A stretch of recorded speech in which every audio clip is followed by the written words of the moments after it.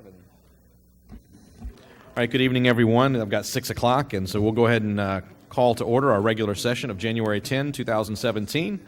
This evening, the opening prayer and pledges of allegiance to the flags of the United States and the state of Texas will be led by Councilman Larson. So we are now in session. If you'll join me in standing, please. Councilman?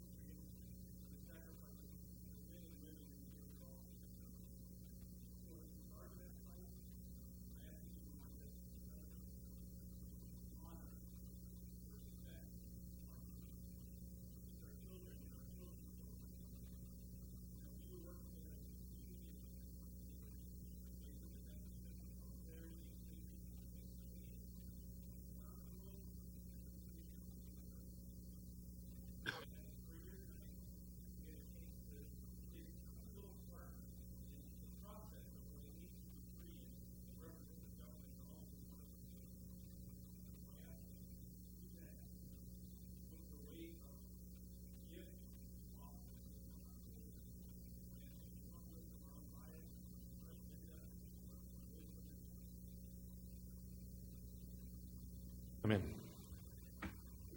I pledge allegiance to the flag of the United States of America and to the republic for which it stands, one nation, under God, indivisible, with liberty and justice for all.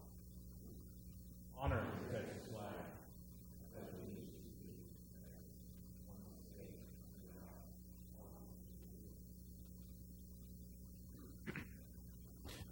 Thank you, Councilman.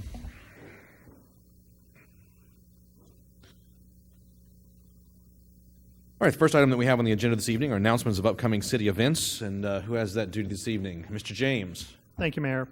Just to let folks know, between Wednesday, January 11th and 14th, the Mississippi Freedom Riders are part of the MLK celebration. Various events during the celebration, and you can contact the Chamber of Commerce for information on that. Thursday, January 12th is the Northeast Partnership meeting at Olympia Hills Golf and Conference Center at 11:30. Monday, January 16th, city offices will be closed in observance of Martin Luther King Jr. Day. Tuesday, January 17th, the Chamber is having their State of the Chamber luncheon at the Civic Center at 11:30. Thursday, January 19th is a strategic planning retreat city staff day, so management and department heads will be attending that. There is also a Chamber after-hours mixer at True Care Living Center, 16550 Retama Parkway in Selma. Friday, January 20th is the City Council Strategic Planning Retreat. That's a Fairfield Inn and Suites here in Schertz. Starts off with council at 8:30. Saturday, January 21st, Cibolo Coffee House is having their third annual anniversary celebration. 3893 Cibolo Valley Drive starts at 10 a.m. As well, you have the Selma Schertz 5K run and the Retama Roundup Barbecue Cook-Off in Kids Queue, and that's at Retama Park from 10 to 7. Lastly, we have a next regular council meeting Tuesday, January 24th here in council chambers at 6 p.m. Thank you, sir. Next item we have on the agenda, announcements and recognitions by the city manager, Mr. Kessel. Mr. Kessel? Mayor, Council, I just want to take a moment to recognize Kyle Kinnetetter. Kyle was today named to the San Antonio Business Journal's 40 Under 40 list. It's a very competitive list and prestigious list. I think there were 175 nominations. He was one of 40 selected by peers who had formerly received the award. And I'm not certain if anyone from Schertz has ever, from the city of Schertz, has ever won that award before. I don't know that we have, so it may be a first. So congratulations, Kyle. Well done. Anything else?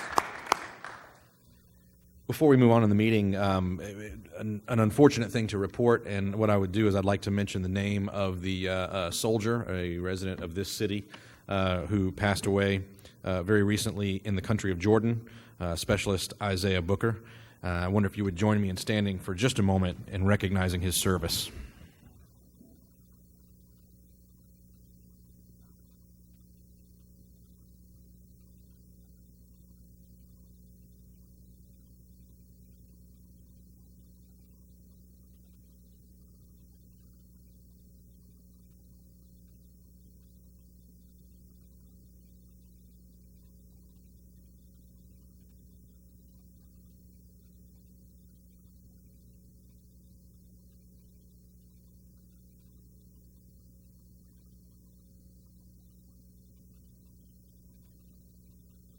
Thank you.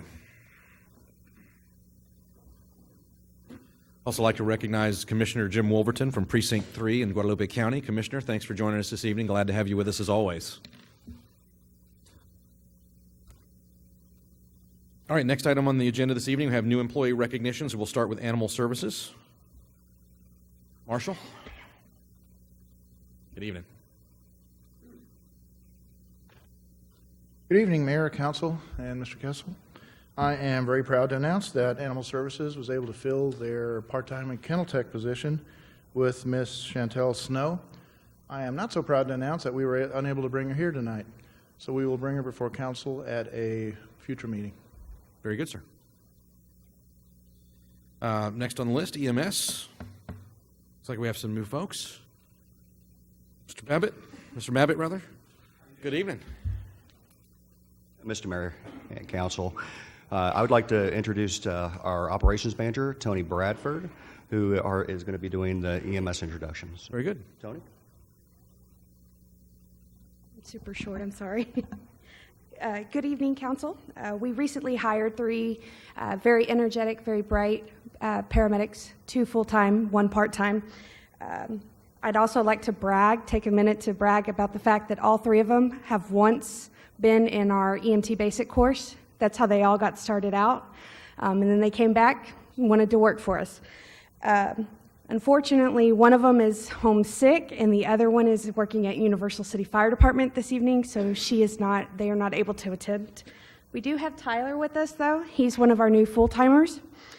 Tyler grew up in Northeast San Antonio. He graduated from Madison High School in 2005.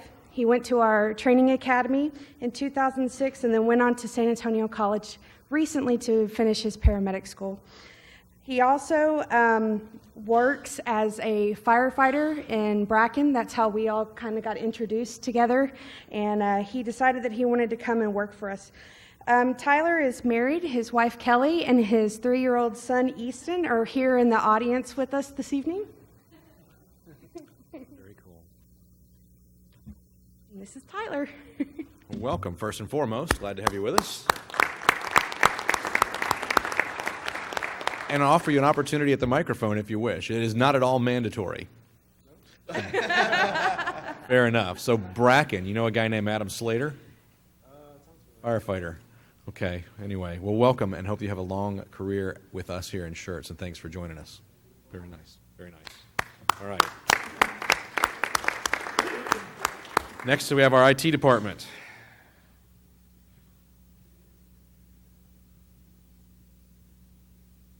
Walk up here with the tablet going. We've got to do this high tech. We can't do this low tech. It's no fun that way. Naturally. Thank you, Mr. Mayor, Council, and Mr. Kessel.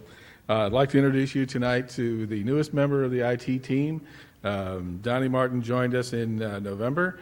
He is the person that was chosen to fill the position that Council added to the IT staff this year in our budget. So we took that as an opportunity to help the IT department, help the city grow. So we were fortunate to find Mr. Martin. He's got a lot of experience, been working in the IT business for about 20 years. He's worked in one-man shops. He's worked in big enterprises. He's got a lot of background experience. He likes bowling, horseback riding, and tinkering with old computers. Now, why would you want to do that? Somebody's got to have, I swear, you'd think you get enough during the day. No way. Anyway, I'd like to introduce you to Donnie Martin. Thank you for letting us bring him on board. Great, Donnie. Then welcome, first and foremost. As I said, you have an opportunity. Would you like a chance at the microphone? Again, it's not mandatory. No, that's okay. Fair enough. Well, I will welcome you once again and hope you have a long career with us here in Schertz. Welcome. Glad to have you. All right, Public Works.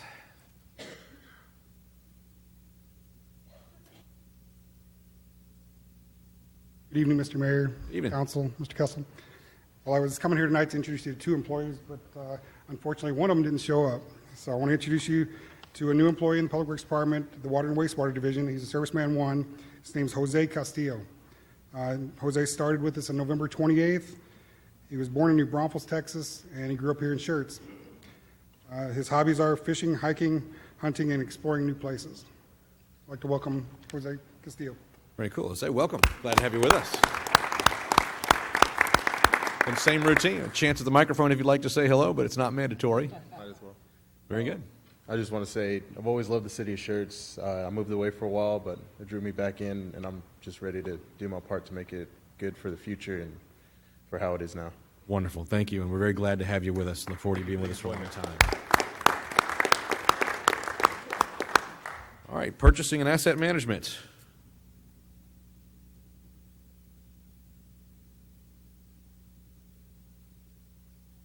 Perhaps not. Got it. Then we will reschedule that introduction for another day. The next item that I have on the agenda this evening is a hearing of residents. And signed up this evening, pardon me. I know, no, I brought them this time. Thank you. I would say Danny Sale, first and foremost. Please. Mr. Mayor, Council, got two things, really. The first is I've brought it up to Public Works Supervision on two separate occasions that we have an issue in the city of grass and weeds that are growing between the concrete curb and the paved surface of the roadways. I brought up a solution, a potential solution, of rigging up a herbicide sprayer onto the street sweeper. So that way it wouldn't cost any extra time. It'd just be a button that the guy pushes when he sees a lot of weeds. So far, I don't believe anything has happened along that line. It is getting kind of rough in some areas.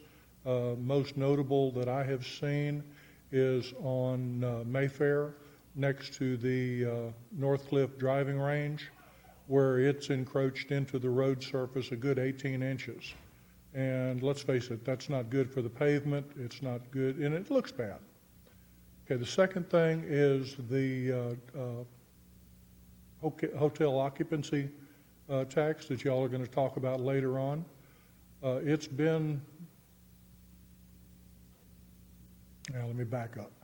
It seems that the city should probably do city-type work. In other words, if we are going to use that money in the downtown area, it would seem that it would be more appropriate to put in enhanced sidewalks, put in street lighting, any properties that the city has taken due to taxes or something, possibly turn them into parking or something like that. Not to put the money into individual properties, but to spread it out the entire area and make the entire area more appealing so that people will have more incentive to take care of their own properties. And that's it. Very good. Thank you, sir. And just to confirm, you're at 3812 Hunters 3812 Hunters Glen. Glen. Very good. I just got to get that for the city. Oh, okay. Thank you. Next on the list this evening is Patty Cullum. We're tag teaming you again this time. Okay. My hobby is coming to city council meetings to complain about our problem. subdivision, so. Rosemary and I are back because we still have a lot of information and a lot of questions that have never been answered. So we'd like to go over some of those with you. Can you please state your name and address for the record? Patricia Cullum, 9025 Peridot. I'm Rosemary Hendricks, 3017 Turquoise. I'd like to thank the council and mayor for this time. I briefly have summarized. I apologize, my printer broke, so I wanted to make copies for you guys and I didn't, but I will be glad. I bought my box, as y'all saw, so I do have copies. We're here for, Mayor, is the agenda tonight for the approval of the items on the agenda for 17S01. When we had been sent a notice from Planning and Zoning as far as the public hearing, which is normal procedure, the Planning and Zoning meeting we went to, first off, I wanted you to know that all of our submissions were not recorded on that meeting, and plus the public letter that was sent by one of our residents was not listed at that meeting. And also at that meeting, I know we weren't given all of the information that is provided with this ordinance, because part of it refers to the maintenance as far as would have been paid for by the Crossvine HOA, which I know you would have gotten chairs in the audience if all of the information would have been approved or presented to us. So that was one issue. I don't know how we can prevent the items being put on that were not, it was not presented even online in the agendas. The other issue that I wanted to, in fact, with this same ordinance, we have had, as y'all know, it's listed on the record, several amendments to our building. Our development originally started back in '05, and our PUD that we supposedly were built on, we have been in our home since July of '09, is ordinance number 5-5-49. And this one was approved November 16th, '05, and last amended January 24th, 12. The reason that one is important is in several of the meetings since then, it will refer to the 171 lots in Sedona, which that is us. We're 169 homes with one vacant lot for easement, and one is for our amenity, the pond. The ordinance also refers to that we will be kept on this PUD as Sedona Master under these guidelines. That is important to remember, because since then, the references, numbers, and the ordinances, you have 5-R-20, December 6, 2005. You have ordinance number 6-T-61, December 19, 2006.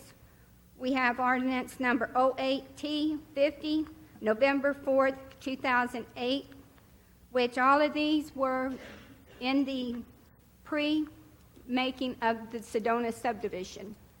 Then we go to R15R-80, and that one was September 15, 2015.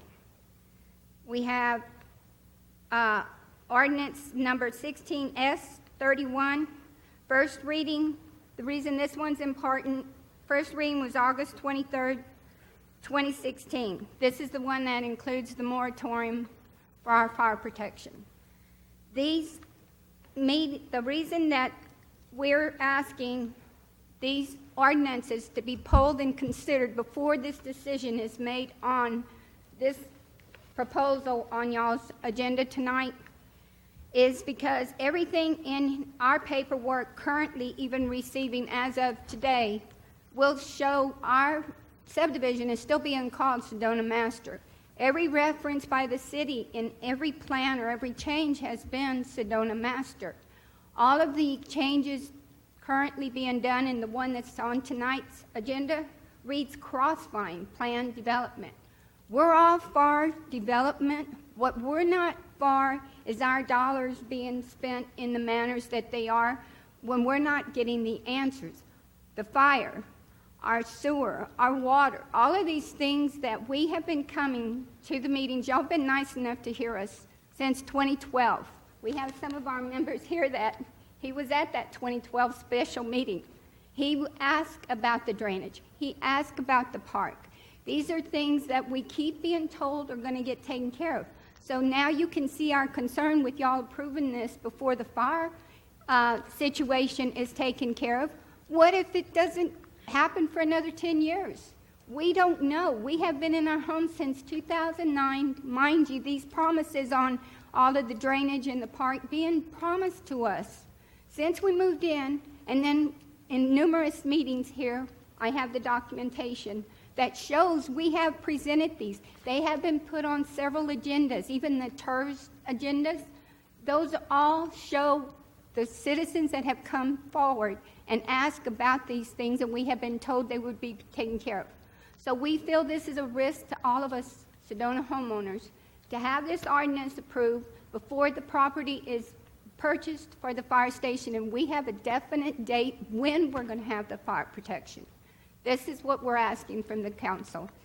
I also just wanted to let y'all know, I know y'all probably seen me on TV and in the newspaper. There's been several issues that we are not getting response from our board member developer, and so we've had to get with the lawyer, and we do have a suit that we are processing with the developer. We also have had to contact lawyers because I'm sure y'all aren't aware of. Sedona has the faulty PEX line, the PEX line that has been recalled by the manufacturer.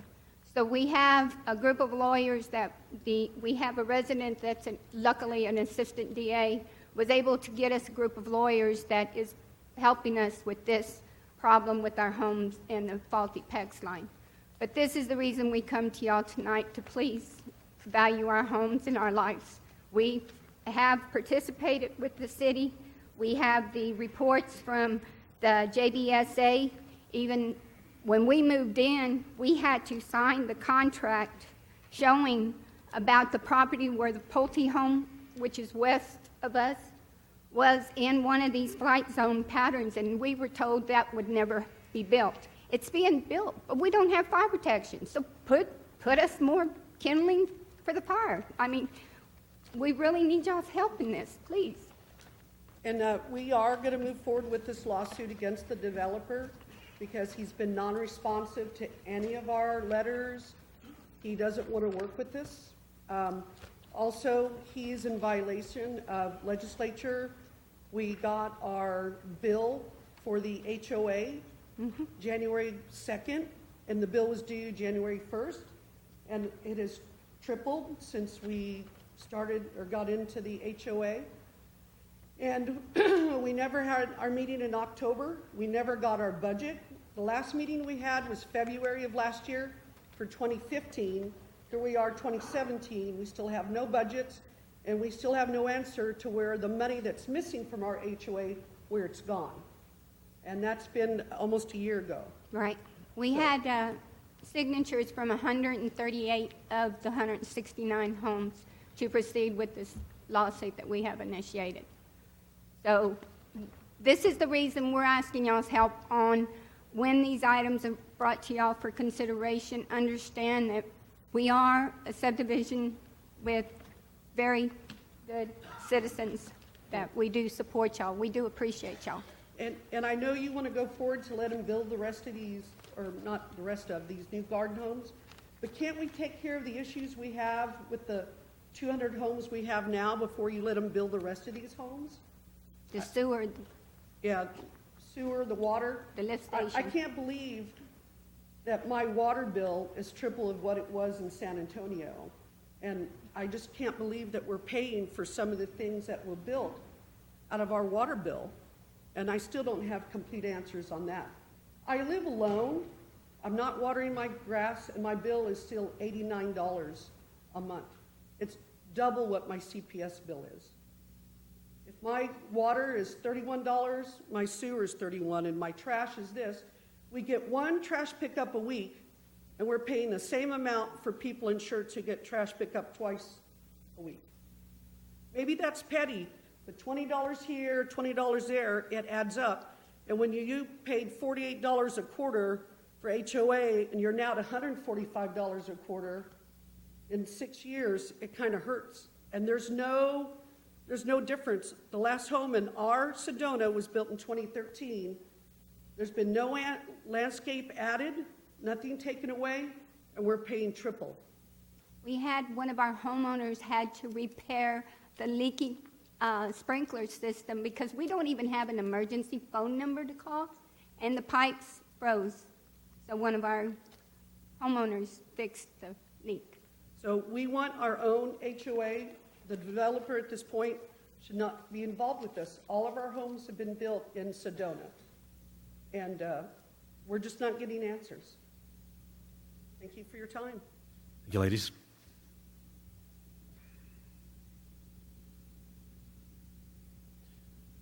Next on the list, we have Maggie Titterington with an update from the chamber.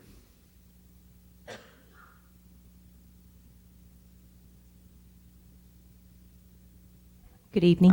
Evening. Gentlemen, do I just kind of hit the pad here? Maybe not. Yes. Okay. While they're doing that, let me just give you a couple of other updates. Thank you, Mr. James. You covered most of my things. The one thing that wasn't covered is January 25th. We have our first Biz Ed seminar of the year, and it is called Is Your Business NFL Worthy? And this is going to be registration at 7:30 in the morning. It starts at 8. It's till noon. It's at Cross Point Fellowship Church, and it's going to feature Mike Weddington, who, if you're a Green Bay Packer fan, which I know there's at least one in this room, he used to be a linebacker for them, and now he is the head and CEO of a consulting group. And it's a very engaging and very dynamic presentation about how you can build team among other types of values. And so it is free to chamber members. It's $30 for general admission if you're not a chamber member, and you can just RSVP on our website. Also, I handed you all the new 2017 directories and visitors guides. I left some more in the back. We're going to deliver some boxes to the city of Schertz as well. Came out really, really well. And I'm very pleased to say that this was entirely put together, produced, pictures, everything local.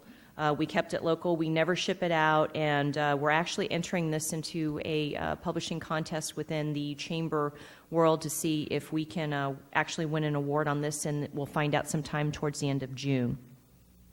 Last, and I think we have it up now, if I can get the mouse here, we had our first leadership core today, and just wanted to thank, and I know it's kind of bright in here, but Mr. Kessel and his team coming and showing us, can y'all dim the lights just a little bit? They came in today. I have 7 students, and actually I have one of them that's in here right now with me. Colby, you want to stand up?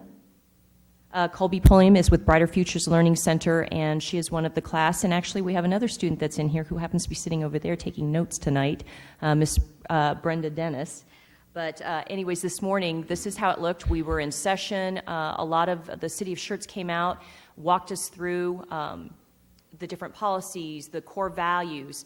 We had a, forgive me, Mr. Kessel, mock city council meeting, and had some real issues come up, and they actually had to decide whether to raise taxes, whether that money was going to be spent in different, in different areas. It was fascinating, and they actually found out it is not easy sitting up on that dais. We had some of the city folk also come up to do hearing of residents and to fight for what they wanted, but it was really, really great. And I'm going to see if I can do this. We also went to the cities of Cibolo and Selma, and I hope this doesn't play sideways. I have a feeling it might. Okay. We learned how hard it is to shoot a fire hose. All we had to do was knock over a pylon. And she could not make it. I'm sorry, Brenda, but it was just too funny. But the force that comes out of there, he actually had to hold it for her because she couldn't do it herself. She finally did knock it down, but it was a way to go.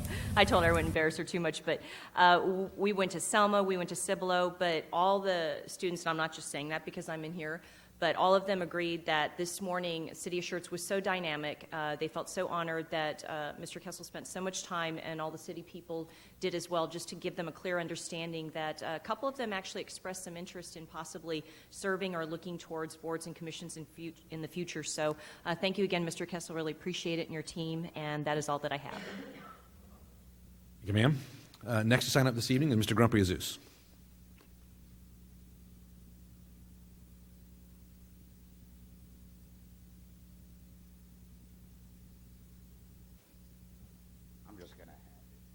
Right here.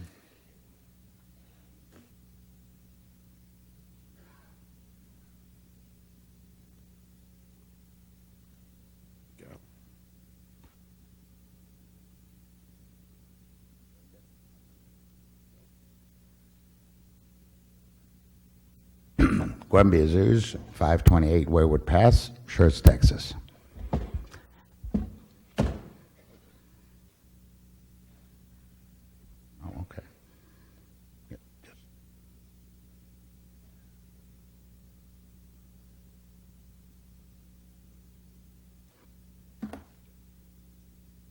Prior to October 17th, 1998,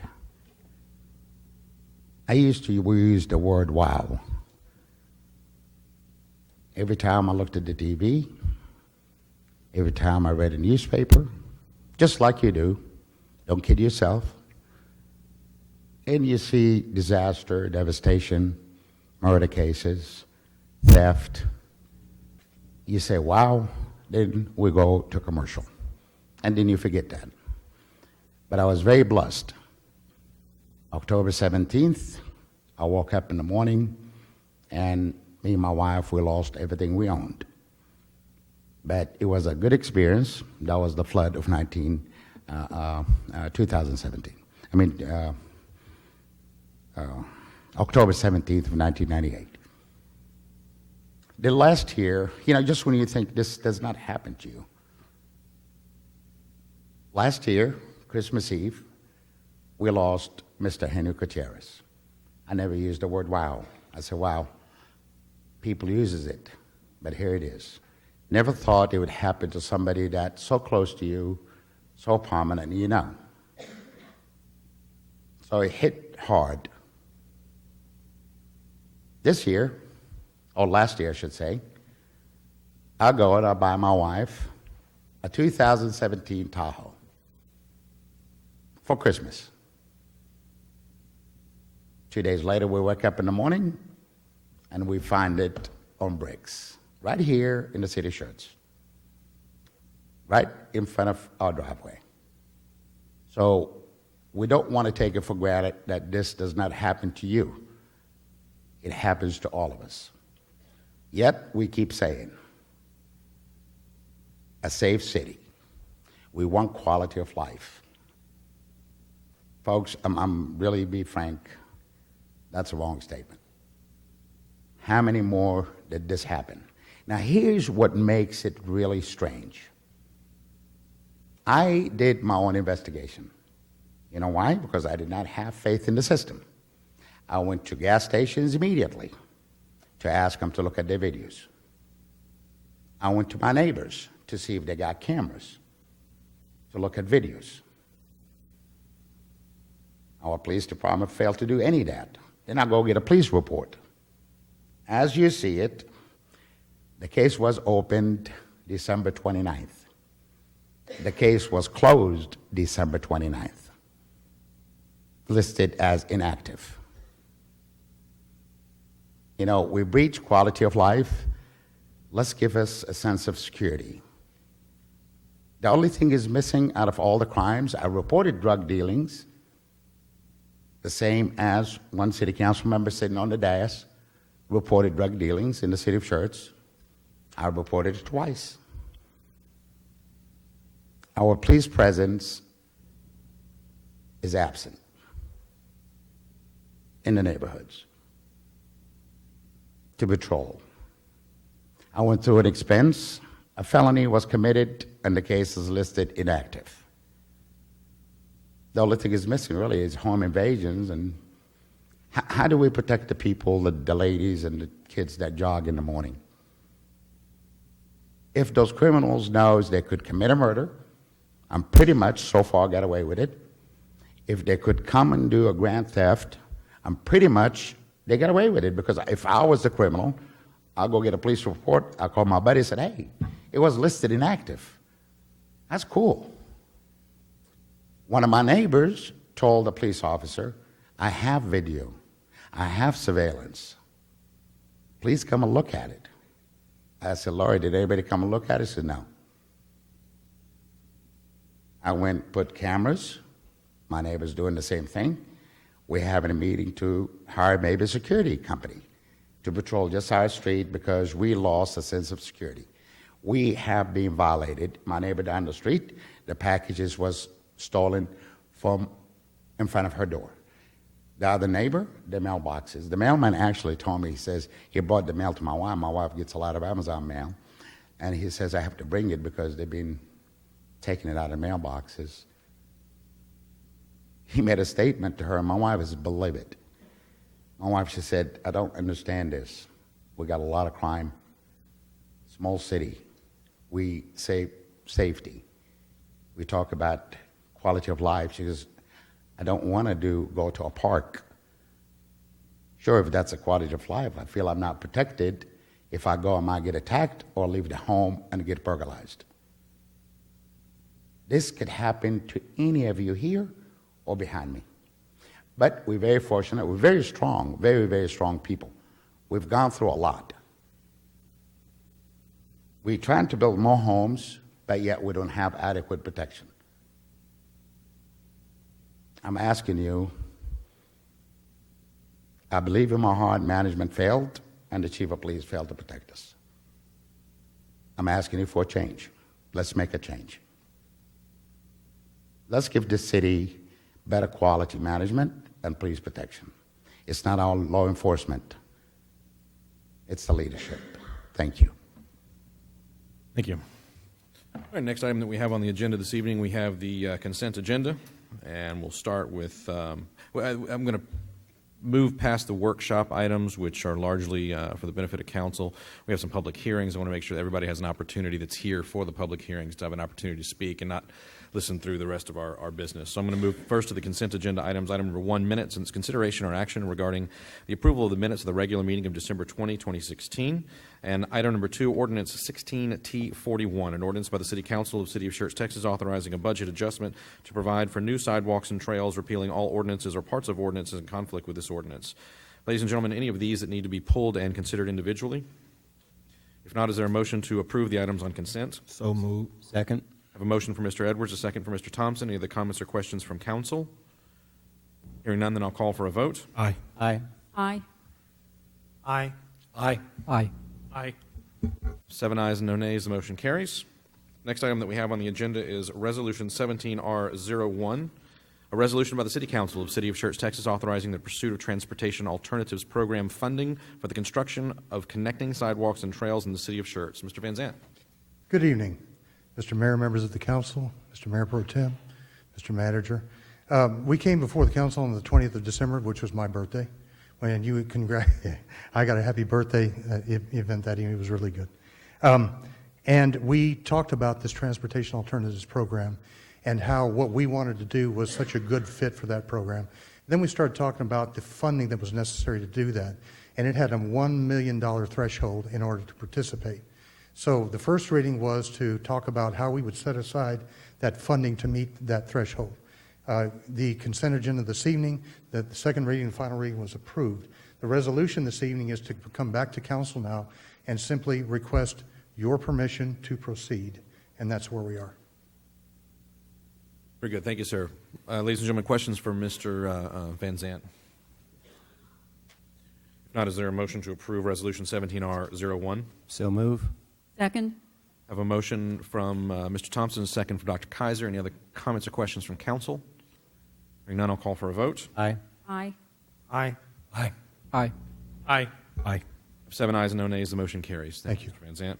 Next item we have on the agenda this evening is item number 4, Ordinance 17S01, an ordinance by the City Council of the City of Schertz, Texas, amending the official zoning map by rezoning approximately 375 acres of land from Planned Development District to Planned Development District.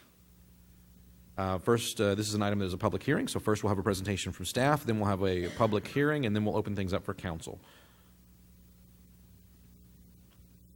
Good evening. Ms. Gould.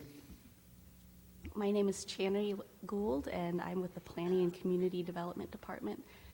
I apologize in advance. I'm recovering from a cold, and so I might wind up having a cough attack in the middle of my presentation. No worries. Please excuse me. All good.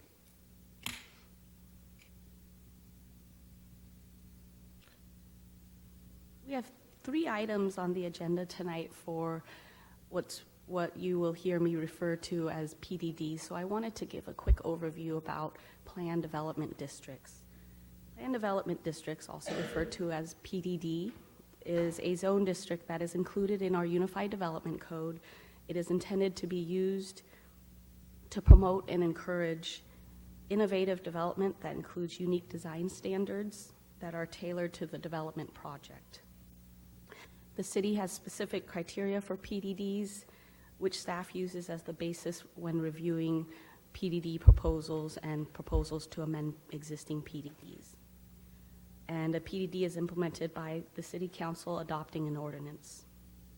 Anytime a PDD is proposed to be amended, it is reviewed by staff and prepared for public hearings, going through the Planning and Zoning Commission for their recommendation, and then ultimately it winds up presented before your City Council for your review and consideration, and should the City Council approve the project, an ordinance gets adopted, which then essentially implements the PDD, which then incorporates design criteria that's mentioned within the PDD document itself. So the Crossvine PDD has been in existence for some time, and the applicant is requesting a 3rd amendment to it, which is what is presented before you today. It is essentially a supplement to the existing PDD, so it incorporates, the proposal is to incorporate additional criteria related to a specific garden home configuration, which I will present to you in a bit. The property owner is Schertz 1518 Limited, and again, they're requesting a 3rd amendment to the Crossvine PDD. A public hearing notice was mailed out on December 1st to 141 surrounding property owners. The property owners that received the public hearing notice are all those properties that are within the blue outline, which outlines the remaining Crossvine PDD areas that are currently under construction or to be developed in the future, and within the red line, which outlines the 200-foot radius, 200-foot distance from the property boundaries. A total of 12 responses have been received, of which 1 was in favor, 10 opposed, and 1 response was neutral. 3 written comments were received expressing concern about flooding around 1518. And I've also listened to the City Council meeting on December 20th and identified some other items of concern, which I will go over at the very end of the presentation. The Sedona Planned Unit Development was originally approved in 2005. An amendment was approved in 2006. In 2012, the Sedona Trails Planned Development District was approved, adopting mixed-use development. Later on that year, in 2012, the development was rebranded and then referred to as the Crossvine Planned Development District. A second amendment to the Crossvine PDD was adopted in 2014, and then this current 3rd amendment is presented before you right now. The applicant is requesting this 3rd amendment to allow for a new designation.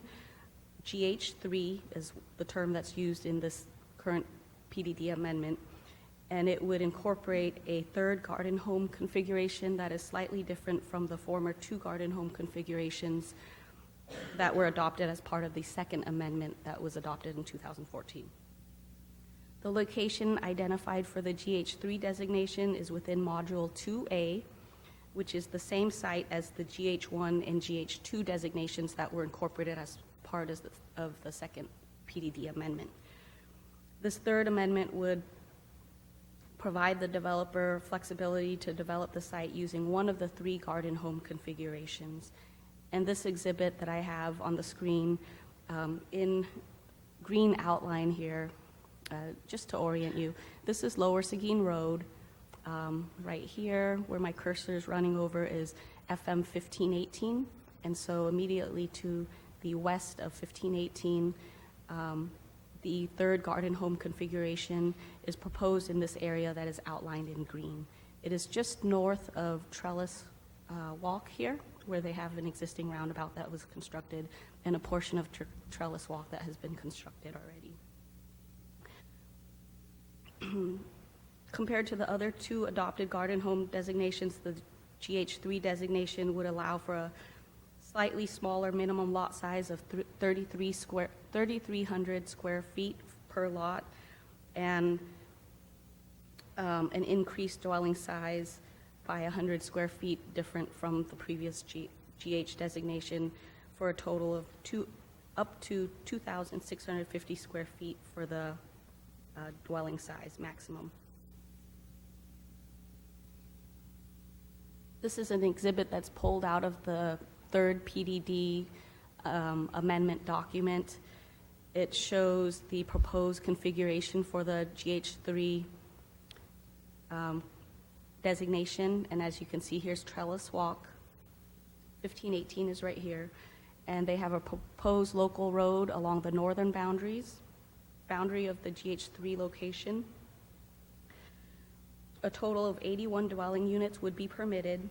Some key features associated with this GH3 designation include one-way alleys that alternate in direction, a modified cross-section that includes parallel parking for the 2-way road that connects the roundabout on Trellis Walk, and a 62-foot boulevard cross-section that includes parallel parking. The developer has indicated that for this proposed road that connects to the roundabout, there's different cross-sections that have been incorporated into the PDD document to allow for flexibility for construction of the street to either be with a 62-foot boulevard or a 56.5-foot boulevard. All of the cross-sections propose parallel parking along there. There's proposed parallel parking along Trellis Walk, and also proposed parallel parking along the local road that's on the northern boundaries of the GH3 site. Each home would include a 2-car garage. Parking courts are also provided throughout the conceptual plan for 56 spaces. Excuse me.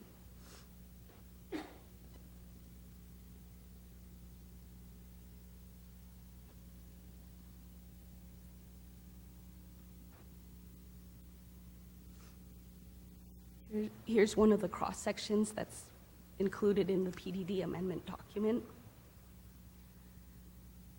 This is a second one, and 2 others that are being proposed as alternate cross-sections. The one-way alleys that are proposed, this is a cross-section of the alley, and it identifies utility infrastructure that's proposed to be located underneath the alleyways. Additional landscaping design standards are introduced that include screening requirements for the parking courts and minimum tree planting standards for the common areas, to name a few items. The city's comprehensive land use plan identifies the subject site as mixed-use core, which allows for neighborhoods that have a range of housing types from townhomes, live-work units, patio homes, cottages, to large lot single-family units. These are other conceptual exhibits that have been included in the PDD document. And This is a snapshot of the city's comprehensive land use plan exhibit. Along this portion right here where my cursor is where the proposed garden home configuration site is located, and as you can see, it's within the mixed-use core. Staff has reviewed the requested amendment to the Crossvine PDD and finds that the project is consistent with the city's comprehensive land use plan, and staff recommends approval.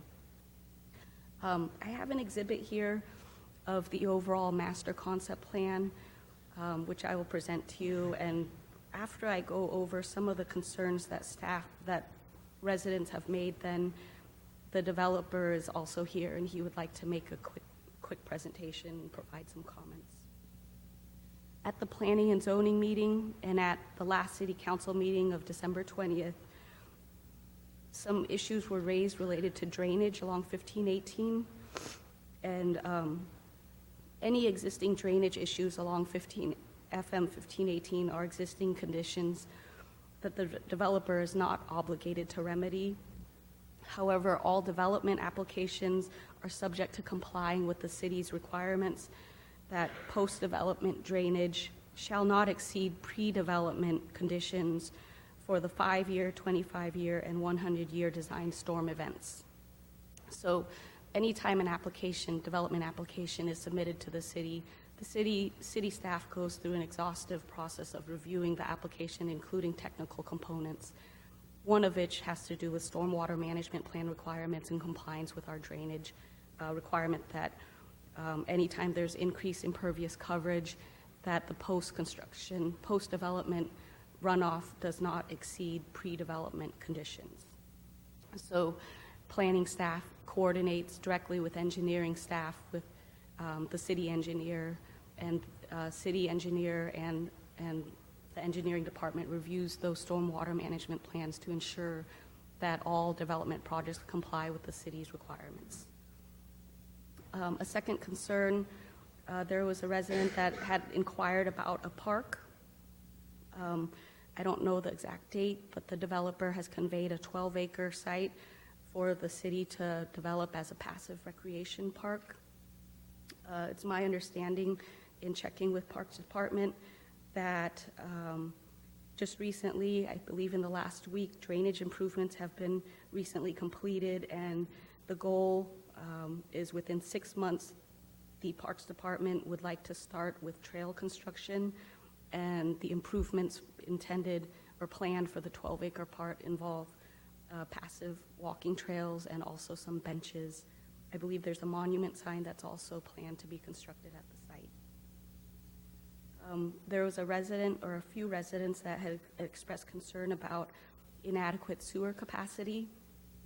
And at the December 13th City Council meeting, your City Council had granted authorization for the city to enter into an agreement with CCMA for preparation and installing a second prepackaged wastewater treatment plant at the Woman Hollering Creek plant. And with that second prepackaged wastewater treatment plant, it'll expand wastewater treatment capacity from 46,000 gallons per day to 92,000 gallons per day. And I believe that should carry us through several of the units that have been approved for the Crossvine PDD. With that, here is a conceptual master plan exhibit, and I believe Chris Price would like to make a few comments about the overall project. Thank you. So I'll tell you what I'm going to do, Mr. Price. I'm going to open the public hearing, and I'll let you start us off. So at this time, anyone that would like to address the City Council on this matter may do so as I open the public hearing. If you would, when you come to the podium, state your name and address for the record. And ask that you try to keep your commentary to 3 minutes if possible.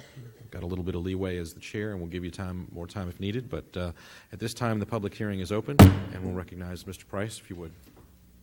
Yeah, Chris Price, 314 East Commerce Street, San Antonio, Texas, 78205. Mayor, Council, I think the staff did a great job of presenting what we're asking for.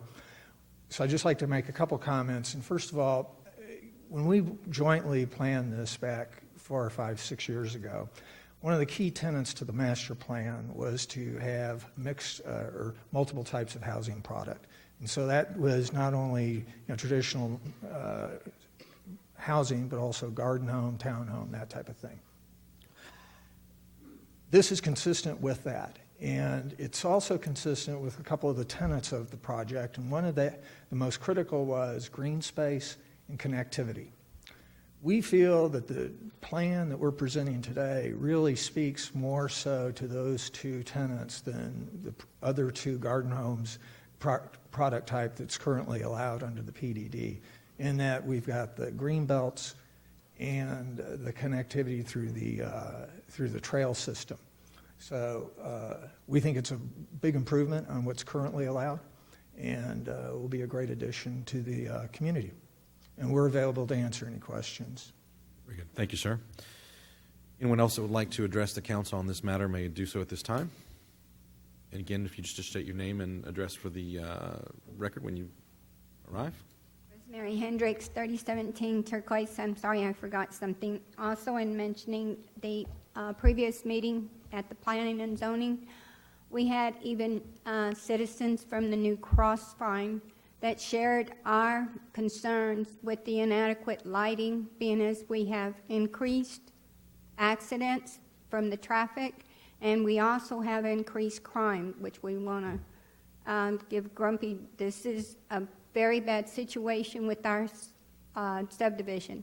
We had also mentioned the increase in activity in our neighborhood. What I failed to mention before also, we had a school bus with their blinkers on and the stop, and the construction tractor ran through, ignoring the bus and ignoring the children. We had homeowners that called the city of Schertz, and they were told they called the police department, and then they called others throughout. And we were told that we could not do anything because we did not catch them in the act, even though we provided pictures. So what Grumpy's saying about our community being a safe community, we have to come up with an easy way of approaching when there is vandalism, that we have the pictures on our iPhones, new system, or our cameras for our security system, that these are viable in helping assist the police department in stopping the crime. So I do want that brought to the attention that at that meeting we also had the Crossvine homeowners that were concerned with this new development, with besides the parallel parking on their street, but also the fact of the adequate lighting, which we do not have in Sedona or Crossvine. Thank you. Thank you, ma'am. Hattie Cullum, 9025 Peridot. I oppose the new garden homes being built because undersized utilities, the lack of lighting. Our crime rate has gone up since I moved in 2009. I think lighting is probably one of the worst ones. I want to know if there's a traffic study been done. I want to see an environmental impact study. Has any of that been done? And how do we see it? How do we know how it's going to impact our quality of life along with the rest of our people that are here who live in our subdivision? We want to know that. And how can we get that information? How can you assure me, as someone who's paying property taxes and school taxes, how is this going to affect me as a homeowner? And how is this going to affect my HOA dues going up again and again? So my biggest thing is on 1518, since I moved in there, the only development I've seen on 1518 is a light put in to turn off of 1518 on Lower Seguin Road. There's no turn lanes. I want you to go to that intersection yourself and look how bad that intersection is. And if you're coming down 1518, you're going to miss the turn in to Crossvines off of 1518 because of the lack of lighting. Right now, the Christmas lights are the best thing we have for lighting to get into the subdivision. And we're probably going to lose those here pretty soon. So a couple of us citizens got together to see what it was going to take to change out lights at the entrance off of Lower Seguin Road, because there was absolutely no lighting before Christmas. So when you went down Lower Seguin Road, you could not see the turn-in to Crossvines, Sedona, whatever you want to call it anymore. So I want to know, has there been a study done for these new homes? How is it going to affect the traffic? How is it going to affect the response to EMS? I've heard a lot of the residents talk about what their fear is with these new homes being built with parallel roads, and you have people parking on the parallel road. How's EMS and how's fire going to get out there? I have a lot of respect for our EMS, our fire station, so it's not against them. I want to know how this is going to impact us. I'm not going to buy one of those houses, but I will feel for those people who do buy those houses. I'm concerned for my neighbors. And that's all I have to say about that. Thank you.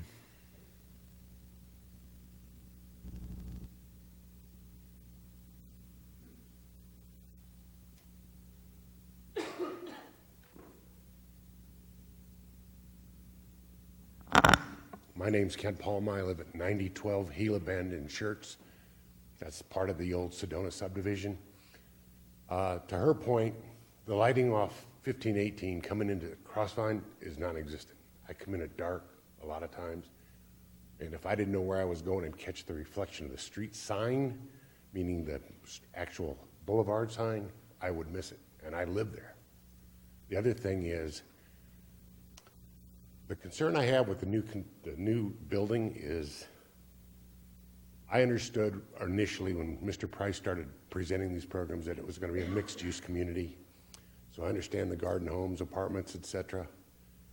But we have still issues in Sedona that have not been resolved already, and all this is going to do is distract more from resolving the Sedona issues. We have a park behind us that's been in process since I lived there for 7 years. And they have finally started the ditches, but my neighbor is the guy that cleaned out the ditches to make the water flow off the street into the park. Not the city, not the developer. My neighbor, by himself, did it both. And it's just frustrating to see us keep cramming things in there and nothing being resolved on the back end that should have been taken care of already. If all that was done, it would be much better to have faith that this is going to be done correctly. That's all. Thanks, sir.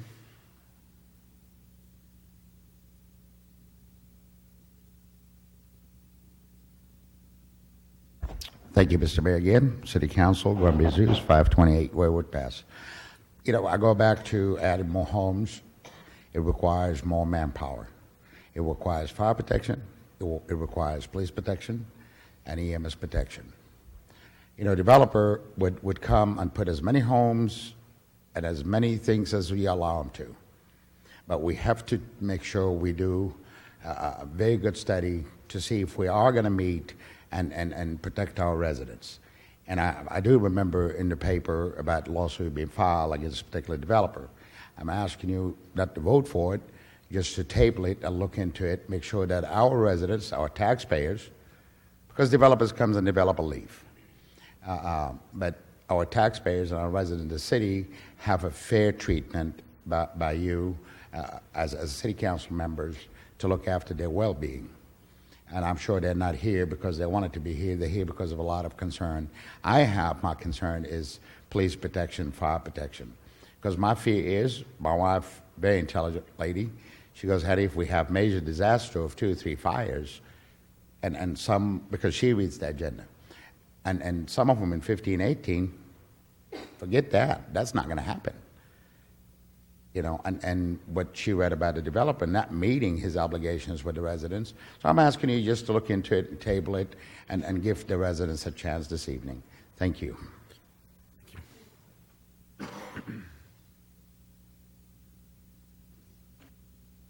Hello, Kevin Muchler. I live in 9112 Gila Bend in Schertz, Texas.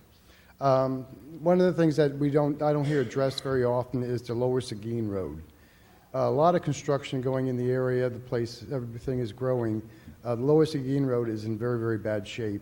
I don't know if you've driven it lately along the backside of Randolph Air Force Base, but with all the construction vehicles that are coming and going, the road is deteriorating constantly. So they're always out there trying to fix, potholes, but the road is like a washboard, and it's just going to get worse and worse with all of the activity in the area.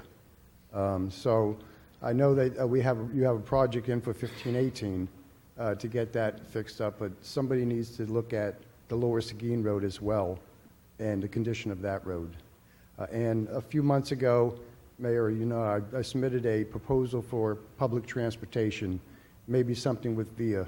So if that's something you can still consider, I think a bus route through the area, as I proposed, would be helpful for everybody who lives out there and everybody on the route, and that would allow you to grow further to get bus routes into main Schertz.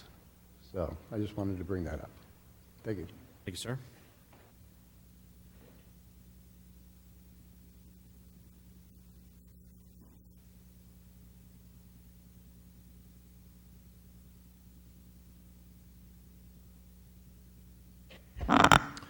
Good evening, all.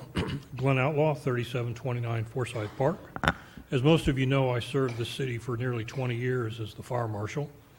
And I would submit to you that this PDD, as presented to you tonight, is not quite ready for approval. In reading through it, I saw several things that caused me concern, several things that I addressed and fought during my tenure as a fire marshal. Number one, I would suggest if the city does not have a definition of a garden home, that they develop one. 2,650 square feet? Really? That's bigger than my house. Those are the size houses we're building in regular size subdivisions. And the concern here comes from the building setback. I was very, very pleased to see that the staff and the fire department did a really good job on the new streets. The only problem I see, again, is an enforcement issue with those 22.5-foot alleyways that in the plan, according to the plan, will be marked and striped no parking. Signs don't do a lot. So unless we're ready to actively enforce, we need to take another look at that. Because our minimum fire lane requirement in the UDC is 24 feet. In the fire code, it's 20 feet. So 22.5 is the minimum, and if anybody parks in that 22.5-foot driveway, you will not be able to operate a fire suppression vehicle on that alleyway. But again, my real concern comes with side yard setbacks. According to the Uniform Development Code, Table 21.5A, dimensional requirements for residential zoning districts, the absolute minimum side yard setback for any type of residence is 10 feet. That's 10 feet on each side of the property line, puts houses 20 feet apart. We do that for a couple reasons. Number one is to aid in the suppression or slow the spread of fire from one structure to another. The other idea is to give the firemen a safe working environment. And again, the concept is 20 feet with a fence down the middle. It gives the fire department 10 feet on every side. Well, what we're proposing here with these garden homes is a 5-yard, I just have trouble getting those words out, is a 5-foot side yard setback so that gives you 10 feet between these two homes. So in one case, and then theoretically, there's no fence in there. Now my concern is nowhere in the PDD plan submitted by the developer do I see anything that says you can't put a fence in that 10-foot zone. I think that's the intent, but I didn't see it written anywhere. But the problem is you then allow up to an 18-inch penetration of that setback for eaves and things like that. So you're really you've cut the distance between those structures to 7 feet. And I will tell you from experience that 7 feet is not much when you've got a fire blowing and going. Mr. Davis might relate the fire we had in a structure just a couple doors down from him. The fence between the two properties at 7.5 feet was completely burned by the fire coming out that window. Okay? Now, I remember some of these arguments. As the fire marshal, I sat in and was deeply involved in a lot of the initial planning for Sedona. And I've had many developers ask me for 5-foot side yard setbacks. And I've always been able to fight them off, okay? But one of the things that comes back that I recognize here is one of the options in this PDD is for a 0 side yard setback, and the other home then has to be 10 feet off the property line, okay? So you still have 10 feet between the structures, but now the one that's built right on the property line would not be allowed any windows, doors, or openings, and that wall would be 2-hour fire rated. Makes a lot of sense to a fire protection professional.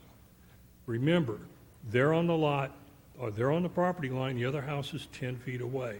Now you should take those same two houses and you shift them 5 feet to where there's a 5-foot side yard setback between them.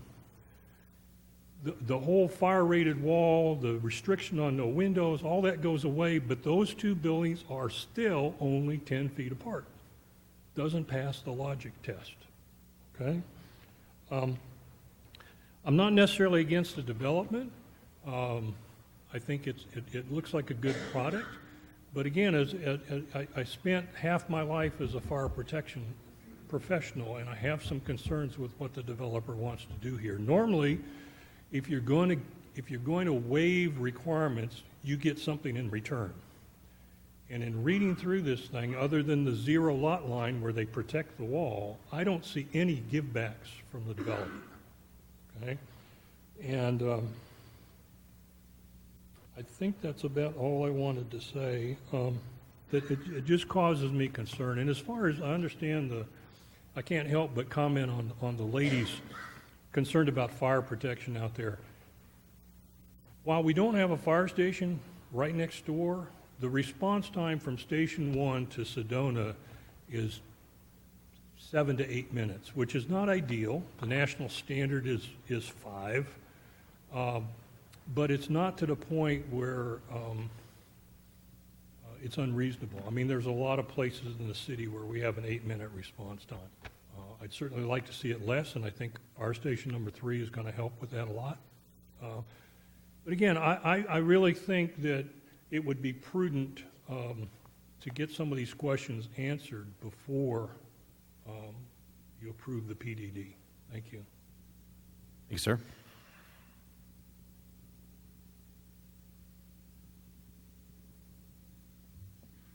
And we also like to address the council on this matter, Ordinance 17S01. Not look like I have any takers. At this time, we'll close the public hearing. We'll open it up to the council for questions of staff. I'd like to, again, Dr. Kaiser? I too have some concerns, especially moving forward this evening with this. Some of the concerns from the residents, from Mr. Outlaw, I think brought up some excellent points that we need to look at.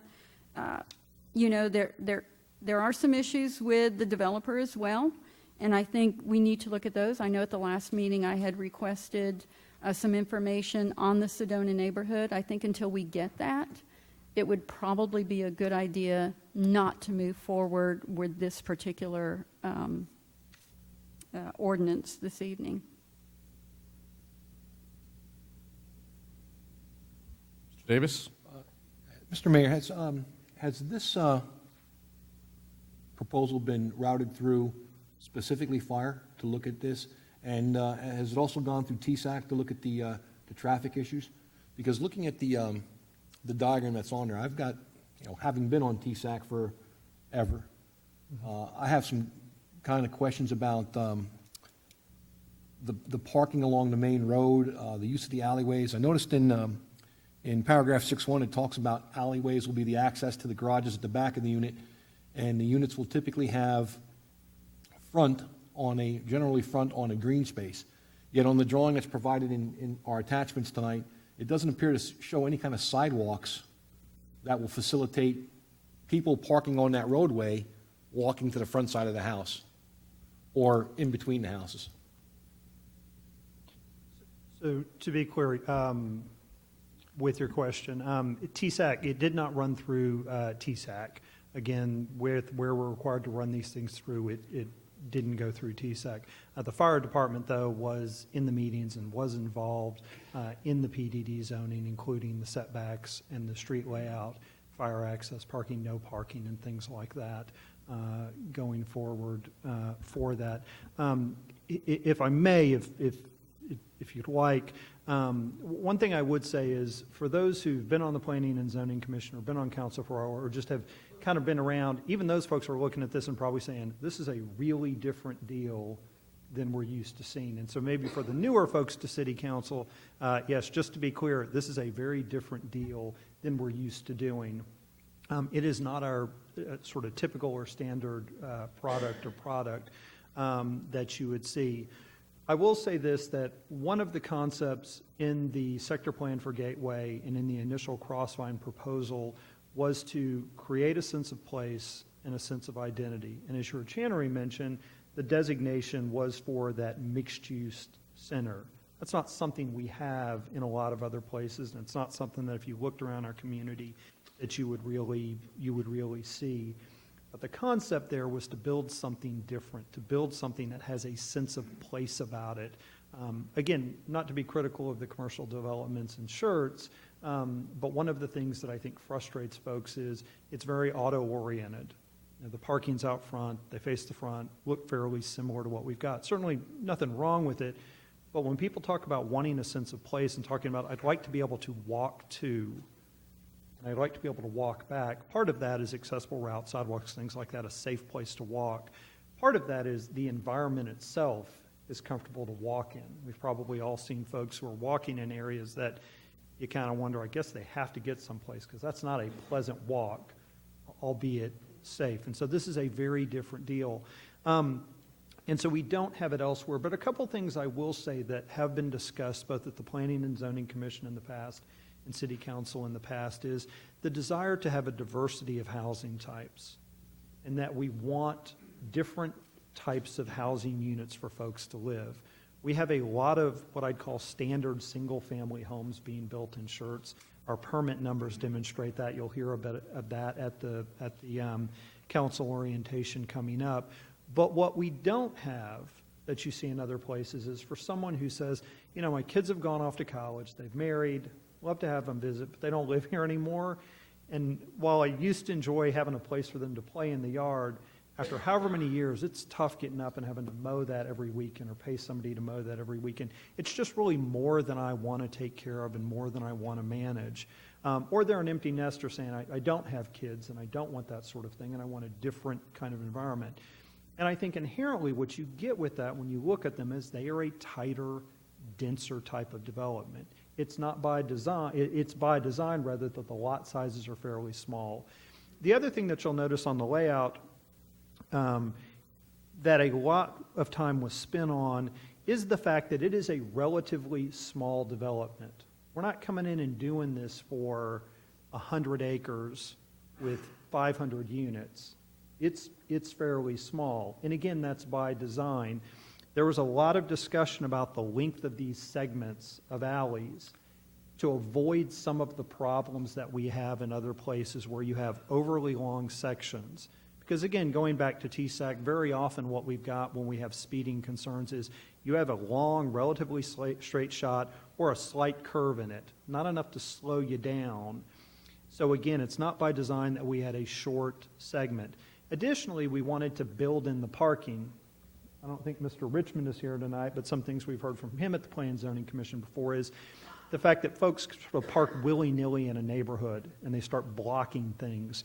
And so knowing that we had small lots, it's all the more important to incorporate some of those things in the design. So we've effectively made provision that not only tells folks where they can park, but makes clear where they can't park as well. And so again, not to say it's right, it's perfectly fine, but just to maybe give you something to think about that this is intended to be a very different development than the norm. And part of that is a tighter, denser sort of development than we would typically see, because frankly, if you put this on the standard setbacks that we have, it no longer becomes a garden home. It becomes a house on a lot with a big yard, which is sort of what we have all over the place. And frankly, the goal here is to do something a bit different. Doesn't mean there aren't concerns, doesn't mean there aren't challenges with it, but just to give you something to think about, that I think, again, Mr. Davis, that short length of segment, that was by design. The deflection and the amount of deflection in there was, again, very much by design, so it's not a quick shot. Again, in many of these cases, at one end, you don't see the end of the street. You have enough deflection. And again, that's part of that traffic calming that we've built in. Again, one of the things, and this is the struggle that we have, I think, a bit with TSAC is, we think wider is better in many regards, and certainly not having fought a fire myself and deferring to Mr. Outlaw, there are things that benefit. It is faster to get emergency vehicles in when you've got a wider, more clear street.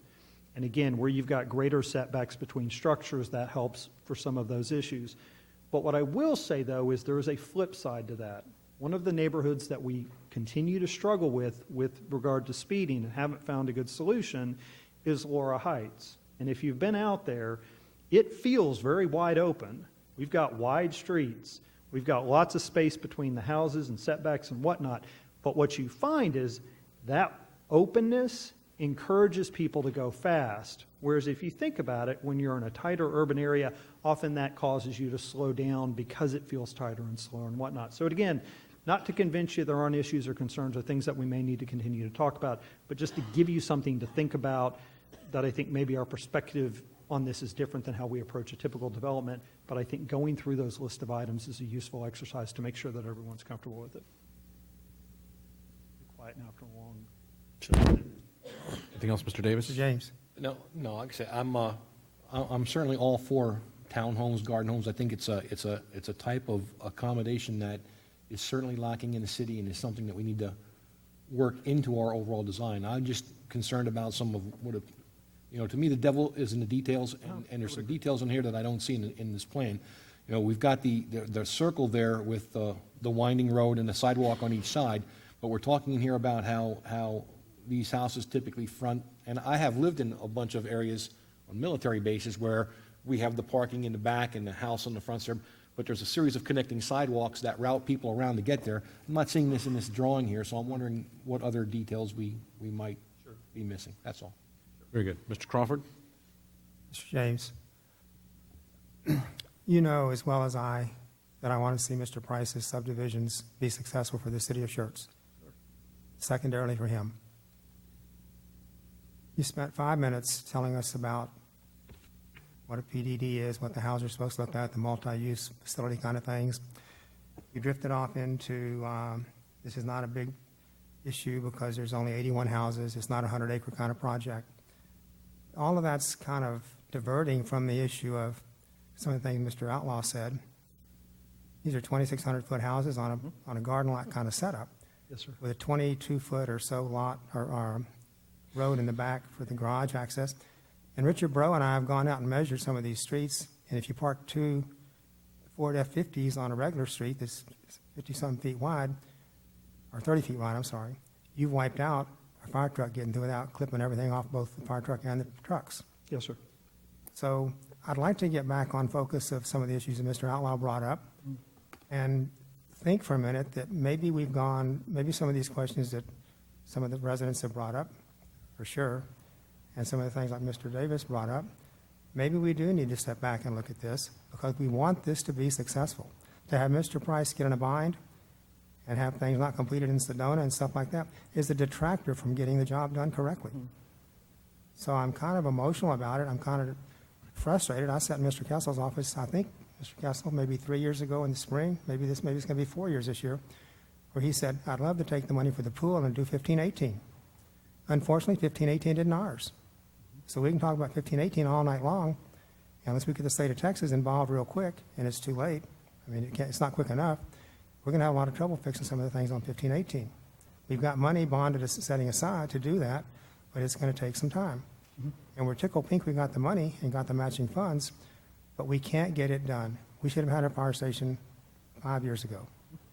Then the ladies out there and the other folks, even Mr. White, who wanted to move on that side of town, said, I'm not going to do it because if I have a train hit that train track, 8-minute response time isn't going to work.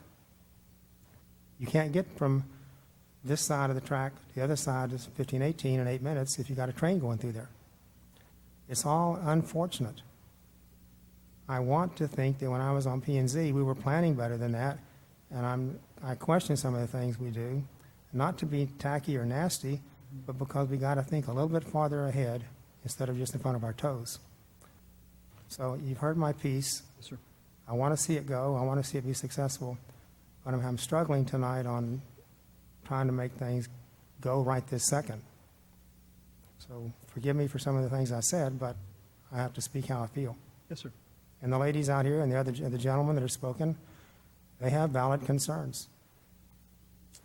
So maybe we need to step back 2 feet and look a little farther, Yes, sir. or maybe more than 2 feet. Thank you. Mr. Edwards? You know, I've been on planning and zoning, and I remember the gateway Schertz that we had for Southern Schertz, as a matter of fact, for all of Schertz, Southern, Northern, and everything else. So, a couple of questions. This was passed by planning and zoning. Yes, sir. What was the vote at planning and zoning? Does anyone know? It was a recommendation for approval, or recommendation to your city council for approval with 1 abstention. Okay. So the fire marshal had input at that time, and I'm talking about the current fire marshal. Yes, sir. Okay, so Mr. Outlaw, did Glenn leave? Okay, so Glenn was here when we did the Gateway Schertz, so he was here for 20 years. He was here at that time. So we've, so some of the input for this prior to was done when we were doing the gateway studies and everything else about that particular area of what we wanted to see out there. So with that being said, I think there's a tremendous need for the garden home concept in our area. I see it every day when people are walking in telling me they're moving down to Windcrest, or they're moving down off Harry Wurzbach because they're moving into the garden home community. So there is a need. And as a matter of fact, I told a couple of people they should come tonight because of this particular issue being on the agenda. Well, guys, I think there's a delicate balance that we have to put in place. I understand that there are some concerns. I certainly hear you guys with your concerns. I understand that there are some lighting issues as well. I've been out on 1518. I've been out on Lower Seguin numerous times and missed the turn and have to go turn around and come back. Yeah, I've been there. That also has to do a lot more with Randolph as well. There's some issues that, so this is not just a one simple fix. That's what I'm trying to let you guys know. So everyone has their issue. I understand that. But when we did this study, some of the things that we're bringing up now were non-existent. Some of the homes that are out there now were non-existent. In 1974, everyone that's sitting out here, in 1974, people were saying, we don't want those people from San Antonio to come out here. When I moved into my home because it was in the country. Today I had Bertha and Harry Thomas in my office talking to me saying that they moved out here in the country in 1972 or something. And it was in the country. And now they can't get to HEB, so they go to Arlen's and things of that nature. Guys, look, and I heard someone mention public transportation. Growing up, I used to catch a train from East Point over to Lenox Square to go to work. It was my employment. It was an opportunity for me. Guys, we have to come to an agreement here that we're going to continue growing. We're going to continue growing. So I'm hearing an overlying theme of, yeah, we're growing, but we really don't want to grow unless we're safe. We're going to grow. And our job is to manage that growth the best we possibly can. The best we possibly can with the resources that we have right now. Because more people are coming. Whether this project is approved tonight or approved 10 years from now, people are still coming. People are still coming. We're still going to have to, we're going to need sewer plants. We're going to need more police officers. We're going to need it. Guys, there's always going to be a need. There's always going to be a need. So I'm asking everyone on the dais and everyone in the room to take that into consideration, because it's one thing to sit up and just say, we don't want, we don't want, we don't want. Guys, think about it. You're building a better future, not for just you, but for your great-grandchildren. Think about Bob Bucher and the things that he went through when he was mayor and all the issues that they had to deal with. Yesterday at the natatorium, a gentleman made a statement to me that just blew my mind.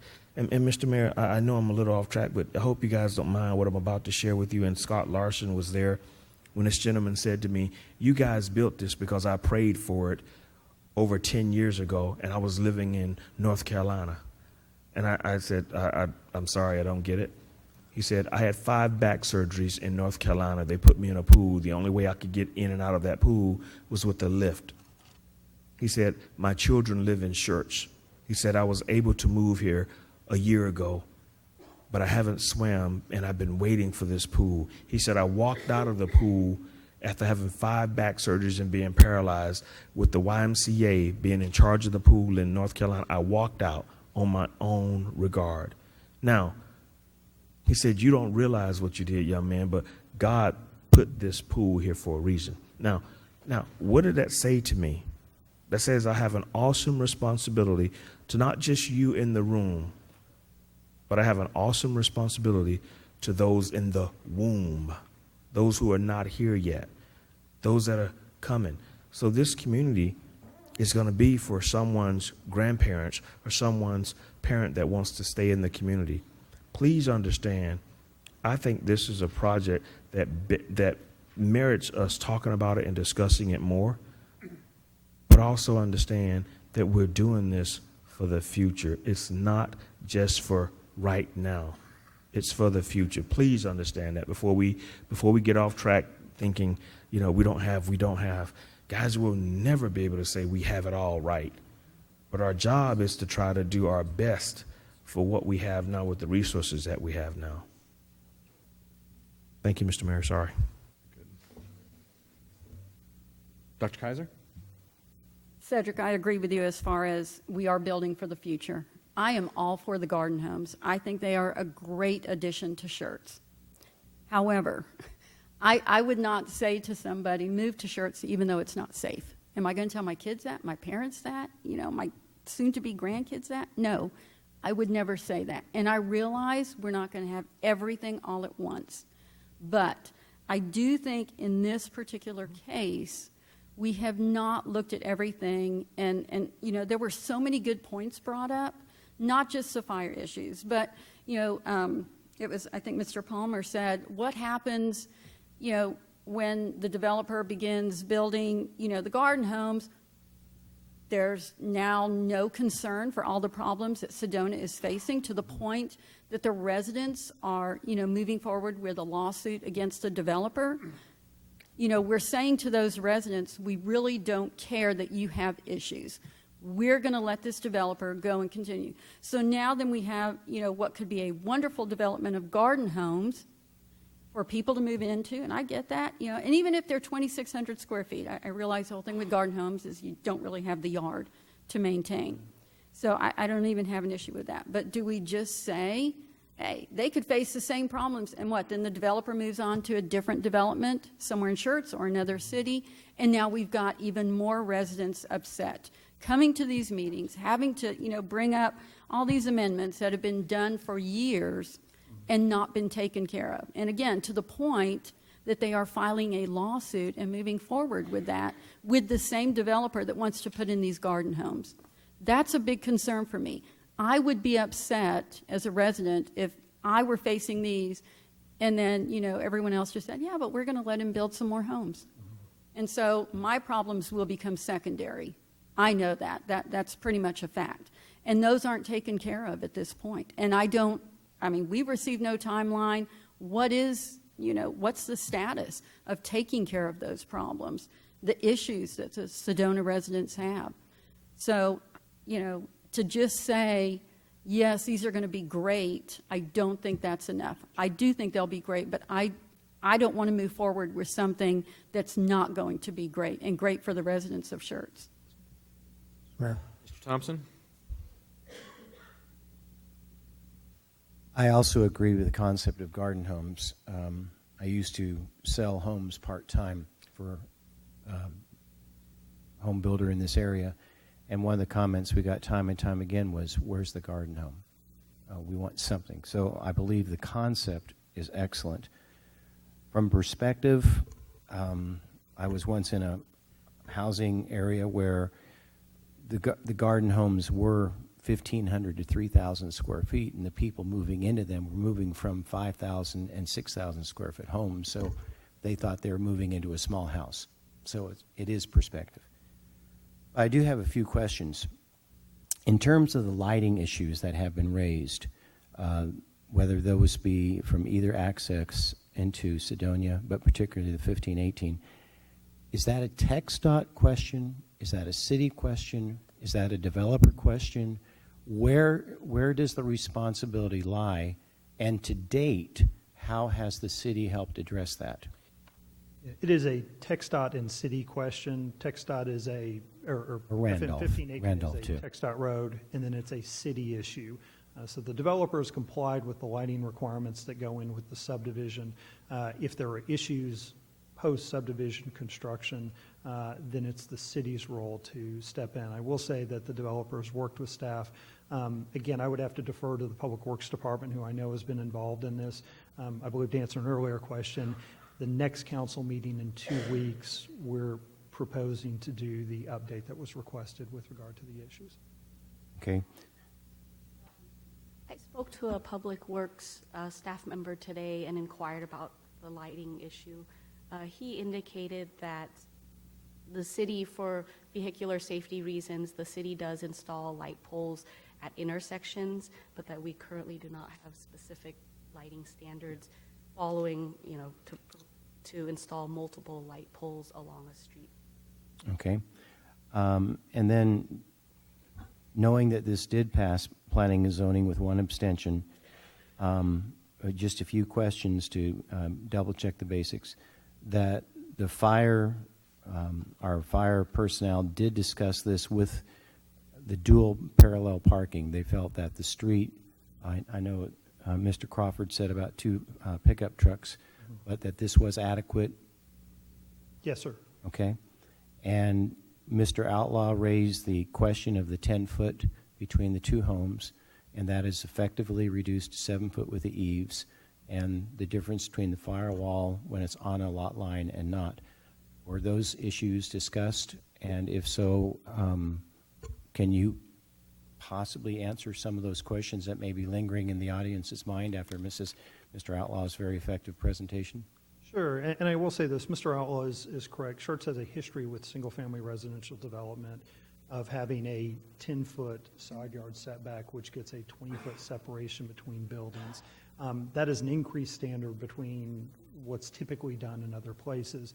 And I think he outlined some of the reason that we as a community have said, this is what we feel is appropriate for us. And again, it's, I think for a couple reasons. It's for fire protection, to allow our firefighters to easier access those lots, to reduce the likelihood of fire jumping between houses or from a house to a wood fence and then to another house. I think there's also some aesthetics with it. Everybody wants a little bit more elbow room than perhaps they get, which isn't a fire-related issue, is the case. And so again, maybe what I would say with that is there's certainly pros and cons to everything in terms of development regulations. And I think he clearly articulated the benefits of a greater separation and greater setback that go with that. The flip side, though, is if you're trying to do a denser project, that setback can be problematic. Because let's say you couldn't do something that's a garden home and it's got 20 feet between buildings, you probably could find that somewhere and somebody would probably do it. So I think there's some pros and cons. So let me just be clear on this real quick, partway through. My recommendation generally to both P&Z Council, any of our boards and commissions, is if there are questions that folks feel like they want answers to make an informed decision, then I'm always in favor of let's put a pause on it, let's deal with those issues and either answer them satisfactorily or say, you know, that one I'm not getting around. Is there some way to make a modification and still move the project forward? Because again, you can do it with a variety of different standards. I might also suggest that it might be useful to do that rather than come back at the next meeting with this item directly, to do a work session item. I think that allows a little more dialogue and interaction, which as you work through some of those issues is a bit more of a helpful format.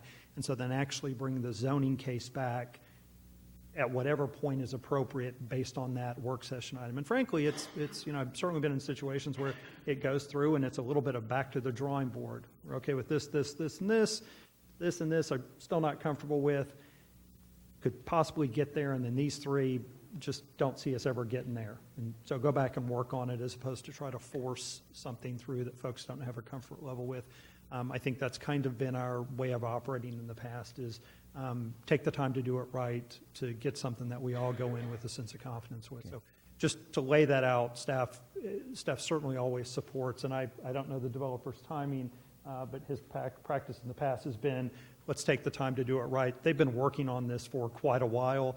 I'm not sure that another few weeks or month or so is that problematic given what's been put into it going forward. And again, if we can give our residents that comfort level as well, certainly I think it's worth it. Then another question. Several issues have been raised as to quality of life and safety at tonight's meeting. We have quite a few housing potential just in this one meeting.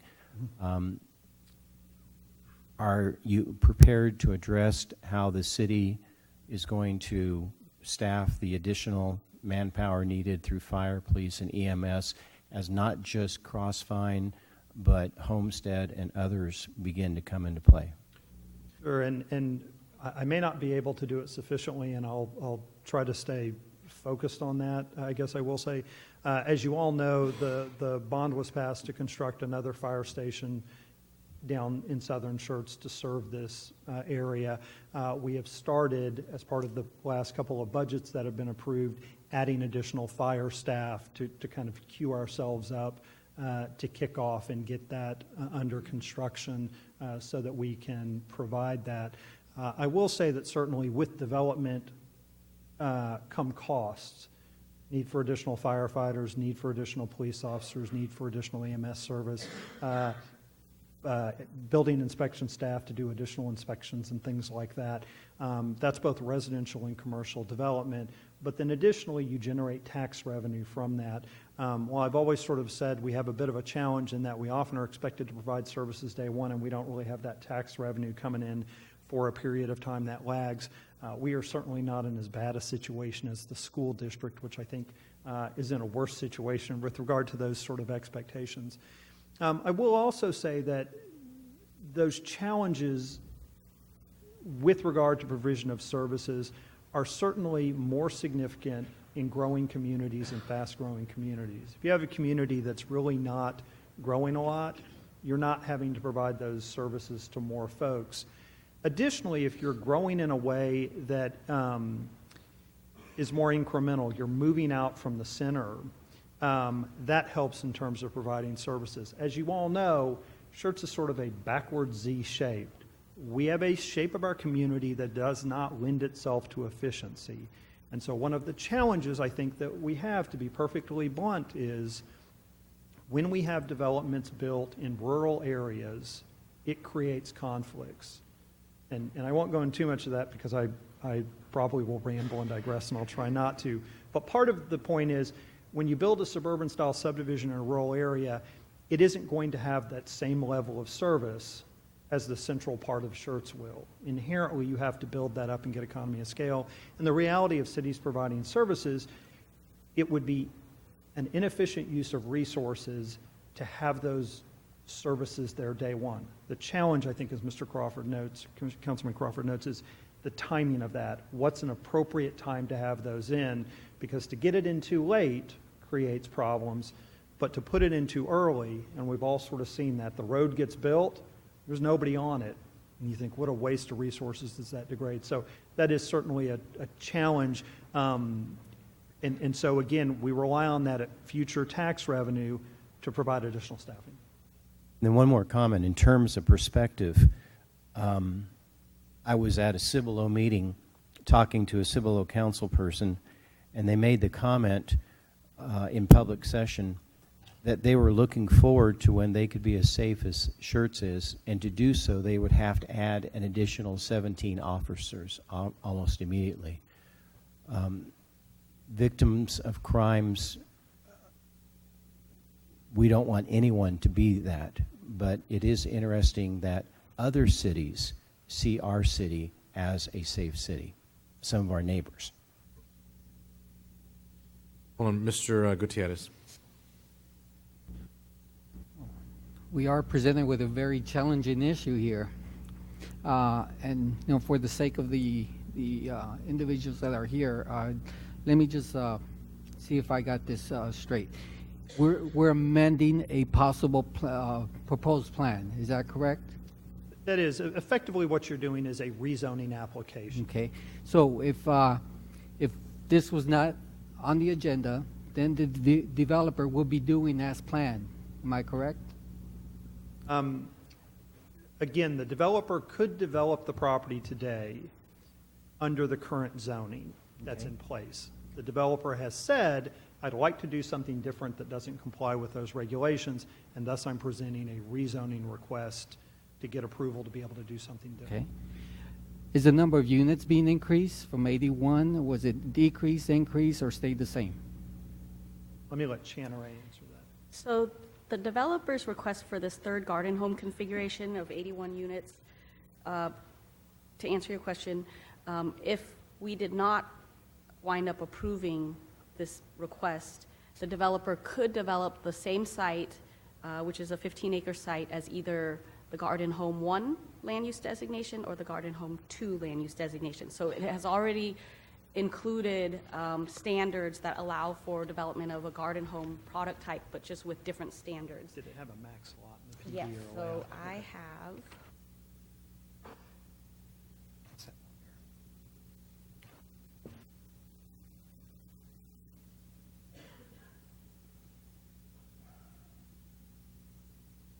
I have a table here, but unfortunately I didn't, well, I'll have to double check the entire PDD Second Amendment document, which I have the binder.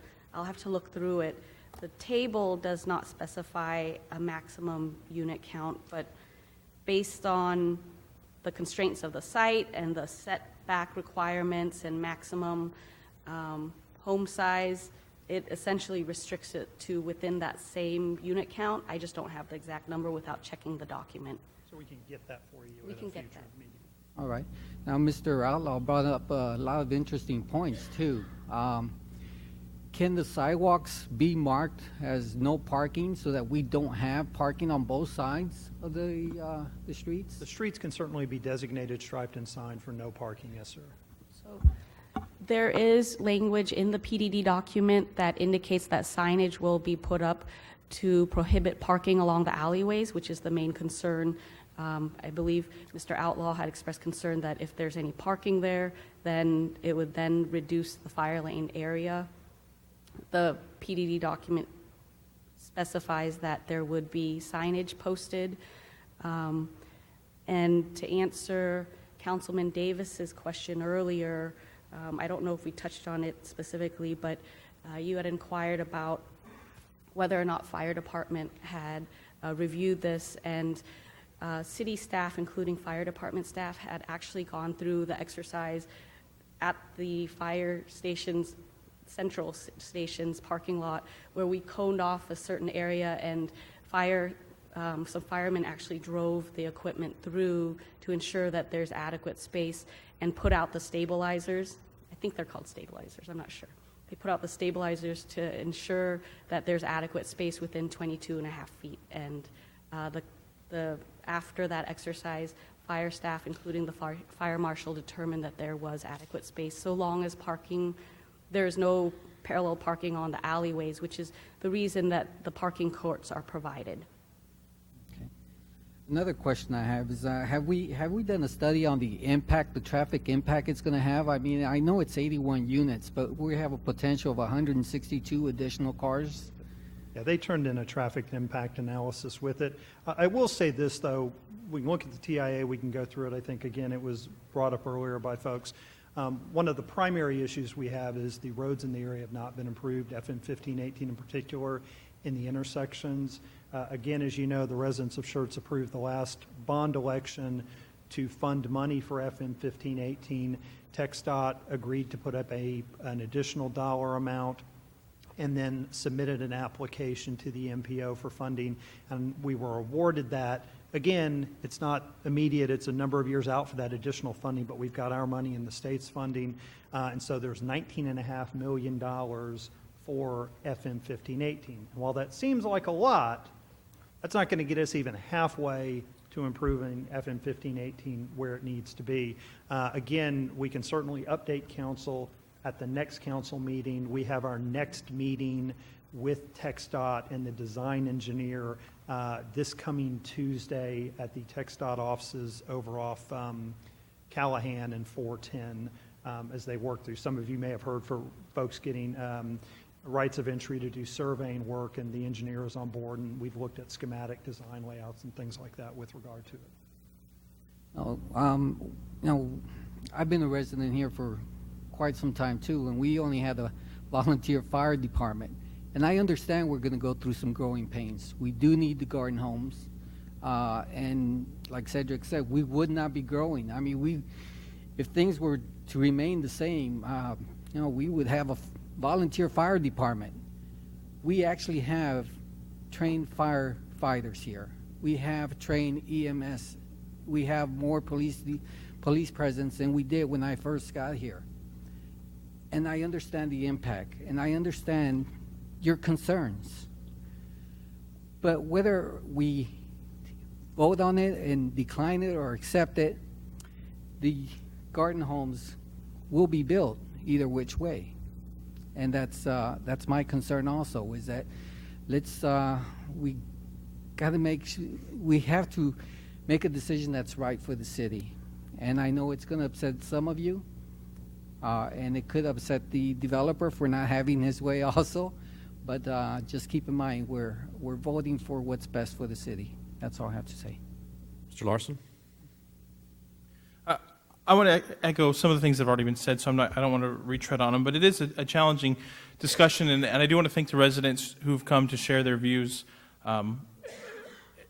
Sometimes it may or may not feel like you're being heard, but you are, even in these challenging circumstances. And a key point is, one, I know there's been some discussion expressed about disputes with the developer. As a council member, my position, while I have sympathy and understanding for that, I have to remove myself from that dispute. I have to look at the merits of the zoning case as a zoning case in the city and how it matches with our long-term use plan, and I have to be concerned for the entire city for a 5, 10, 15-year plan. And one of the things that Ralph brought up that I think is very important to remember is even declining this amendment to the PDD doesn't necessarily stop or put a moratorium on development. The developer could shift plans and continue to develop as they've already had an approved development arrangement. And so we need to keep that in mind as well as we consider the challenges of some of these things that we're facing. And one of the realities of Schertz that makes it so challenging is we're a great community, and because we're a great community,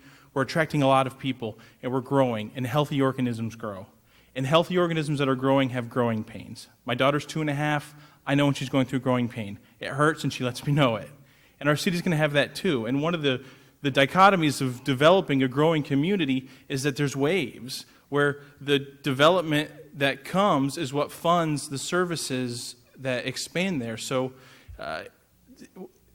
it's kind of a give and take that really adds a challenge to it. And so I've heard a lot of concerns, and one of the challenges as a council member is sometimes you feel like you're being pulled both ways. And so I want you to know, whatever we decide, that's a real system here. I mean, there's people on every side. There are people that are not biased, but they're trying to give us information as best as they can. There's people that are biased. And when I look at this case, I want to make it very clear. I'm looking at it as a zoning case. I'm looking at it as, does it fit into our long-term plans? Does it fit into the goals of the city of Schertz? And I know there's a lot of auxiliary issues that are important that we need to deal with as a city, but some of those are separate. And so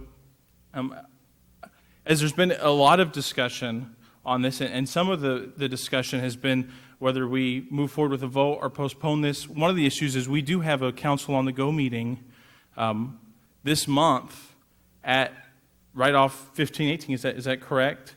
That really would give us an opportunity to be right next to the residents that are here. If Mr. James doesn't think there's a major time constraint issue, I would move that we postpone this issue until after the Council on the Go meeting in 1518 near these developments, so that we could give more residents an opportunity to make their case, the developer an opportunity to communicate with us further, the city staff to give us some answers to some of these questions, and so I make a motion to postpone until after that Council on the Go meeting. Mr. Mayor. Hold on just a moment, because I do have a motion on the floor. Mr. Mayor, I'll second that motion. Mr. Mayor. Hold on. Mr. Crawford. I'd like the motion to be withdrawn until we're all through discussing this issue, please. We can continue to discuss, and the motion and the second can sit, and I'll bring them forward unless you'd like to withdraw their motion. Out of courtesy, I'll withdraw my motion. Motion's withdrawn. We'll continue. Thank you, Mr. Mayor. Thank you, Mr. Larson. Certainly, Mr. Edwards. Mr. Mayor, I have a couple of questions here. Mr. James, all things considering, here, the homeowners association issue between the homeowners that are there now and the developer, that's an issue that's currently, sounds like it's into litigation, so I don't want to even question anything about that or going toward that way. But we have handled the traffic impact study, am I right, Channing?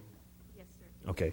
Have we handled on December the 13th the prepackaged sewer plant for that area as well? So that issue, so the sewer's been handled, correct? Council approved Being addressed. to address that, yes, sir. Okay. Fire, so fire marshals, everyone sat in on this particular development, right? Yes, sir. And previous fire marshals sat in on this development when it was, am I correct? The previous fire marshal was involved in reviewing various crossfire applications, not this particular one. Not this particular, okay. I agree with Mr. Outlaw. People will just disregard a sign and park wherever they want to park. That will take place. If it's just to bring in groceries or whatever, it will take place. However, in the same fact, I just want to make sure that those issues that the citizens were bringing up were being addressed by this council in a timely manner. And the fire station, the public safety station that we're talking about, is being addressed because we've already passed the bond, and we're in the process of doing that as well. So I just want to make sure, and you're right, we don't want to waste money, but we also want to protect the citizens. So I just wanted to make sure those things were on the record of being addressed. Okay. Anyone else? Mr. Davis? James, go ahead. One quick question. This addendum is applicable to this particular parcel in the Crossline development. There's already approved standards for garden homes in the PDD as it's written now with the baseline and addendum 2. Yes, sir. Have they built any garden homes in that development to date? No, sir, they have not. Okay, thank you. Mr. Crawford. Mr. James. Yes, sir. The first thing I'd like to ask is not a showstopper for this event tonight. Yes, sir. But I would like to see soon, for everybody's benefit, the sewer package 2, when that's going to be ready, how long it will potentially last if Mr. Price builds more property, develops more lots to be sold to builders. Because we don't want to be bound, if we only have enough capacity at 92,000 gallons, and that's going to last 1 year, that's probably not good. If it lasts 2 years, that's probably okay, but I don't know those numbers. And I'd like to see somebody give a brief on that, so we have so the sewer thing is not like the fire thing. Fire is a health issue, as a safety issue. Sewer lines or sewer systems become more of a health issue that you can pump and haul and all those kind of things. Got a fire problem, you got a fire problem. Yes, sir.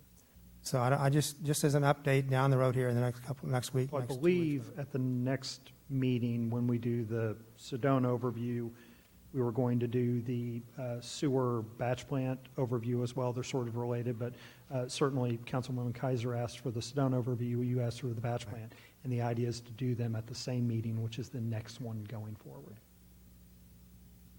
I think I'll decline to make any more statements about the fire issue is a definite big-time safety issue. That's overriding in any environment. You don't want a fire on a ship. People die very quickly that way. Yes, sir. We don't want a fire. I wish we had done the fire station 5 years ago, and we're 2 years away from finishing the pool. That would be absolutely marvelous. Can't go back and change history. I'm not going to complain about it, but the fire station is important. Yes, sir. Thank you. What else? Okay, a couple of things. First and foremost, following on the questions that were brought up by Mr. Gutierrez and Mr. Davis, this particular parcel of land can be developed right now. The developer is entitled in either Garden Home 1 or Garden Home 2, correct? Yeah, so they can develop today. I mean, tomorrow. They could basically go and submit the rest of their paperwork, start turning dirt. They can do that. They're entitled. They have that legal right. But they've asked us for a change, and so that gives us another bite at the apple, as it were. Question about the garden homes on Circle Oak, and you may not know this off the top of your head, but those lots are approximately 5,300 square feet. What are the lot sizes of what's proposed here? Lot sizes. Proposed for the garden home, this current? Correct.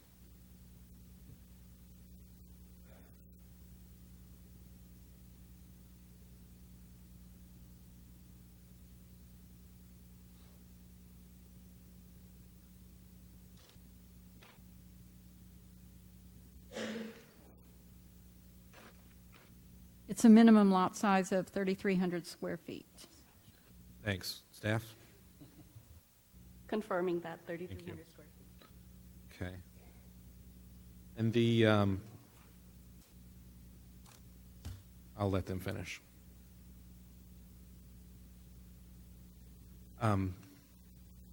Square footage of the garden homes on Circle Oak are a good bit smaller too. 1,600, 2,000, 2,200 square feet on larger lots. I do think that they're probably less than 10 feet apart. I haven't gone over there with a measuring device to check that out. Those have actually worked out very well, and we do have a need and demand in the city. Items that have to do with disputes with regard to the HOA and such are essentially private matters between private citizens, property owners, and another legal entity. And it's really, in my opinion, and I'm not going to state a legal opinion because I'm not a lawyer, didn't go to law school, it's not the role of government to insert itself into those disputes.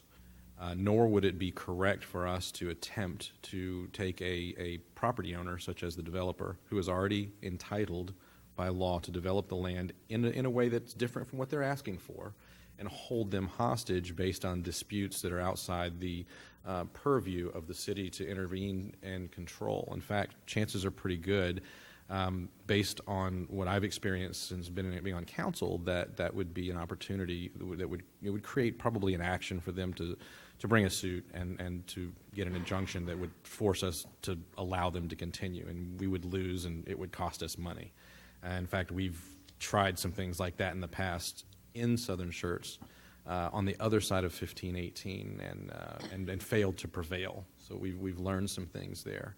And just, so, Mayor, if I could. Yes. Sorry, I apologize, but it was perfect. I was trying to figure out when to bring it up, but you're absolutely correct. From a legal standpoint, you cannot consider the lawsuit, the complaints they have about the lawsuit, any disputes that they have with the builders or the developer in your zoning decision-making process. Right, and as free as the state makes us, as discretionary as zoning is, we don't get to hold hostage for other issues that are unrelated. It will give the developer an opportunity, not that Mr. Price would, I don't think that he would, but any developer an opportunity would have an actionable item and could probably sue us and prevail.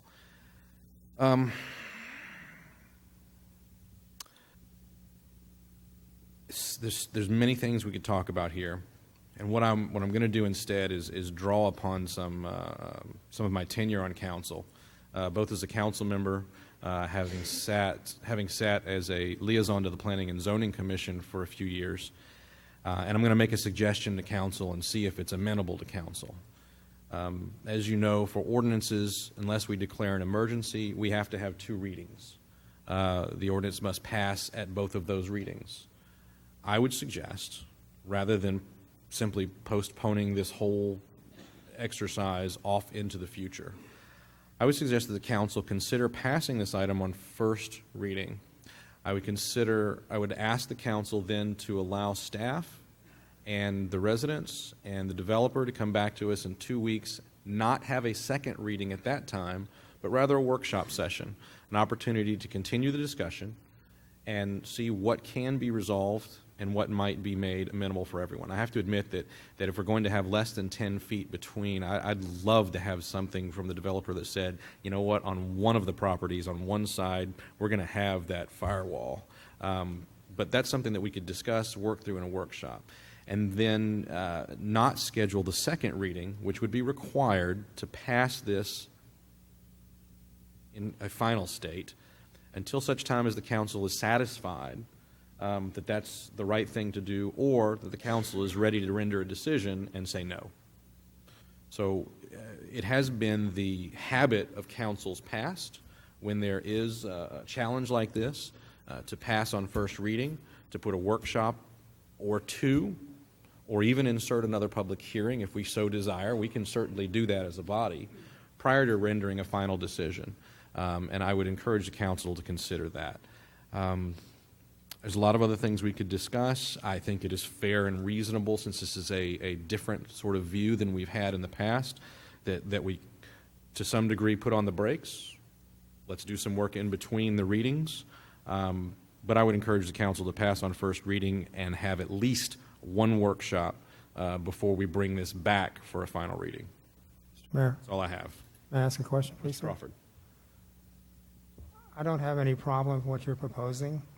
I presume that if something were stated that way, it would be a motion that would include a contingent upon having at least 1 or more meetings as workshops before we have our second reading. And would any of those workshops, would they include a public hearing kind of a concept for, a workshop would be open to everybody, right? Workshop would be open to everyone, but if we wanted to include a public hearing segment to that, then we would state such and have it put on the agenda as such. I think it's a good idea. Or we simply could have a workshop put on the agenda and have the council at that time instruct the chair that they would like to have the chair recognize members of the audience. That's not terribly clean. I think it would be better to have a workshop on a future agenda that would have a public hearing attached to it, that would have a normal and customary hearing of the public that keeps us within the constraints of the Open Meetings Act and keeps our attorney from telling us how we might put ourselves in jail by violating that act. Sir, He's probably grinning now. the important part we're trying to do is get the developer and the residents in that area and the council and the staff all together to sort out some of these issues. Is that pretty much correct? Issues that are germane to the zoning case. To this particular zoning case, not, Mr. Zek, as a break in this question, am I correct when I say that the HOA issues are state-controlled and have nothing to do with the city? Yes, that's an accurate statement. Okay. So we kind of have to, we must do what the mayor said and unfortunately divorce ourselves from the HOA issues at this point, because this is basically a zoning case. Yes.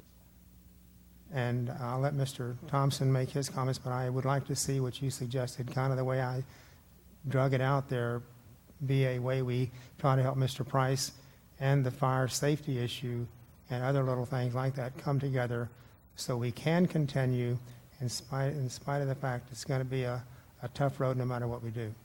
Indeed. Mr. Thompson? I would approve, excuse me, I would motion that we approve ordinance number 17-S-01, the first reading of that, contingent upon having workshops and or public hearings as needed before we schedule the second public hearing. Second. I have a motion from Mr. Thompson. I have a second from Mr. Edwards. Before I call for a vote, are there any comments or questions from council about what we're about to take a vote on? then I would make a statement and say this, that the council can rely on me as the chair to schedule a workshop in the next available council meeting that will have a public hearing component to it to make sure that we can hear from everyone who'd like to be heard from and continue the discussion. Any other comments or questions from council? Mr. Mayor, Mr. Larson? I just want to make a correction to something I stated early on the record. The council on the go is February 21st, it is not this month. No problem. Mr. Edwards? Mr. Mayor, I just want to thank the staff and also the citizens that have come out to bring some of these things to our attention. You know, we're not everywhere. We can't do it all, but we can certainly hear you guys out, and thank you guys for bringing that to our attention, some of the issues. Indeed. Anyone else? If not, then I'll call for a vote. Aye. Aye. Aye. Aye. Aye. Aye. Aye. Have 7 ayes and no nays. The motion carries. We'll have a workshop on the agenda for our next available meeting, Mrs. Secretary, which I believe is 2 weeks from today. We'll have a public hearing component to that workshop, and we'll discuss when to take this up for second reading at that time. Very good, thank you. The next item that we have on the agenda this evening is Ordinance 17S02, an ordinance by the City Council of the City of Schertz, Texas, amending the official zoning map by rezoning approximately 434 acres of land from Planned Development District to Planned Development District. Ms. Gould, good evening. Once again. Hopefully my voice cooperates with me this time. Understood. The owner and applicant is requesting an amendment to the Planned Development District, referred to previously as Nortex Farms. And the proposal is now to do a formal name change to Homestead. A public hearing notice was mailed out on November 23rd to 138 property owners within 200 feet of the subject property. To date, a total of 6 responses were received. 1 was in favor of the request, 4 responses were in opposition, and 1 was neutral. A written comment that was received expressed concern about the traffic at Schwab Road. This exhibit here outlines the property owners that received notice, all the properties between the blue boundary, which outlines the project site, and then the red boundary, which is the 200-foot buffer. And I should state for the record that this exhibit is turned sideways due to the landscape orientation of the PowerPoint presentation. So just to help orient you, to the left of the screen here, this is I-35 frontage road, and to the rear of the property here, this portion is the city's corporate limits right before the remainder of the property that goes into Cibolo, Long Green Valley Road. This portion right here is the proposed Homestead Parkway, which is actually under construction right now. And this is Schwab Road right here where my cursor is. The Nortex Farms PDD was approved by City Council on June 17th, 2014. The current property owner is requesting to amend the Nortex Farms PDD to do a formal name change from Nortex Farms to Homestead, and also to remove the school site out of the PDD because that is owned by the school district, so it was not included in the original PDD, and also incorporate modifications to sign standards that are identified in the PDD. The requested signage currently being proposed include entry signs, signage for the Homestead Amenity Center, a sign for Deerhorn Park, wayfinding signs, and model signs. This PowerPoint slide shows what's being proposed. The primary subdivision entry sign along Homestead Parkway, right off of Frontage Road. The applicant is proposing a maximum sign size of 187 square feet. The secondary subdivision entry sign that is proposed off Schwab Road is proposed to be 25 square feet. They've requested 2 recreation center signs. One that's referred to as a fence sign is proposed at 40 square feet, and a recreation center ID sign proposed at 20 square feet. There is an identification sign proposed for Deerhorn Park. And the last 2 signs, wayfinding signs and model ID signs, have to do with through the construction period. The applicant is requesting wayfinding signs so that prospective home buyers could find their way through the community to the model homes, and then the model ID signs are proposed to be in front of each of those model homes.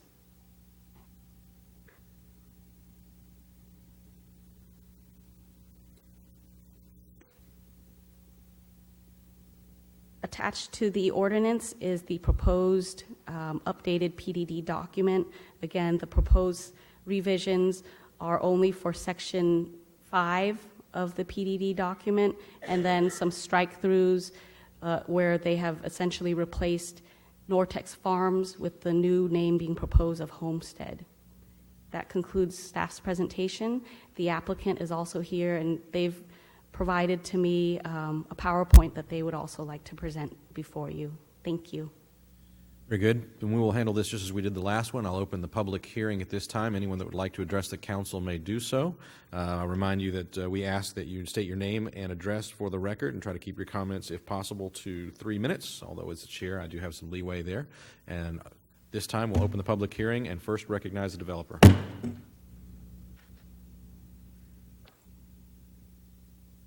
Good evening. Matt Matthews, 3500 North Capitol, Texas Highway, Unit 2316, Austin, Texas, 78746. Mr. Mayor, Council, Mr. Kessel, thank you for hearing us tonight. We're here to, as Channery did a very good job of summarizing what we're trying to do with this PDD amendment, basically rebrand and remarket the project. We purchased this project in December 16 of 2014, 6 months or so after the PDD was approved for this project. We purchased, is it tab here? There we go. We purchased 522 acres. The entire Homestead project consists of 643 acres, 433 of which are in the city of Schertz city limits. At full build out, we'll have 1,471 units, 888 of those in Schertz. We've developed a set of community design guidelines, and I know part of our PDD requires that our any architectural approvals come through our group first before they go to the city for permits, and that's something we put a lot of thought into and are trying to provide a unique housing product for this project. Also part of this project is 121 acres of I-35 commercial frontage. That is not part of the group Freehold Communities. We're the developer. That's not part of the property that we purchased. We're focusing strictly on the single-family portion of this project. We've got over 100 acres of parks and open space within the project, 5 miles of trails, and a 25-acre elementary school site that's, again, not part of the PDD. We're removing that, but immediately adjacent to the site. And as part of the primary context of this PDD amendment is to not only change the name of the project to Homestead, but also to, now that we've gotten further into this and are ready to market this effectively, we want to present some different ideas for signage that are currently provided in the PDD now. These are a series of temporary wayfinding signs and sales office signs that will be located throughout the community to direct potential buyers to sales offices, to model homes. The PDD provides for pod name signage right now. We're not going to utilize that concept with this project, where each individual pod might have a different marketing name. We're going to continuously brand this as Homestead and use these signs to kind of direct traffic throughout the community. Deerhorn Park is in a latter phase. It's a private park. This is a sign that we're going to put up there once we get to I guess that's the third phase of development. We'll construct this sign. The two signs are Recreation Center. We are currently, and to kind of back up, we've got 232 lots that we just completed developing on and recorded plats last week. Was that last week? So we're excited to get started in here. The Recreation Center sign is going to be constructed along the fence that's adjacent to the rec center that we're going to start shortly after our initial lot sales. This is a sign that's roughly 22-inch high letters, 22 feet long. That'll be connected to the fence there at the pool. And then the double-sided sign down there at the bottom, the Recreation Center identification sign, that'll have the address there and be at the, located at the entry drive to the community, to the rec center. The primary subdivision entry, we've completed a majority of the construction of that entry now. And what we're doing here, we're trying to, build a entry monument that is befitting of a subdivision of this size and this caliber, and something that will be a gateway to the north end of Schertz, and that you guys will be proud of. We've got a substantial area that we're landscaping that's beyond the current requirements of the PDD. 60,000 square feet of landscape area that we've incorporated here, and one of the entry feature, right now along 35 Access Road, there's an overhead electric line. We've paid the money to relocate that, or bury it actually, to try to clean up this entry and keep a clean entry at our expense. Again, 60,000 square feet of landscape beyond the PDD requirements. We've got these signs set back about 150 feet from the I-35 frontage road. And the size of the sign that we want to pin on these metal panels that we've constructed on top of the stone out here, we're proposing 187 square foot of sign text area to be located, pinned onto these metal panels, and those are 4-foot high letters. And that's my brief presentation. If you have any questions, I'm happy to answer. Very good. Anyone else that would like to address the council this time on this matter? We still have the public hearing open. Outlaw.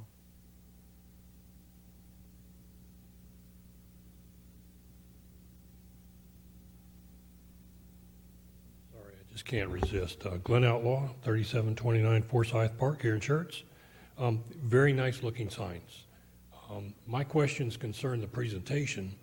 One of the questions I'm sitting there asking is, how do these signs compare to our sign ordinance and the different sizes?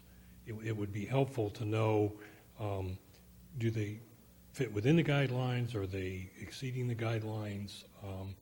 And again, I'm sort of the mind that we have standards for a reason, and if we're waiving those standards, we should have a good reason. Again, they're good-looking signs. It's just the question about, are we actually granting a variance to the sign ordinance is really kind of where I'm coming from. And then, as the developer mentioned, I think the wayfinding signs are a great idea. And if they're meant to be temporary, are we going to include in the document somewhere some kind of a time limit on those temporary signs? Thank you.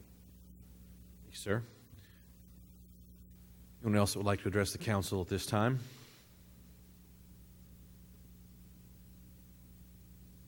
Does not appear that I have any takers. All right, so this time I'm going to close the public hearing and open it up to council for comments and questions. Mr. Edwards? Yes, I have one question for the developer, or maybe even for staff. The Schwab Road sign, what is going to be the size of that particular sign? I heard you call it out, Shannon. The secondary sign? Yes. That is proposed to be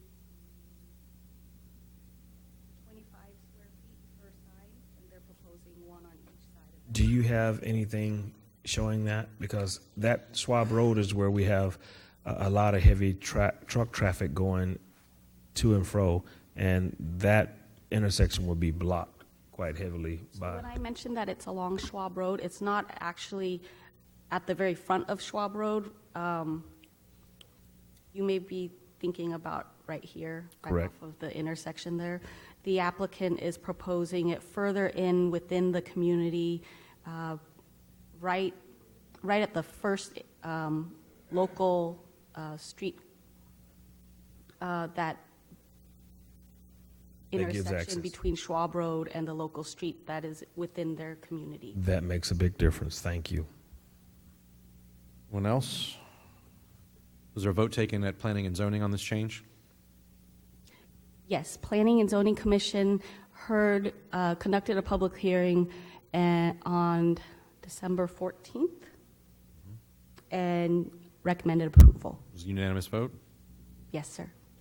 Only comment I'll make is converting overhead utilities to underground is a big investment, and it makes a big difference, and that is absolutely along the lines of the things we want to see done in this city, and that matters, and thank you for that. Anyone else? In that case, is there a motion to approve ordinance 17S02? So moved, Mr. Mayor. Second. I have a motion for Mr. Edwards, a second for Mr. Larson. Any other comments or questions from council? Hearing none, I'll call for a vote. Aye. Aye. Aye. Aye. Aye. Aye. 7 ayes, no nays, the motion carries. Thank you, and thank you. Item number 6 this evening is ordinance 17S03, an ordinance by the City Council of the City of Schertz, Texas, amending the official zoning map by rezoning approximately 3 acres of land from single-family residential R1 to Neighborhood Services District NS. Grove, good evening. Good evening, Mr. Mayor, council members, and Mr. Kessel. You do say Grobe, yes? Groby. Groby, thank you. Yes. That's why I asked, because I knew that it could be Grobe, Groby, or Groupie. I have been called all of them. But so Groby is correct. All of, yes. And I'll make sure I get it right. Thank you. Yes, sir. It's all yours. Thank you. The case I am presenting tonight is a request by Dye Enterprises to rezone approximately 3 acres of land located southwest of FM 3009 at Green Valley Road from single-family residential R1 to neighborhood services. And I just wanted to kind of clarify where that property is at. So it's in this green box here, just to get your bearings. This is Ashley Oak, FM 3009, Green Valley, and then this is the Savannah Square Unit 1 subdivision. So y'all know where the property is at. It's currently being used as single-family residential. A public hearing notice was published in the Daily Commercial Recorder on December 20th and the Herald on December 28th. And on November 22nd, 19 public hearing notices were mailed to property owners prior to the Planning and Zoning Commission meeting, which took place on December 14th. At the time of this presentation, staff has received 1 response in favor from the property owner, which can be seen here by the green star. And additionally, 7 responses have been received that are opposed to this request, which can be seen by the red stars. The only opposed response that provided a comment stated there are a few deer, rabbits, and other animals about, and it would be nice if they could remain in that vacant property. The city has received written opposition to the request by property owners within the notification boundary of more than 20% of the land area, and in accordance with Local Government Code Section 211.006, an affirmative vote of at least 3/4 of the City Council must be received to approve the rezone request.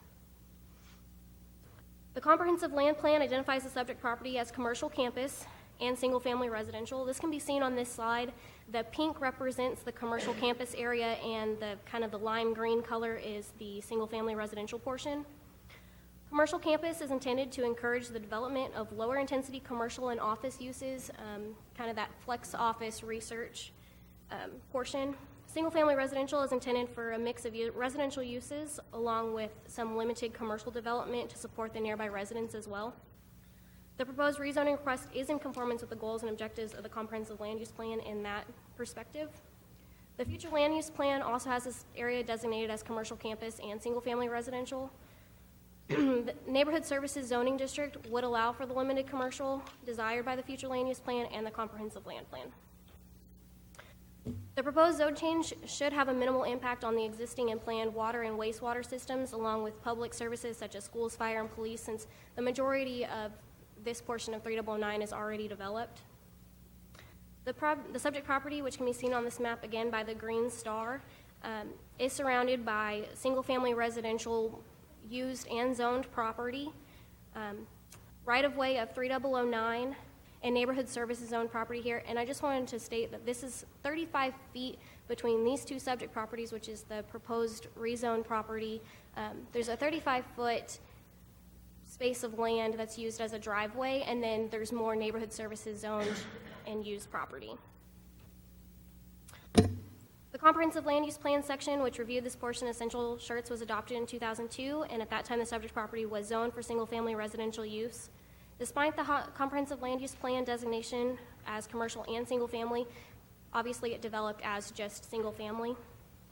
In 2013, the Schertz sector plan amendment to the comprehensive land use plan was adopted and focused primarily on northern and southern Schertz, and this subject property being in central was not changed. The only difference was on the future land use map, it went from commercial to commercial campus. It was just a naming convention change. Additionally, the proposed rezone would extend the already existing neighborhood services district zone property to encompass the desired area on the comprehensive land plan and the future land use plan.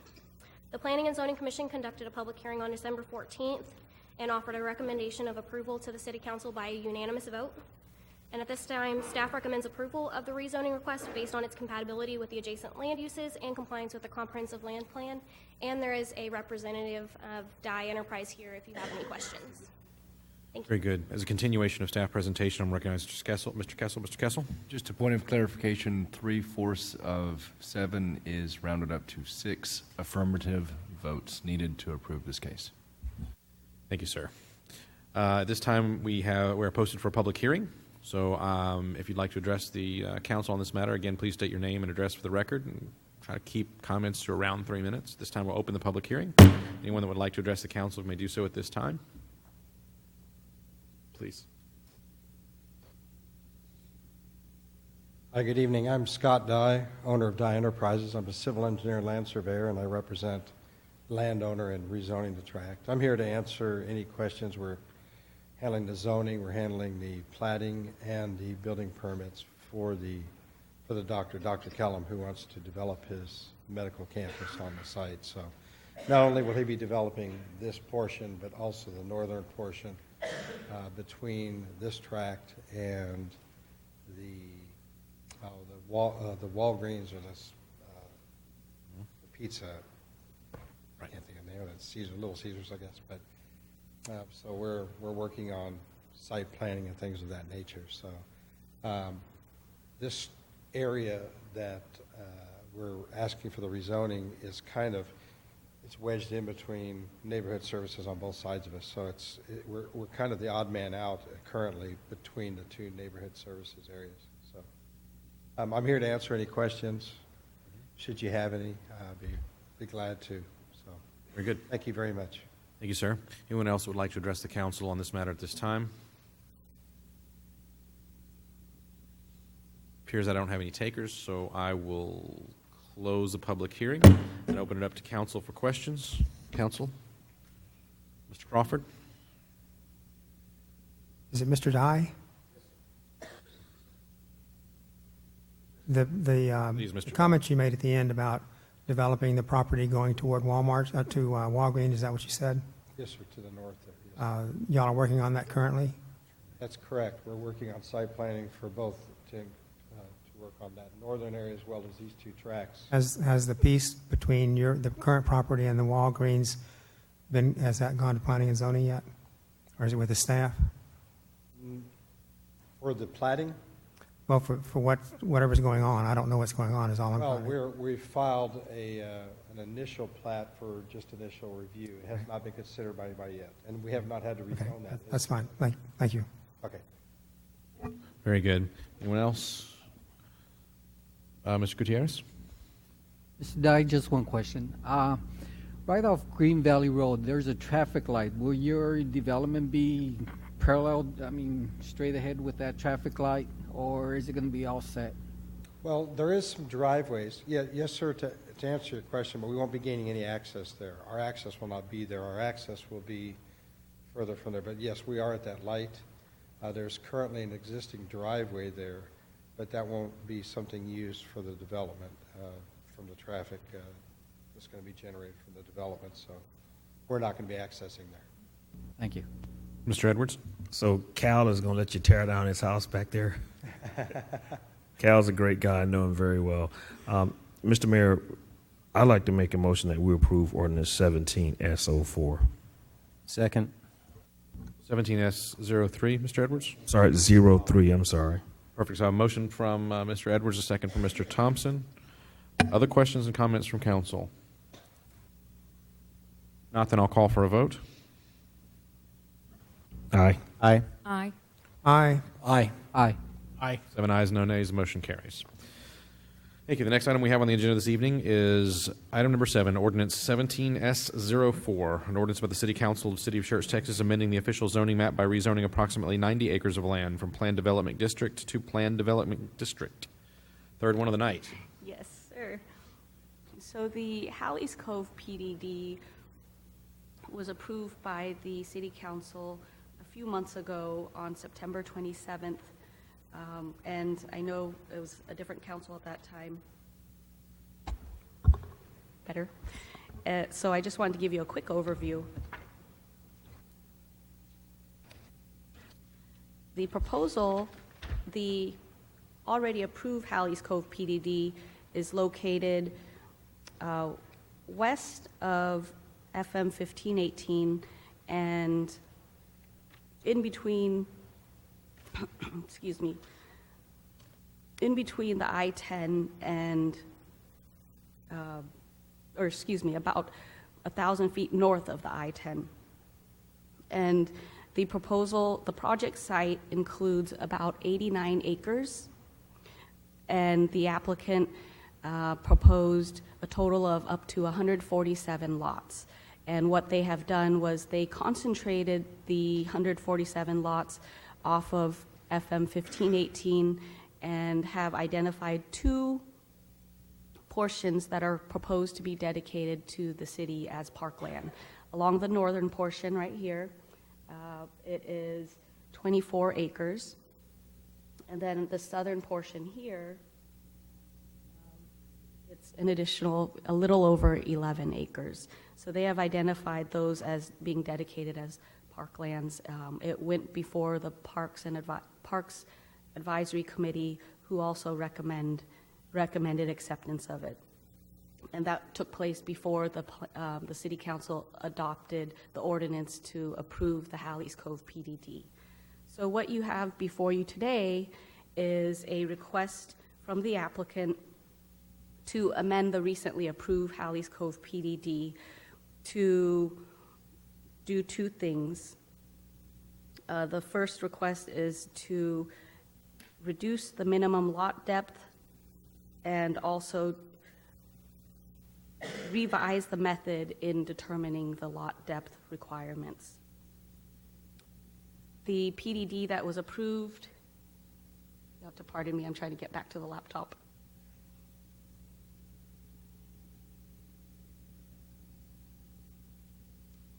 Okay, it's not switching over, so I will show to you on the doc cam. The applicant's proposing to change Article 2, or Section 2 of the PDD document, and this strike-through will shows what is being requested. Originally, the lot depth was at 120 feet for each lot, and the applicant is proposing to reduce that to 119 feet. And also, the lot depth, the way to measure the lot depth is being proposed to be revised to account for irregular lots, particularly ones along cul-de-sacs and knuckle-shaped street intersections. And reason the applicant is requesting this slight modification is the applicant has, after the PDD was approved in September, the applicant submitted 2 preliminary plat applications for Unit 1 and Unit 2, and in going through that exercise, one of the requirements in submitting for a preliminary plat is providing an exhibit that shows all of the lot square footage, depth, lot width for every single lot that's incorporated within that preliminary plat. In going through that exercise, it was discovered that some of the lots, the way the zoning code defines lot depth, it couldn't comply. There were a handful of lots that did not comply with the way the UDC requires lot depth be measured due to the unique shapes of the lots along cul-de-sacs. And so in consulting with staff and the applicant's engineer had communicated about some alternatives that could be incorporated into their PDD. And the alternative that's identified here is something that has been incorporated into other PDDs that have been adopted by the city. So the applicant is now requesting to amend their PDD to reduce the lot depth by 1 foot, and then also revise the language for the method of how to measure lot depth. That is the only change that is being proposed by the applicant. Staff recommends approval. It was presented to the Planning and Zoning Commission on December 14th with a unanimous recommendation for approval. No negative responses have been received when the public hearing notice was mailed out. There was one in favor, and that concludes my presentation. Thank you. Thank you, ma'am. This is also on the agenda for a public hearing, so at this time I'm not going to repeat the instructions, but simply open the floor for the public. Anyone that would like to address the council on this ordinance is invited to do so at this time.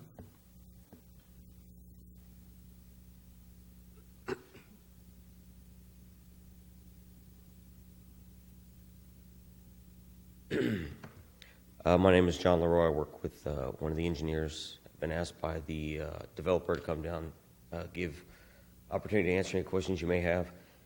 As was pointed out, when we got to the point of actual platting, we found out that the site width is so tight. We had a handful of lots that came up 2 to 6 inches short in minimum depth. And to gain that 6 inches on one side, we lost it on the other side. The quickest solution, really the only thing from a practical standpoint, was simply try to redefine minimum lot depth, as well as on those irregular lots around knuckle sacks and cul-de-sacs, clarify a little bit the standard definition of how that would be determined. Knuckle sacks and cul-de-sacs tend to be put on a curve that's offset. You can get real creative in the way that you measure and determine those. It could be done, but honestly, it looked a little shady on paper, so it's just better to redefine that as part of the process. No lots were gained, no lots were lost, so no changes in intensity, and the originally agreed to minimum lot size has been met with each of these lots. That was not changed. To that end, we feel like it meets the original intent, original spirit, and hope that y'all agree with that. If you have any questions, be happy to answer them. And I apologize for my voice. That's quite all right. Can you give us your address for the city secretary? Your address. I'm sorry. John LaRoe, 1718 Dry Creek Way, San Antonio, Texas. Thank you, sir. Anyone else that would like to address the council at this time on this ordinance? It does appear that I have no takers, so at this time I'll close the public hearing. Open it up to council for questions. Council? So John, Edwards? John, are we talking about like this much? Thank you. Mr. Mayor, I'd like to make a motion at this point that we approve. I'm sorry? Okay, Mr. Mayor, I'd like to make a motion that we approve ordinance number 17S04. I got excited about this. Second. I have a motion from Mr. Edwards. I have a second from Mr. Gutierrez. Any other comments or questions from council? Mr. Davis, thank you for the correction. Any other comments or questions from council? Hearing none, then I'll call for a vote. Aye. Aye. Aye. Aye. Aye. Aye. I heard 7 ayes. We're good. 7 ayes, no nays. Motion carries. All right, next item on the agenda, since we have no other items to vote on, is a roll call vote confirmation. We'll go ahead and let Mrs. Dennis take care of that for us. Okay.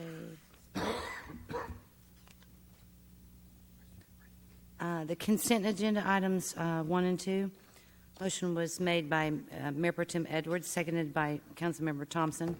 Mayor Pro Tem Edwards, Council members Davis, Gutierrez, Larson, Thompson, Kaiser, Crawford voted yes. No one voted no. Motion passed. Item number 3, resolution number 17R01. Motion was made by Councilmember Thompson, seconded by Councilmember Kaiser. Mayor Pro Tem Edwards, Council members Davis, Gutierrez, Larson, Thompson, Kaiser, Crawford voted yes. No one voted no. Motion passed. Thank you, ma'am. Oh, I'm sorry. Go ahead. Item number 4, ordinance number 17S01, first reading. Motion was made by Councilmember Thompson, seconded by Mayor Pro Tem Edwards, to approve on first reading, contingent and upon conducting a workshop with a public hearing at the next regular council meeting of January 27th. It was seconded by Mayor Pro Tem Edwards. Mayor Pro Tem Edwards, council members Davis, Gutierrez, Larson, Thompson, Kaiser, Crawford voted yes. No one voted no. Motion passed. Item number 5, ordinance number 17S02, first reading. Motion was made by Mayor Pro Tem Edwards, seconded by Councilmember Larson. Mayor Pro Tem Edwards voted yes. Councilmembers Davis, Gutierrez, Larson, Thompson, Kaiser, Crawford voted yes. No one voted no. Motion passed. Item number 6, ordinance number 17S03. Motion was made by Mayor Pro Tem Edwards, seconded by Councilmember Thompson. Mayor Pro Tem Edwards voted yes. Councilmembers Davis, Gutierrez, Larson, Thompson, Kaiser, Crawford voted yes. No one voted no. Motion passed. Item number 7, ordinance number 17S04. Motion was made by Mayor Pro Tem Edwards, seconded by Councilmember Davis. Mayor Pro Tem Edwards voted yes. Councilmembers Davis, Gutierrez, Larson, Thompson, Kaiser, Crawford voted yes. No one voted no. Motion passed. Thank you, ma'am. All right, we've been at it for 2 hours and 45 minutes. We're going to have a 10-minute recess if there's no objections from council. Everybody a chance to stretch your legs, and then we'll go into the second half of the meeting.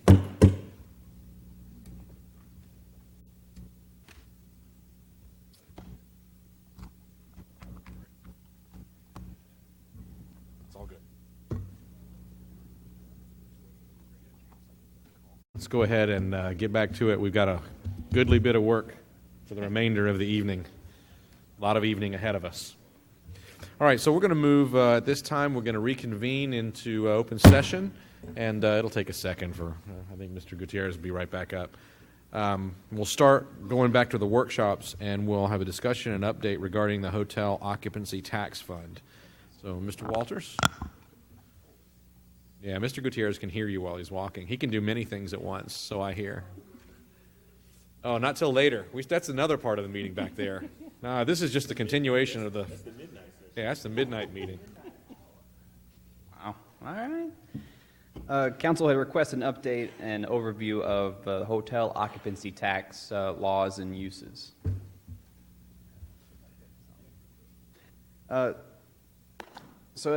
Hotel occupancy tax, if you stay in a hotel room within the city of Schertz, you'll get an additional 13% tax applied to the price of your hotel room.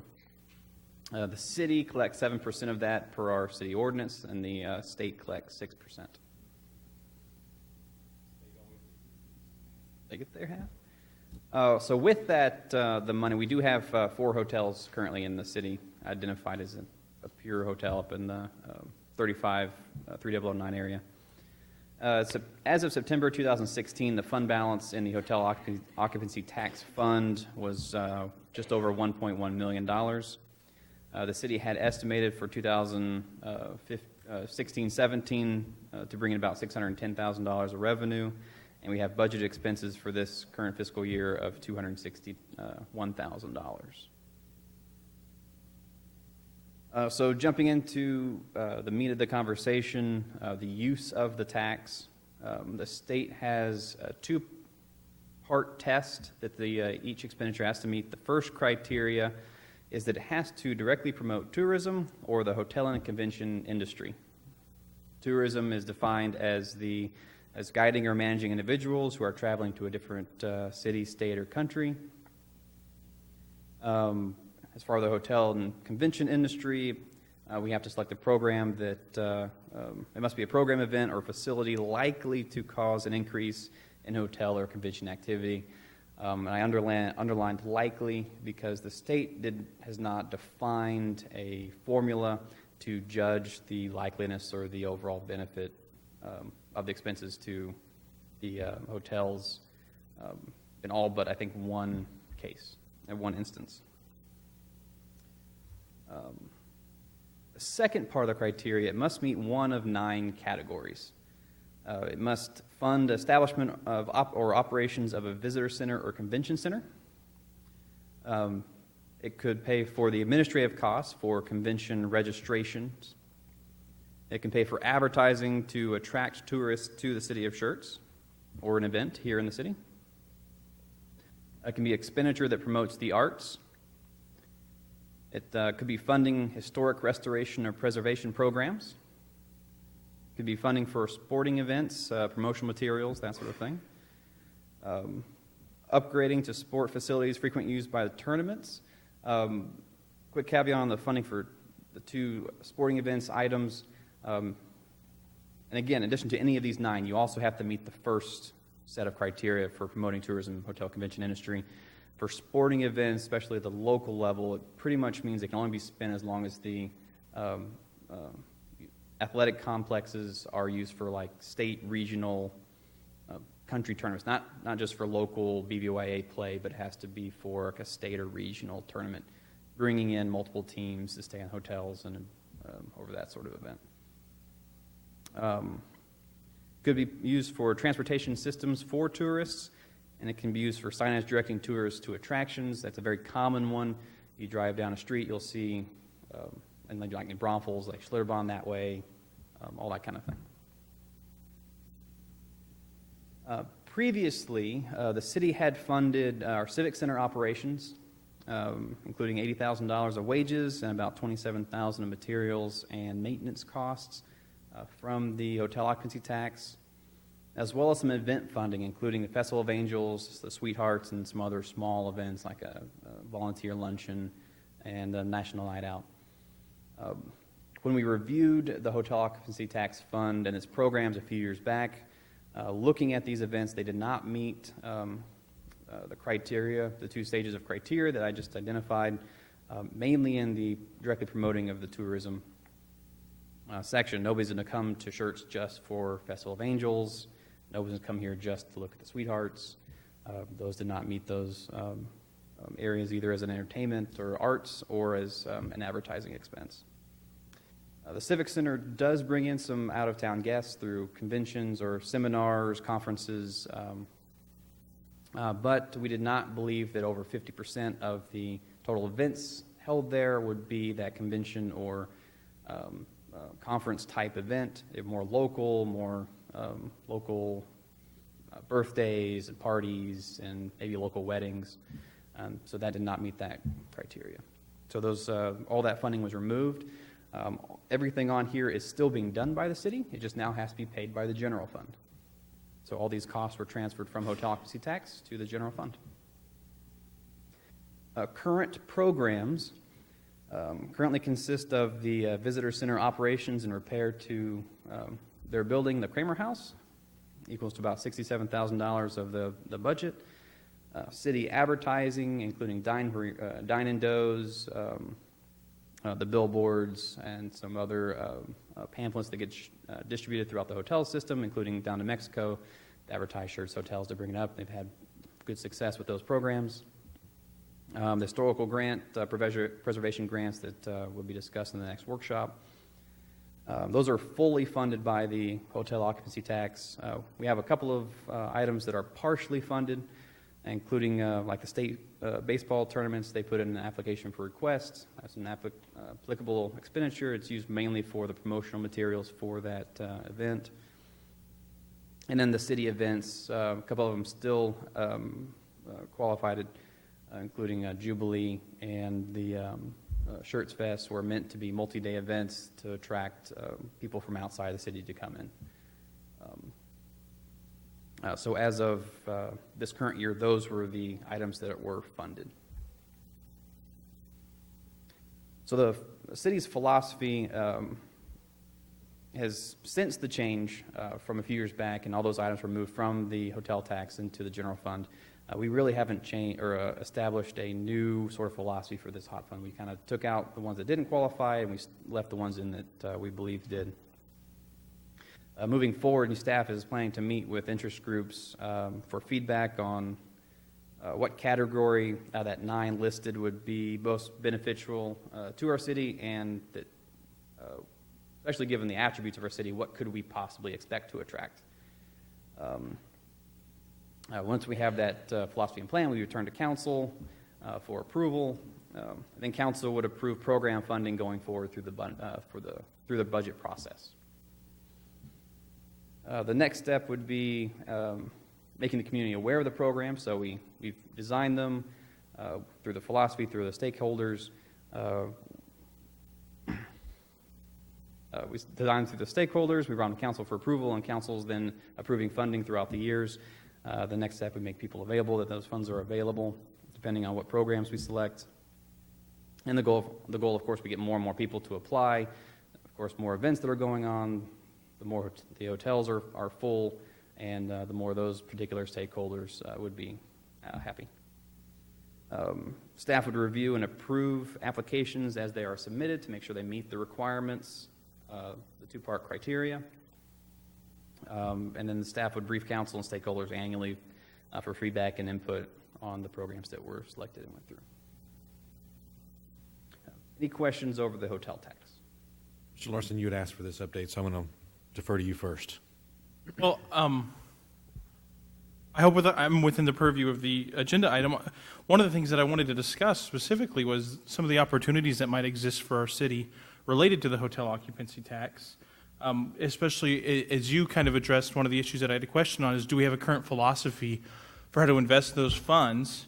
And I think that that's a conversation the council should be involved in, and I think it should be pretty open-ended, at least in terms of brainstorming. So, I mean, at the expense of sounding, there's not enough people here for me to be worried about sounding like a fool when it comes to this, but I think there's a lot of opportunity, and one of the questions I would ask council to consider and staff to consider is, if you were to take hotel occupancy tax money and you were to advertise for the city of Schertz, bring people to the city of Schertz, could you think of what it would be outside of our events, the Jubilee Days, et cetera, that you would be drawing people to? For example, you think of some communities around us that really take advantage of tourism. You think of Fredericksburg. What would they have that they would offer? Well, they would talk about their vineyards or their wine stores or their outdoor activities or their downtown shops, and they have some structure, obviously, that we don't have. My point isn't that we copy them. My point is there a niche that we can begin seeking to fulfill that could become an opportunity to bring exposure to Schertz, bring tourist revenue to Schertz? One of the things that I think would help us develop the area that we do have when we're talking about business development is having an answer to that question that says, why do people come to Schertz? And maybe we already have something that is brewing that we pounce on, or maybe we don't. Maybe we have to throw spaghetti at the wall and see what sticks. Maybe we seek out, are we going to be a suburban artistic destination? And we use the funds to do not just these small-scale, single local artist shows, but a regional art show, like one that I know from in Wyoming. It's Cody, Wyoming. They have nothing, but they attract tens of thousands of people to their art fairs.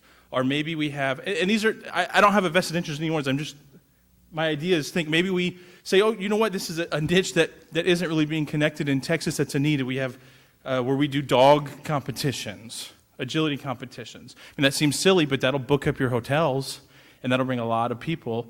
And looking for maybe these low-hanging fruit that we can begin to build a philosophy with these hotel occupancy taxes so that we have an answer to the question of, why do you come to Schertz? Why do other tourists come to Schertz?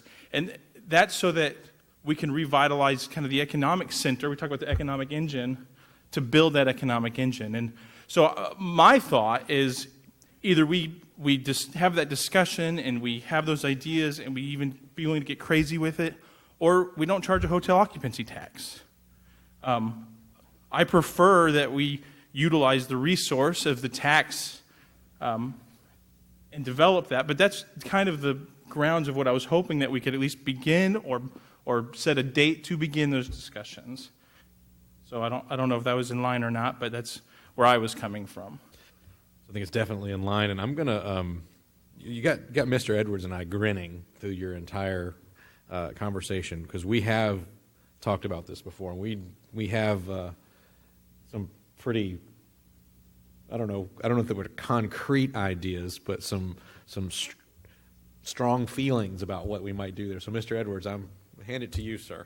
You know, I've been saying this from day one, Scott. So the only difference is I think I know a little bit about the hotel motel tax, the hot tax, a little bit more than you. I'm not an expert at all, but we hire people for that reason. So the whole process started. I'll give you a little bit of a history. When I walked into a meeting in a city council chamber. Not here, of course, it was over on the other side at that time. And Mayor Baldwin kind of pulled me to the side and say, hey, we need a guy like you to get involved, because I was asking for things like, where's the pool? What do you do these things?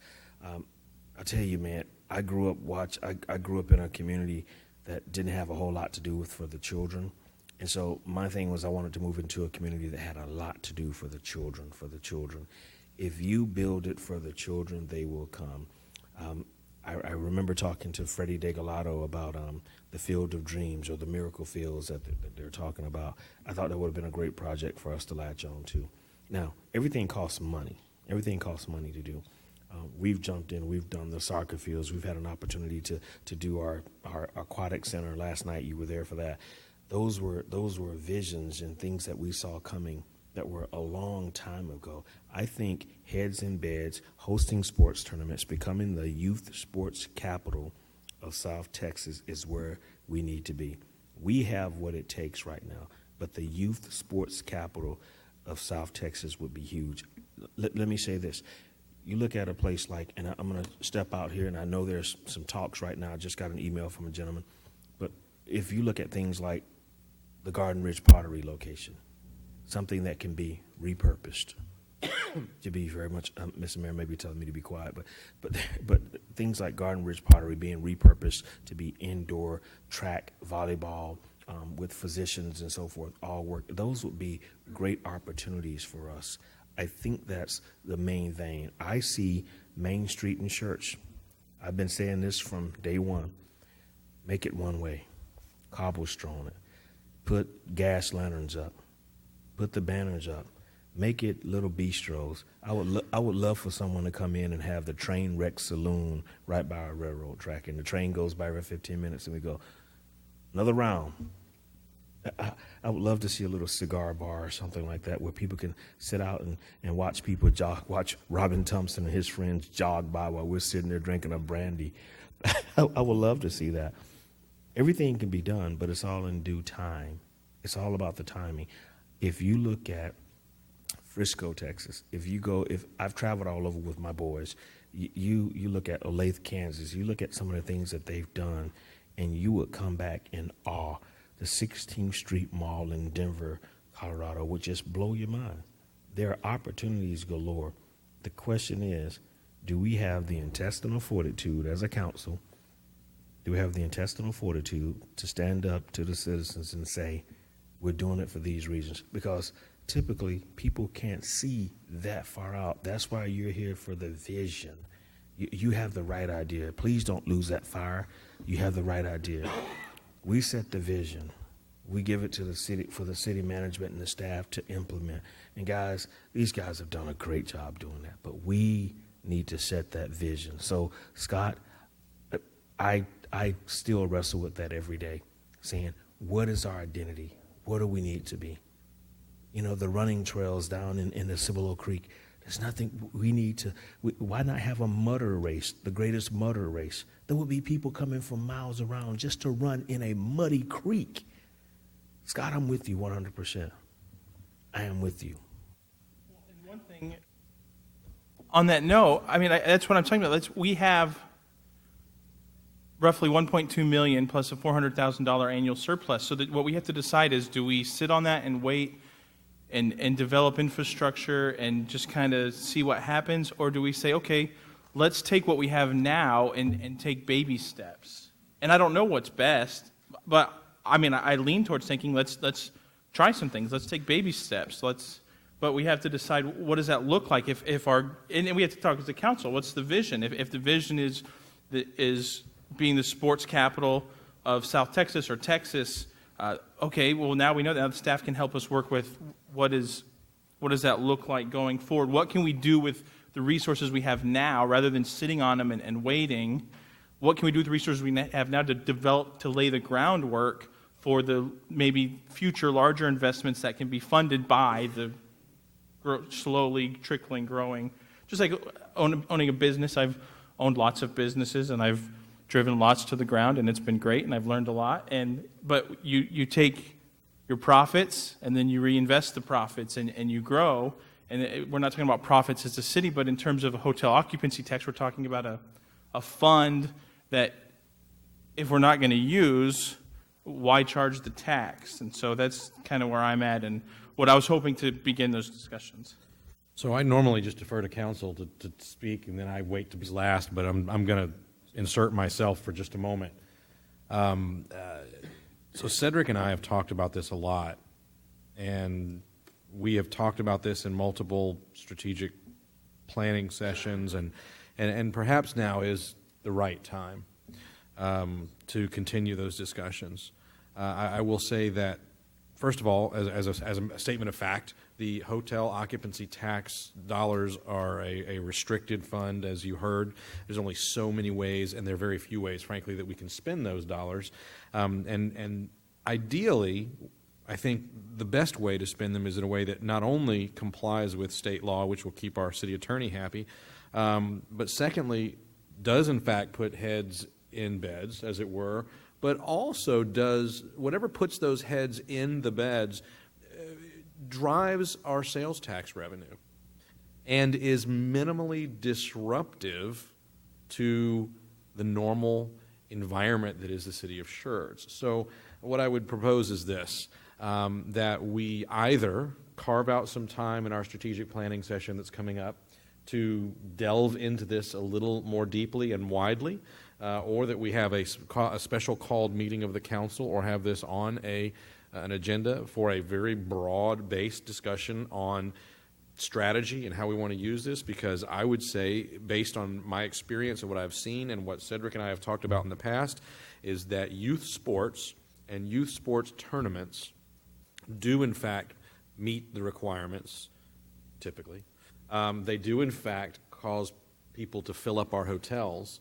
They do in fact cause a lot of spending in the city of Schertz that drives a good bit of sales tax. I mean, Mr. Edwards used to own a sandwich shop, and when we would have big tournaments in town, he would have 3 times the normal sales over the course of a weekend. That's a lot of tax dollars if they're being spent across multiple, and it supports smaller and medium-sized businesses in the city more than, because it's not going to help Amazon any, but the mom and pops, the pizza place and the coffee shop are going to tear it up.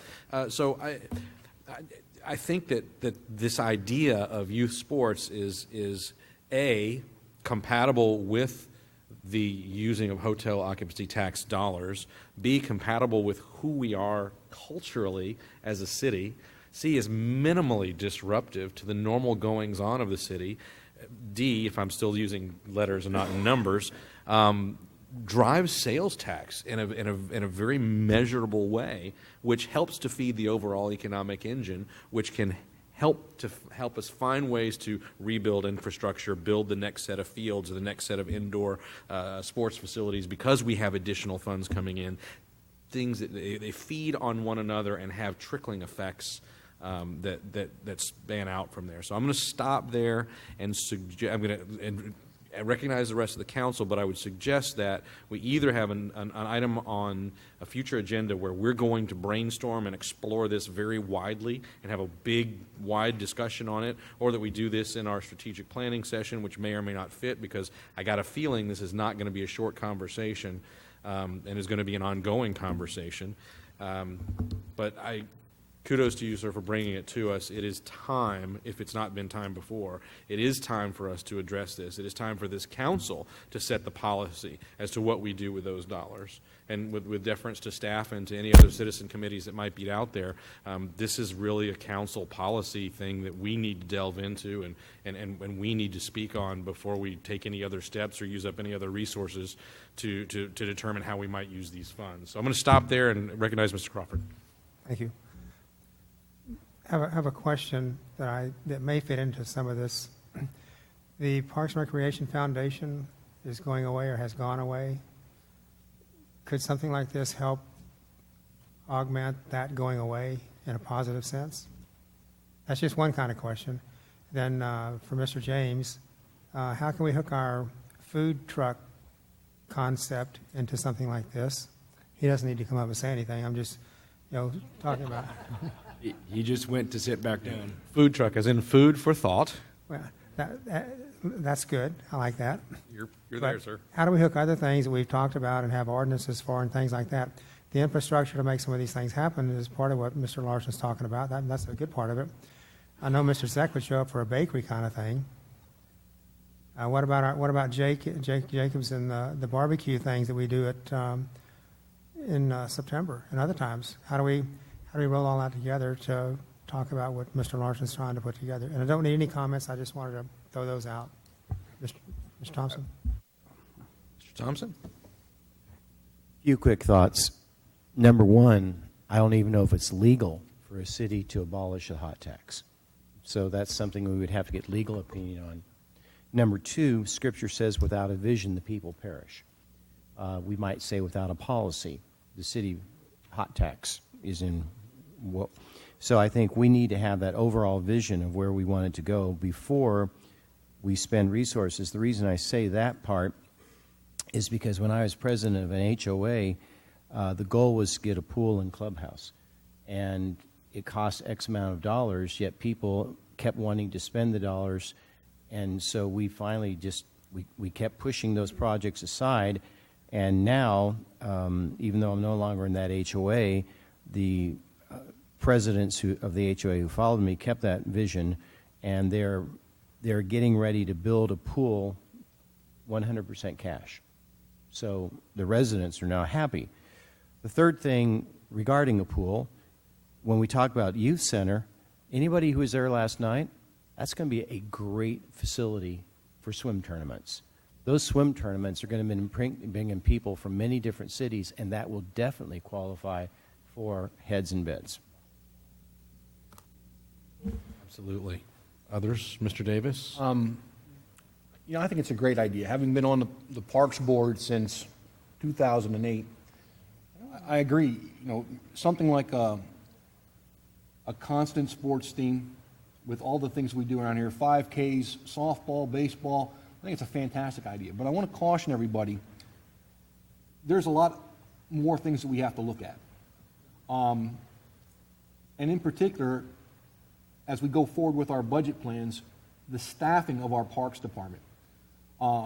I've had this conversation several times. Our Parks Department is beyond lean. And although we do an exceptional job in this city with baseball tournaments, we're doing it on the backs of volunteers. BVYA is a volunteer organization.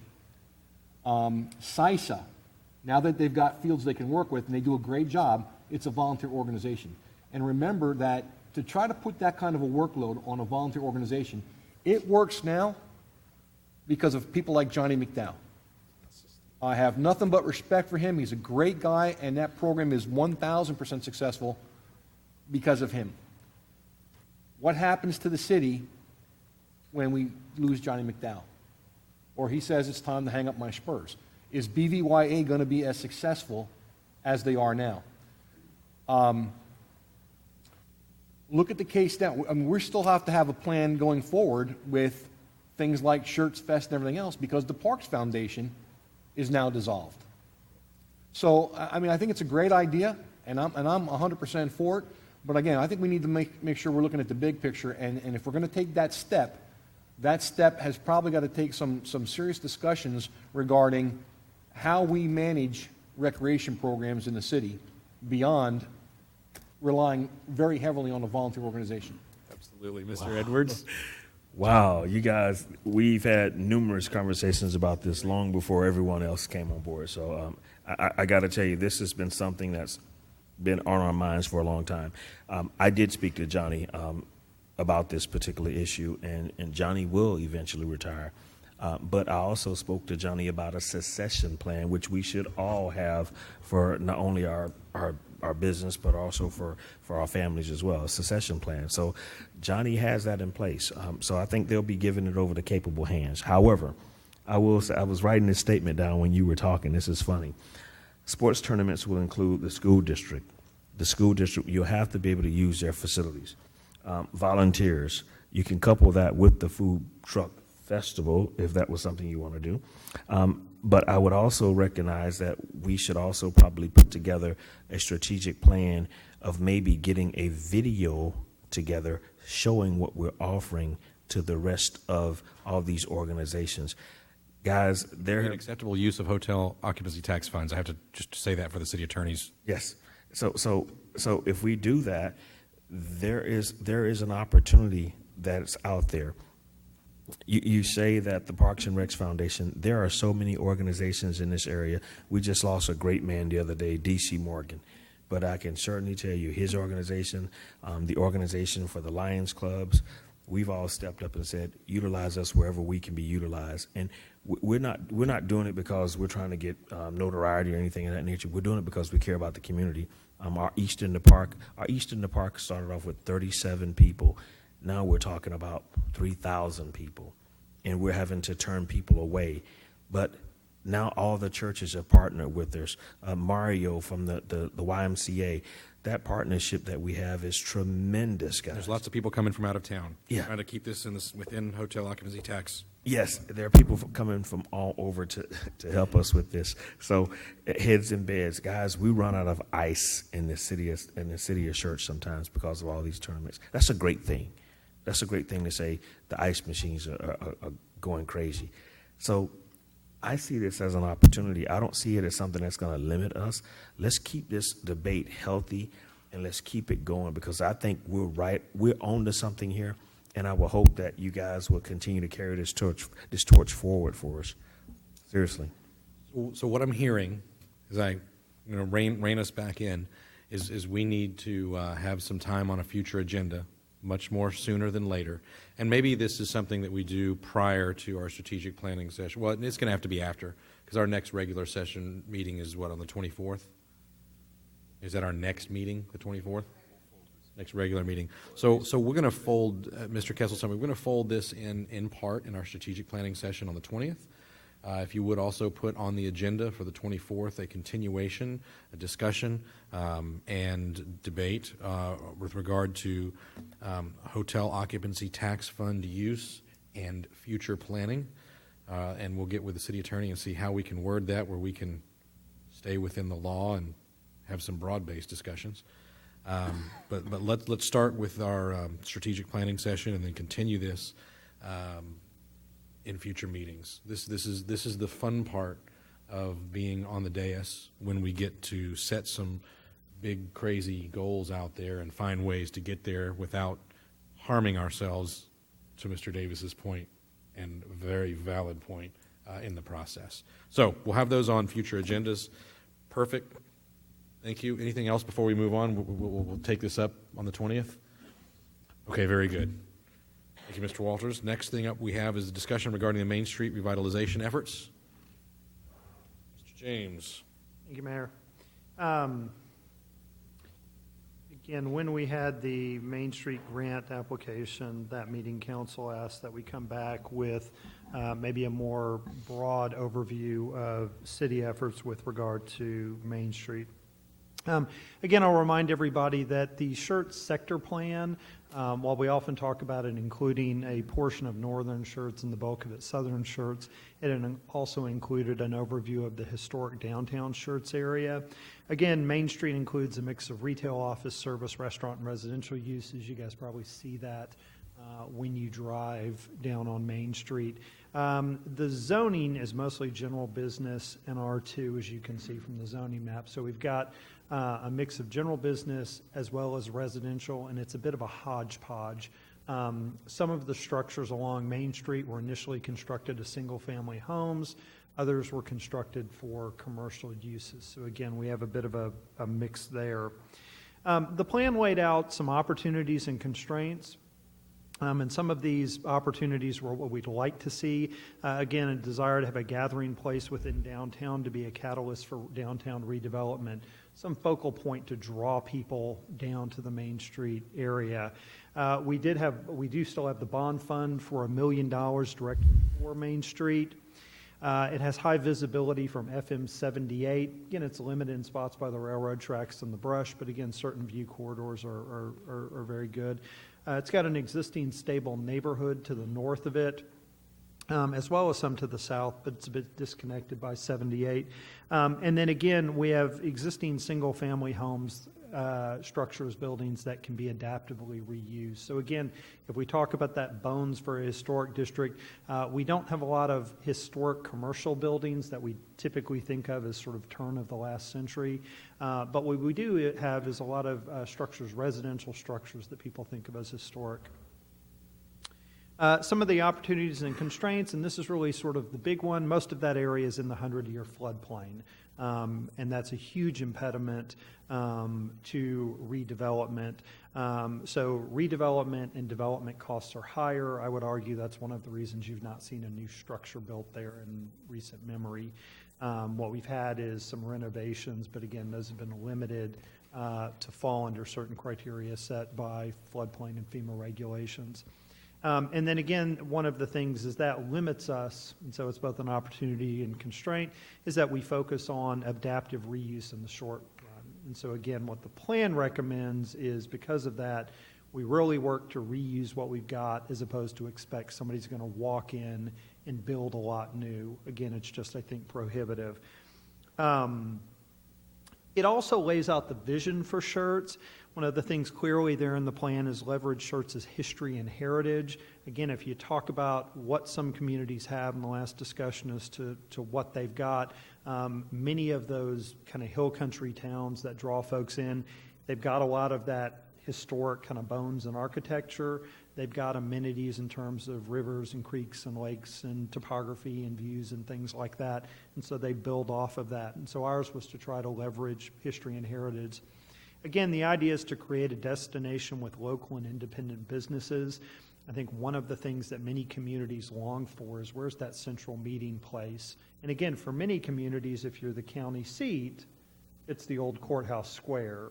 And again, commercial developed around that. We've seen that countless communities around. The other model you get is theory the Main Street. Again, Fredericksburg, where you go back, you don't have that square, but you've got the drive, commercial developed along that. And so they build off of that. The other idea is to encourage, with that, use of existing buildings to the extent possible. Referenced that a minute ago, but again, that reappears over and over. And then one of the ideas is create unique and unifying identity through gateways and streetscape elements, those sort of aesthetic elements of streetscape that can make it look more attractive. And then again, creating a framework of activated civic spaces anchoring existing successful and new businesses. So the idea is what can we do with regard to civic spaces, parks, things like that, where again, often folks talk about food truck courts, events, festivals, get-togethers, things like that, as part of that. Now again, a couple things I'll give you thrown in from my perspective in the bottom. When you think about Main Street, if you really go and your mind go down, we don't have a whole lot of vacancies down there. We regularly, when buildings go vacant, get applications to come in for new certificates of occupancy. It's not a blighted area. Again, having worked in the city of San Antonio before, again, I worked in areas that were blighted, boarded up vacant buildings.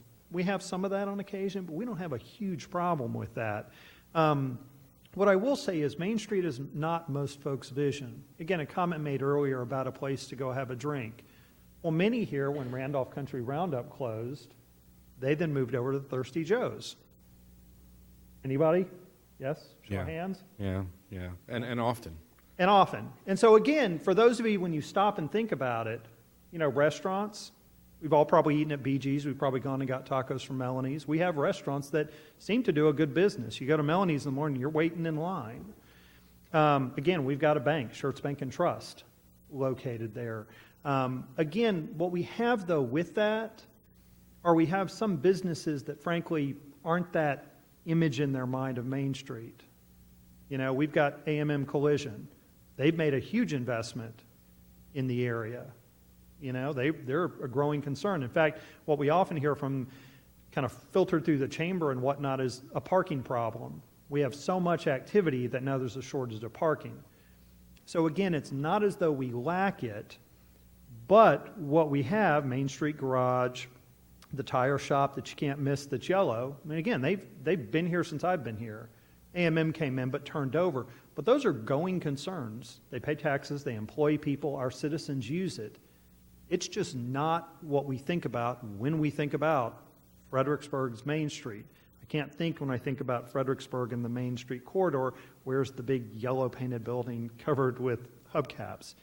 And so again, that's just something to keep in mind as we go forward, because I think one of the challenges we have with the plan when it lays out this vision is it's a bit at odds with those businesses in the area. It doesn't directly say that, but being a part of that effort and hearing the citizen input, there was a bit of a conflict there. Nobody was saying, I want them to go away, but effectively the vision, they weren't necessarily part of that in the long term. And so I only say that to say that's a challenge we have, because again, I don't hear anyone say, yeah, they need to go. No, we say it's good. They're active, they're useful. So keep that in mind going forward as I talk about some of the things now. Again, the plan does sort of lay out what that vision looks like. And again, it's that typical streetscaped up, prettified, but you don't kind of notice, hey, here's the car storage area associated with the auto repair business. And so again, there's that. But again, you can see what we were shooting for. Now, I will say this, and this kind of gets to it, some of the recommendations. One was establish a historic facade improvement guidelines for changes people made, again, to preserve and protect that historic character. I will say, folks may remember a couple of years ago, the Schertz Historic Preservation Committee came forward with a proposal to, in fact, create a historic district that had additional regulations and prohibitions that effectively would have said, folks cannot pull a building permit for those structures till the changes were approved by the Historic Committee to be in keeping with those guidelines.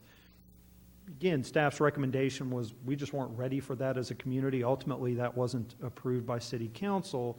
But I think it's important to know that it was shortly thereafter that the Main Street Grant Program came out of that. It, again, was a way to sort of say, use a bit of a carrot and stick approach, that we can protect the historic integrity, but do it with an incentive as opposed to a straight regulation that one would have, for rightly or wrongly so.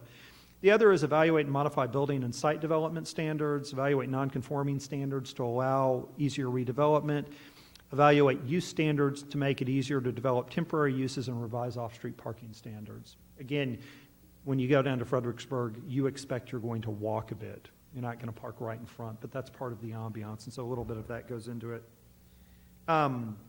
So a couple of actions to date. One is when we modified the drainage regulations a few years ago, we put in some slightly different provisions for these already developed areas to make it a little bit easier to deal with that within what we could consistently do within FEMA regulations and guidelines that were a challenge.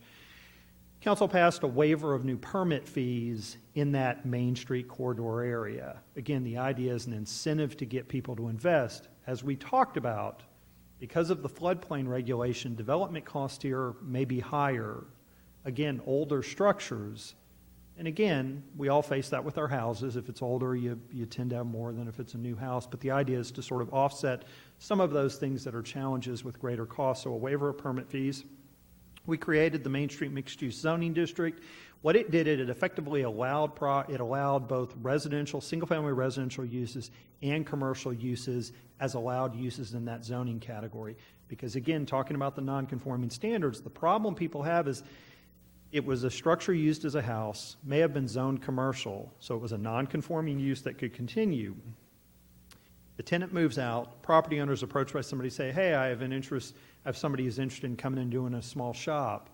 But my concern is if that shop doesn't make a go of it, and I need to lease it again, and it maybe, again, I can find somebody pretty easily to lease it as a house, well, I would have lost that non-conforming status. I can't lease it again. So the zoning district we created allows those uses both by right. You still have to come in and pull a permit, get certificates of occupancy. But again, you don't lose that non-conforming status, and it allows folks to take a chance on that business potentially going forward. It also modified development standards because, again, those small lots, house right in the middle of it, you're not going to be able to put in a parking field of the size that we normally require. So again, reduced standards, modified standards to make it easier for redevelopment and adaptive reuse.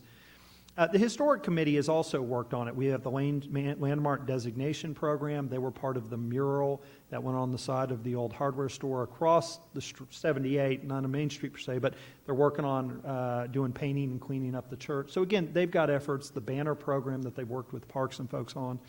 So that all goes to help. The other thing is certainly we're a part of San Antonio River Authority's study of the Cibolo watershed. Again, the big issue we've got, this is all in the floodplain.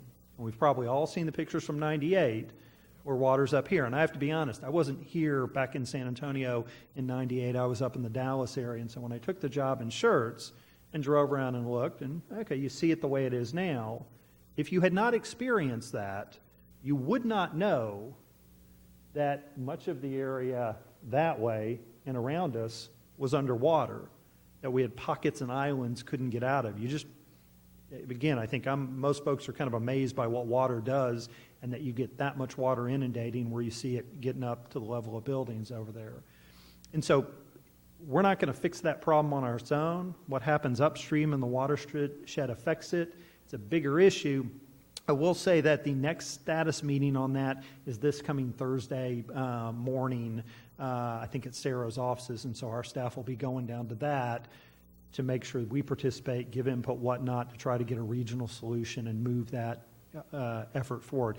Again, it's not going to happen overnight, but if we don't start and be involved, we're not going to make any progress to it.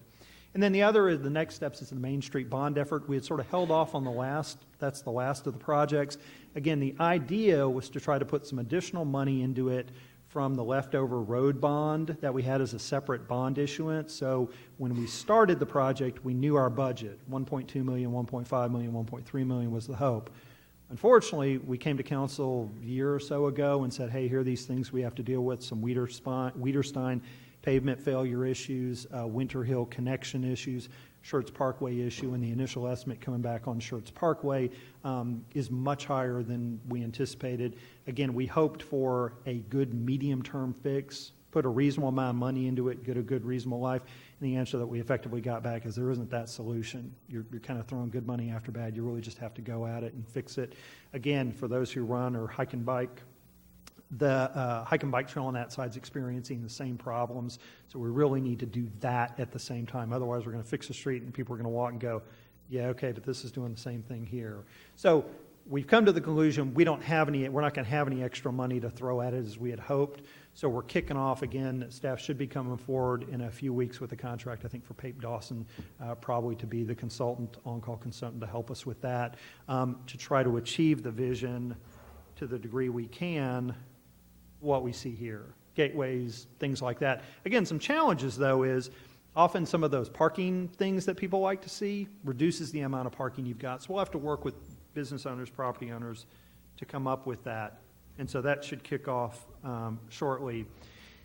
A couple of things I will say, though, just to reiterate, don't underestimate the impact of the floodplain. And I know I've said it over and over again, but there is a reason no one has gone in and said, I'm scraping this old building, I'm building something new. And that's the floodplain issue. We have to work with what we've got, and it's not cost effective. The other is traffic, and the plan kind of notes this. There isn't a direct connection between 1518 and FM 78. So if you're coming down 1518, you're trying to get over, you're driving through a section of Main Street. But notice what I said. You are driving through to get from somewhere over here to somewhere over here, and you're not planning to stop, and all of that traffic doesn't make it easy to get to. It's much like, again, some of the drawbacks that come with being that destination place. It's great to go visit Fredericksburg, but man, I don't know that I'd want to live there and deal with that mess that sort of comes with it. Again, San Antonio experience, a lot of redevelopment on the east side of town were promised with the AT&T Center. There's a lot of frustration by the residents going, there's a Spurs game, we don't get in and out. You brought us a bunch of metal overhead power lines on Houston Street, and we can't get in and out of our neighborhood. So be careful what you wish for. But anyways, the traffic, while they're high traffic counts, it's not folks wanting to stop. So one of the issues is how we deal with that on a broader issue to get the appropriate traffic in that area. I will also say that there isn't a single fix. There isn't one thing that we can do, and if we did this thing, it would all happen. Again, we'll go through and do the Main Street bond program. And you're right, sometimes that incents people to make investments in their property. But we've probably all been to the community, wherever vacation, whatnot, and we've seen that investment in infrastructure, and we're looking around going, yeah, but nothing has happened to the stuff on either side. It's vacant, you know, it's a struggle. And so really, I think you have to be thoughtful. It's a component, but from our perspective, you have to deal with a series of these things to chip away at the problem, because there's no perfect fix.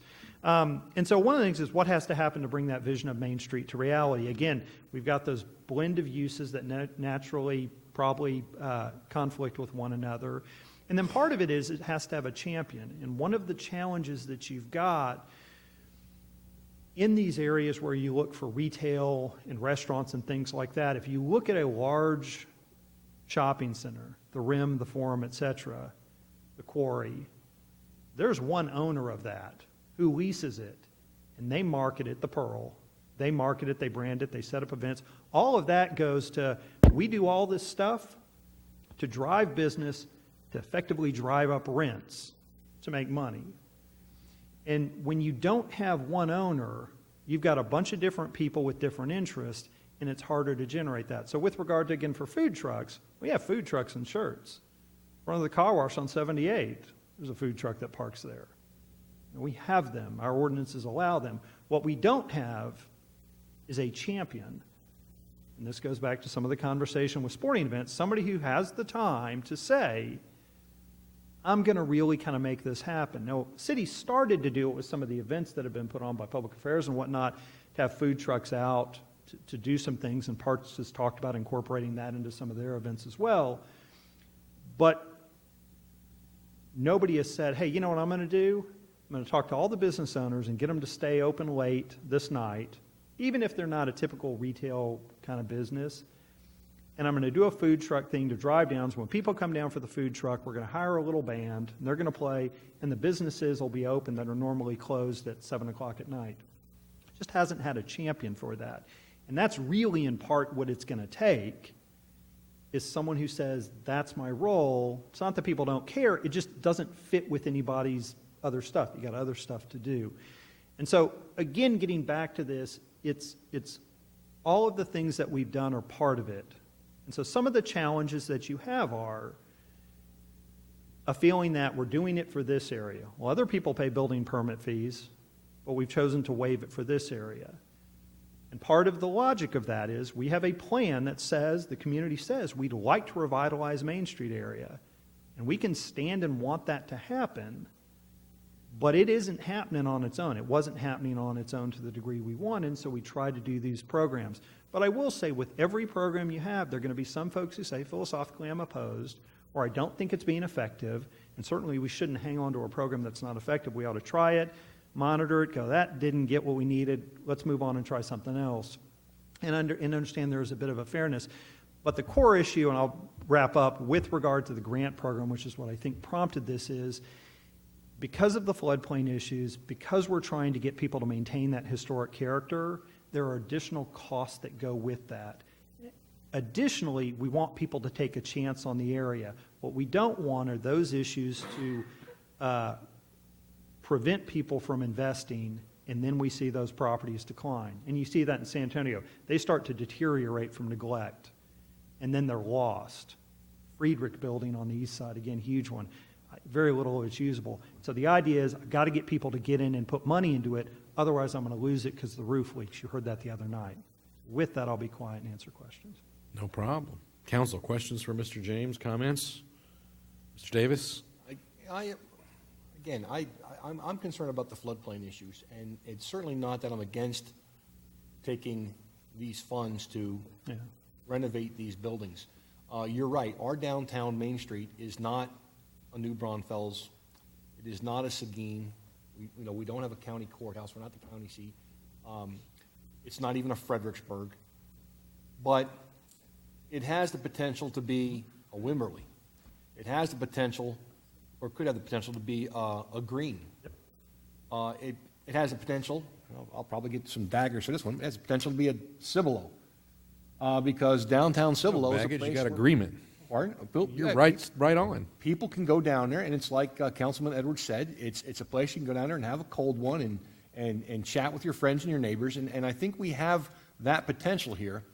My concern is we have a vision, and it's just like we talked about earlier with the sports events. We have a vision. How effective is our plan to work towards it? And again, maybe it's one of these things where we're going to spend some money to find out it's just not going to work. But on the same token, we have this vision here. Maybe this is one of those opportunities where, again, we need to sit down with EDC and the chamber and maybe do a town hall somewhere down there where we get the property owners and invite the property owners in there and say, what can we do here? Where can we take our next step down here?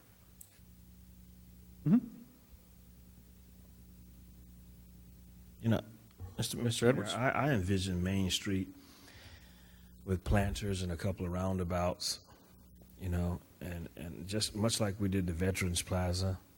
That could, instead of it being, just Main Street, it could be Military Main Street or something of that nature. And I think that will bring a lot more prominence to the area. I know we're talking about floodplains, I understand that, and the floodplain does impact what we can do there. But I'm not saying go tear the street up and put cobblestones down. But I'm certainly sure that, and a stamping of some sort, an overlay or something of that nature would probably be less expensive. But putting lanterns up to make that much of a difference, do you think that would even be? Yeah, I agree with you, Councilman, and that's really what that bond money is for. And so again, the idea is to go out and make those improvements so aesthetically it's more attractive. And I think that moves us toward our goal. Yeah. All I'm simply saying is, if we just did that, we're all going to stand out there, I think, and go, yeah, this looks nice, looks a lot better.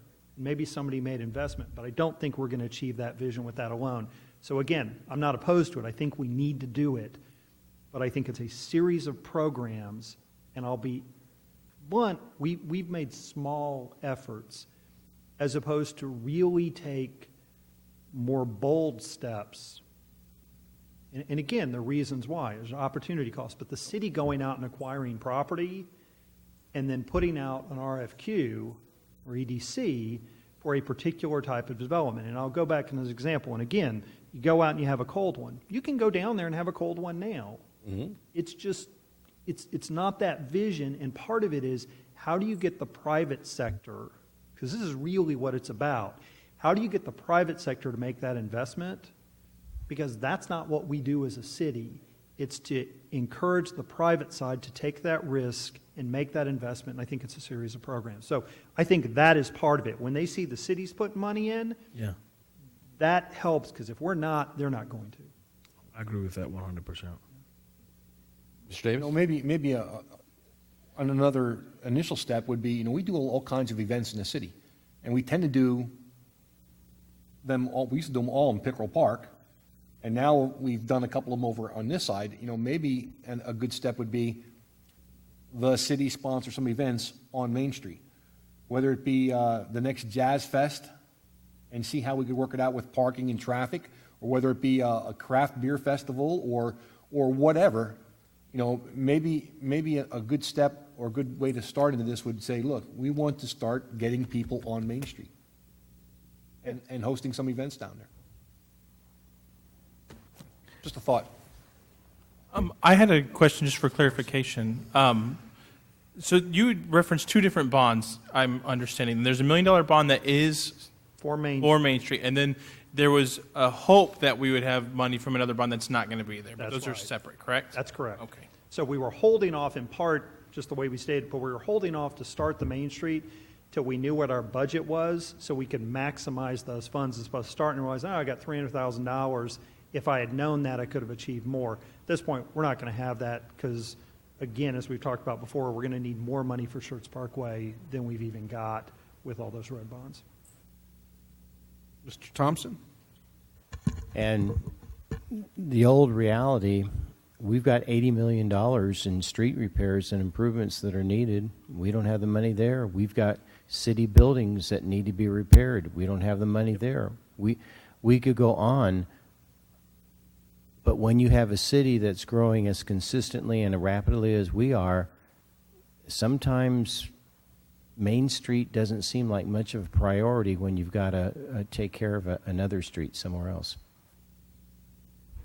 But I want to make sure, because Mr. Larson asked the question, the bonds that were passed for Main Street, that was specific language for Main Street.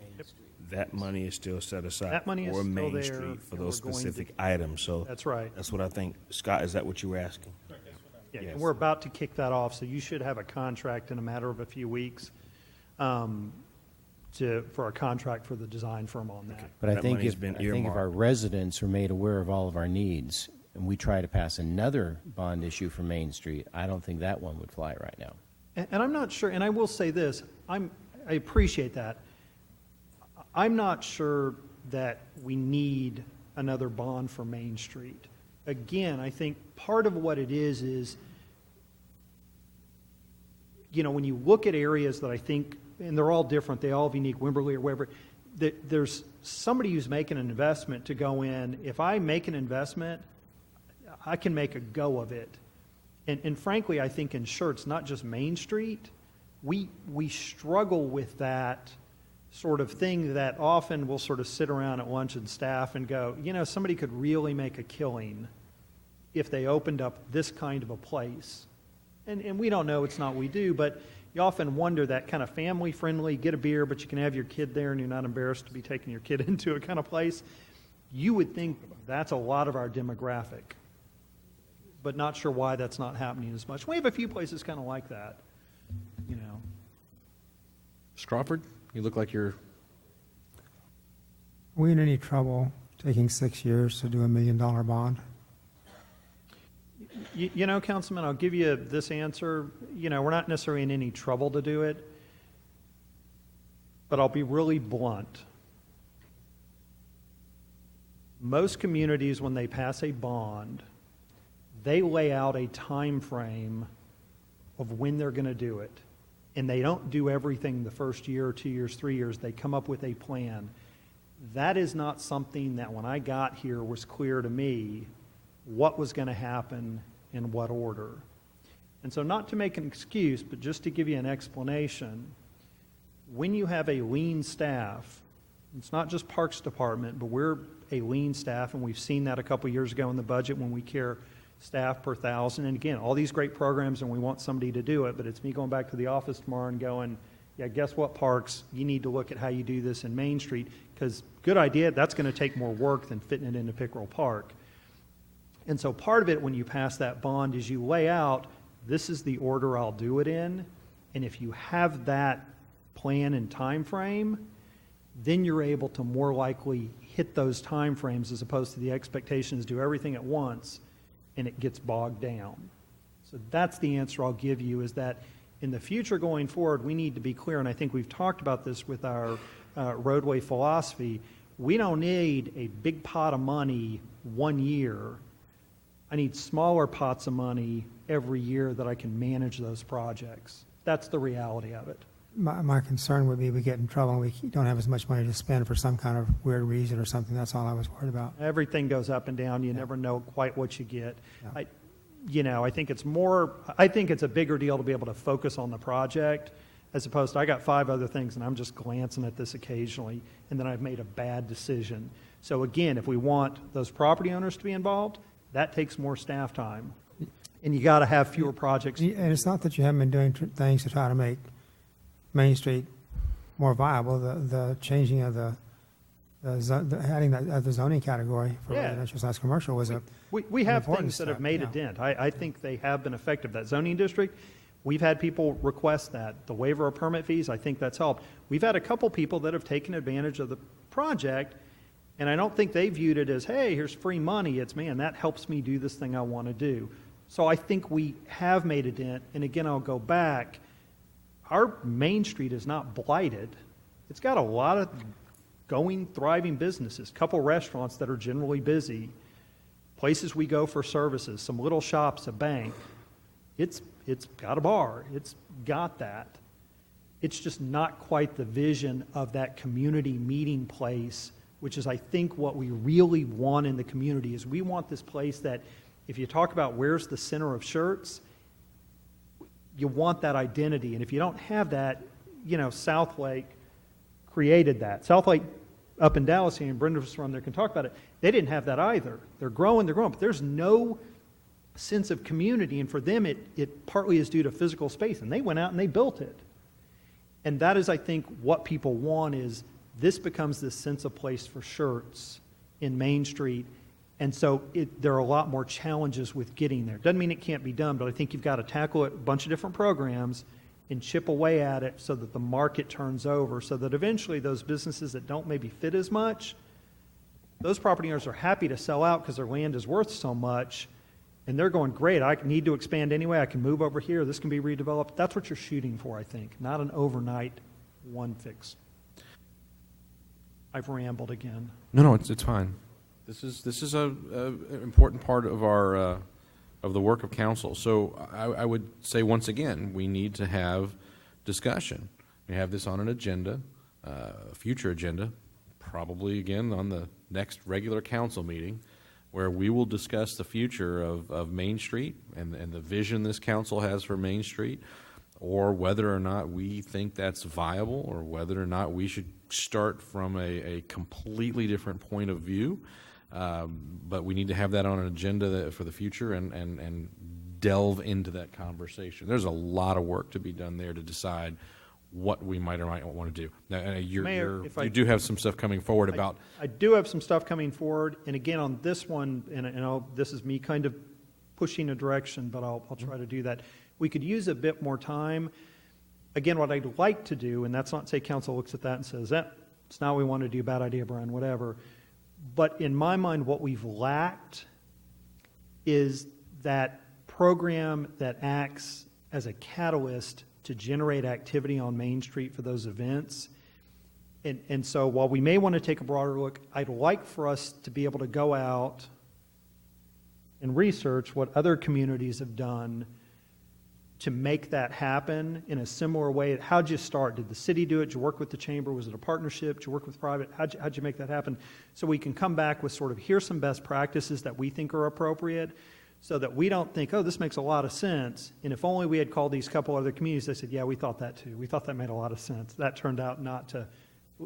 So if I may have a bit more time, I can come within a couple months, within 2 months, but 2 weeks is tough.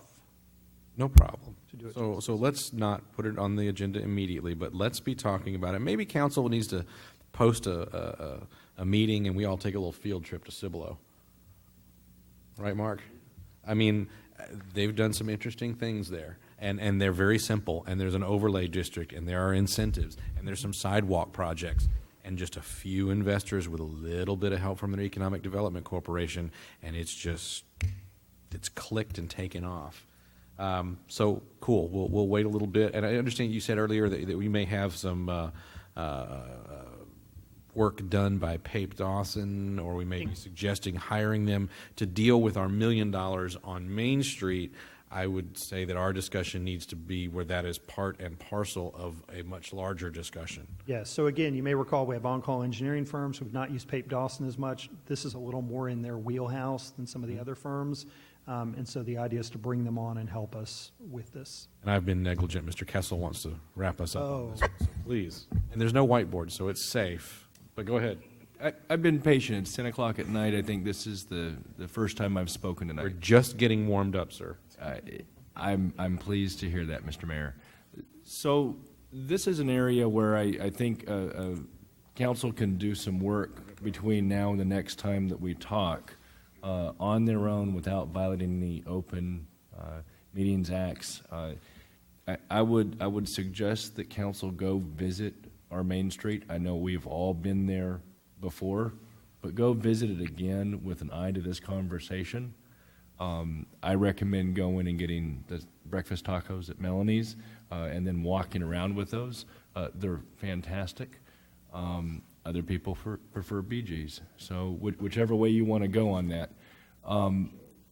Think about if you're wildly successful and we have 500 cars parked, what is that going to look like? What is that going to feel like? Where are we going to do? Will that benefit the existing businesses? Think about what that'll look like in the residential area. I would also encourage council maybe to put this in the context of some of the other discussion items, and I'm very sensitive to what Mr. Davis said about irons in the fire with staff. But it's not just that, it's also the finances, it's all of the different expenditures that we might have. So if we're going to look at taking over events, do we have that opportunity to combine some of these other discussions and do one right thing right, as opposed to going in every direction and doing many things, any one of which is a good idea, but doing them in half measure and not being successful? I think the 24th, we should have some discussion on the foundation items, I think. Is that correct? No, 7th of February 7th. I apologize. Okay, so it'll be first week of February when we have that. I think we have staff out of town. I remember being told that. So we'll have some more context for this. We'll have some discussion at the strategic planning session. There's plenty of time for us to each go down and look and kind of start to really walk the area a bit.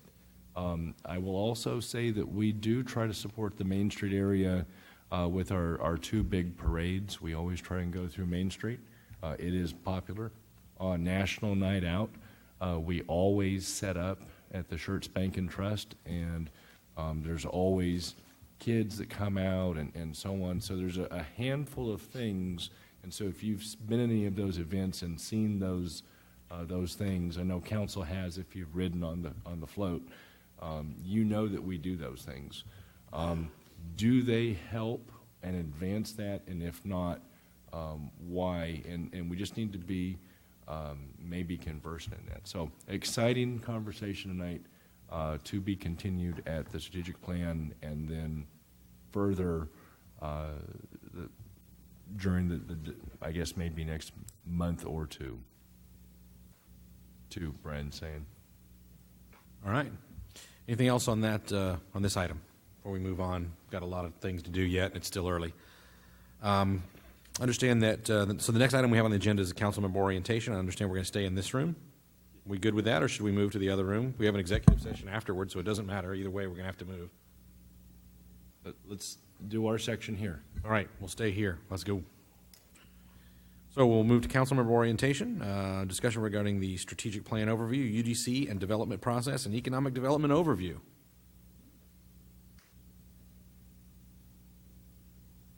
No problem. We got lots of time. I don't have to be at work for at least 8 hours, 9.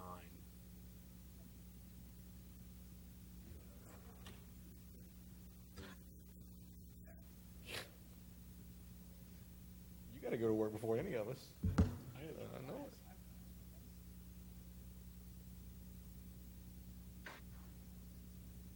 I've been told by IT I'm okay to do this, so we will. Go ahead. 5-minute recess. Be great, thank you.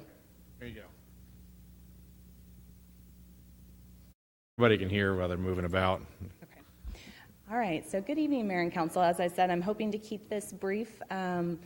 What we wanted to discuss today with this orientation item is to give you guys a brief overview of the 2016 strategic plan. Now, late 2015, early 2016, staff and council, previous council, worked together to develop the strategic plan that was formally adopted on March 8th. And I believe you guys have all received a copy of it. It's this one right here. And as I said, we just wanted to touch on some key points of the document, as we do have our strategic planning retreat coming next week. So in preparation for that. So in addition to affirming our vision and our mission statements, the purpose of the document is to seek clarity and alignment. And speaking to clarity first, The plan focuses on not just defining or describing, but also understanding what our policy and our operations, late in the evening, okay, policy and operational values, as well as understanding our strategic situation. So in addition to clarity, before we decided what our goals should be, or came up with a list of projects, we first sought alignment in order to set prioritization. And as council remembers from the December team building retreat, we are very strong on setting vision and then also with the execution. But the middle piece, the alignment piece, is something, an area that we needed to work on improving. And so when we were developing this document, it was important to us to be able to be aligned so that we can head in the right direction. Everybody knows which way we're headed. So the importance of the vision and the mission and the values, and those are 3 key points from the document that I'd like to point out, and they are important for many reasons, as you see on the screen. They frame the city's identity and brand. They set defined direction for achieving the city's goals and objectives. They provide clarity when making strategic organizational decisions. And finally, again, speaking to alignment, they foster alignment at all levels of the organization. So it's not just anywhere from council members down to our frontline staff as well. The last page of the book shows this strategic vision for excellence model. And what this is, it incorporates our vision, our mission, and our values. And our values we broke out as our policy values, our operational values, and our core values. And I'll touch on that a bit on the next slide. And it incorporates these into an easily recognizable and meaningful model with the intent of being readily understandable both within the organization and outside to our citizens and stakeholders. So this is the model I referenced, and looking at this at the top is our citizens and stakeholders, and then when you look at our vision, community, service, opportunity. This was something that council, the previous council had wanted to be simple, easily remembered, and it encompasses what we want our community to be about. So it's about community and what that means, about service, what that means, and providing opportunity to all citizens and stakeholders.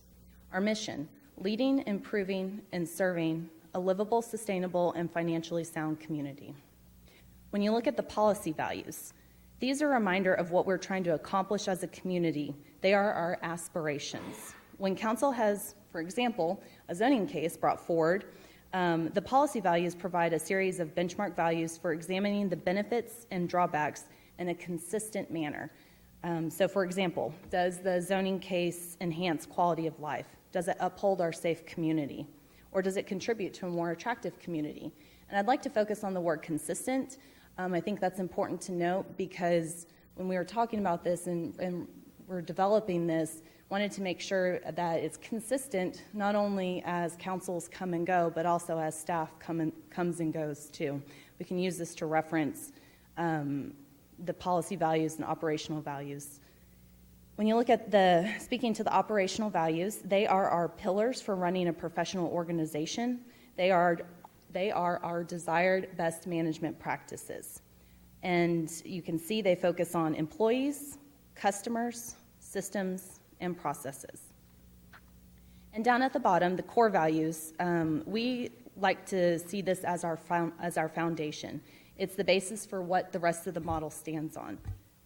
One could say we could compare it to our version of ethics. It's what we hold most important. So I think it's important for me to read them out loud. It's doing the right thing, do the best you can, treat others the way you want to be treated, and work cooperatively as a team. To sum up, having clarity and alignment with regards to this document and our vision, our mission, and our values at every level requires an ability to explain the rationale behind them, and it engages our entire organization, again, from the very top to our frontline employees, and it engages them in a genuine exchange of perspective. So we're able to have that dialogue with our staff about this document. And once we're all on the same page, we can then encourage our team to champion the execution of the plan. Mr. Kessel. And just to encourage council to pull out their book, whether it's the digital version or it's the hardbound version, you should have either copy. It's available to you on your tablet. look at the is not, and why sections. You don't have to do it now, but that's really where we get into a lot of information that's meaningful. I've been in a number of different communities that have put something along the lines of a safe community up on the board of their council chambers. And then virtually every time there's a complicated zoning case or some other policy decision, both sides of the issue point to that sign and say, we're trying to be a safe community, you should side with me. Well, no, you should side with me. Because those words can be interpreted in many different ways. What we have tried to do in this document is say it is these things, and they're not definitions, but they're descriptions, and it is not that thing, and here's why it's important. And that really helps you as a council person to understand what the original intent was. As we go through, those may need to be updated. Those may need to be something that we look at and spend time with to see if they still match what we believe. This was a previous city council that did this work. They may be the perfect words still today, or it may be that they're missing the mark a little bit, or it may evolve over time. It's important for us to have that alignment. If you think about an organization that's the size of ours, we spend a very long evening tonight talking, and we get kind of on the same page a little bit better because of the dialogue, maybe a lot better because of the dialogue. But then tomorrow morning, there's a bunch of staff that shows up, and they've not been privy to this discussion. How are they going to be moving and working in the same direction? Well, it's only through alignment and very clear communication that we can make that happen, and we need to go the extra mile to get those tools together, and this is one of the key tools to creating that alignment.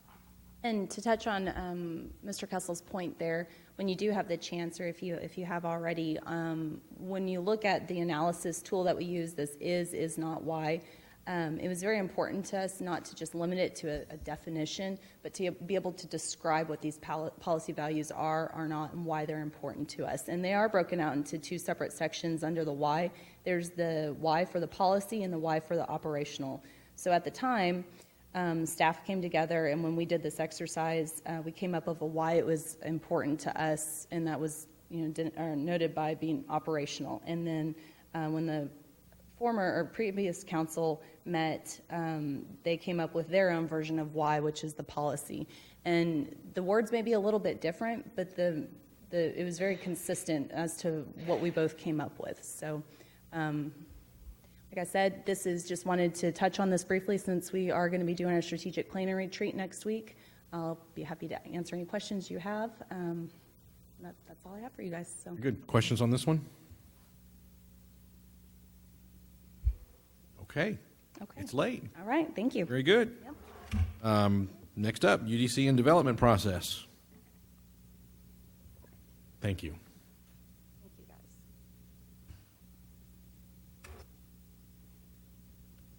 guys.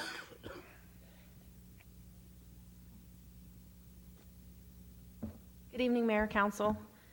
I was really excited when I heard we were going to talk about the UDC, and I thought, I'm going to bring it along. And I told Brian, we should talk about every article. And he was like, no. And I was like, okay. We should at least spend an hour on the sign ordinance and on I'm like, okay, then I'll just some of the basics. Really scale it back. But we can only scratch the surface in it. Thank you for having me here today. This is Bryce Cox. He's our senior planner.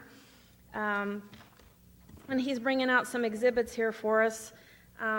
Just as we go through this presentation, I'll try to make it quick and brief because I know we're late. But so the Unified Development Code here, which it's kind of like a Bible, you just kind of, it's real important, and we use it every day. And so it combines the land use regulations and procedures outlined by state law. So it's basically all of our development standards. Council has the ability at any time, as they see fit, to make changes.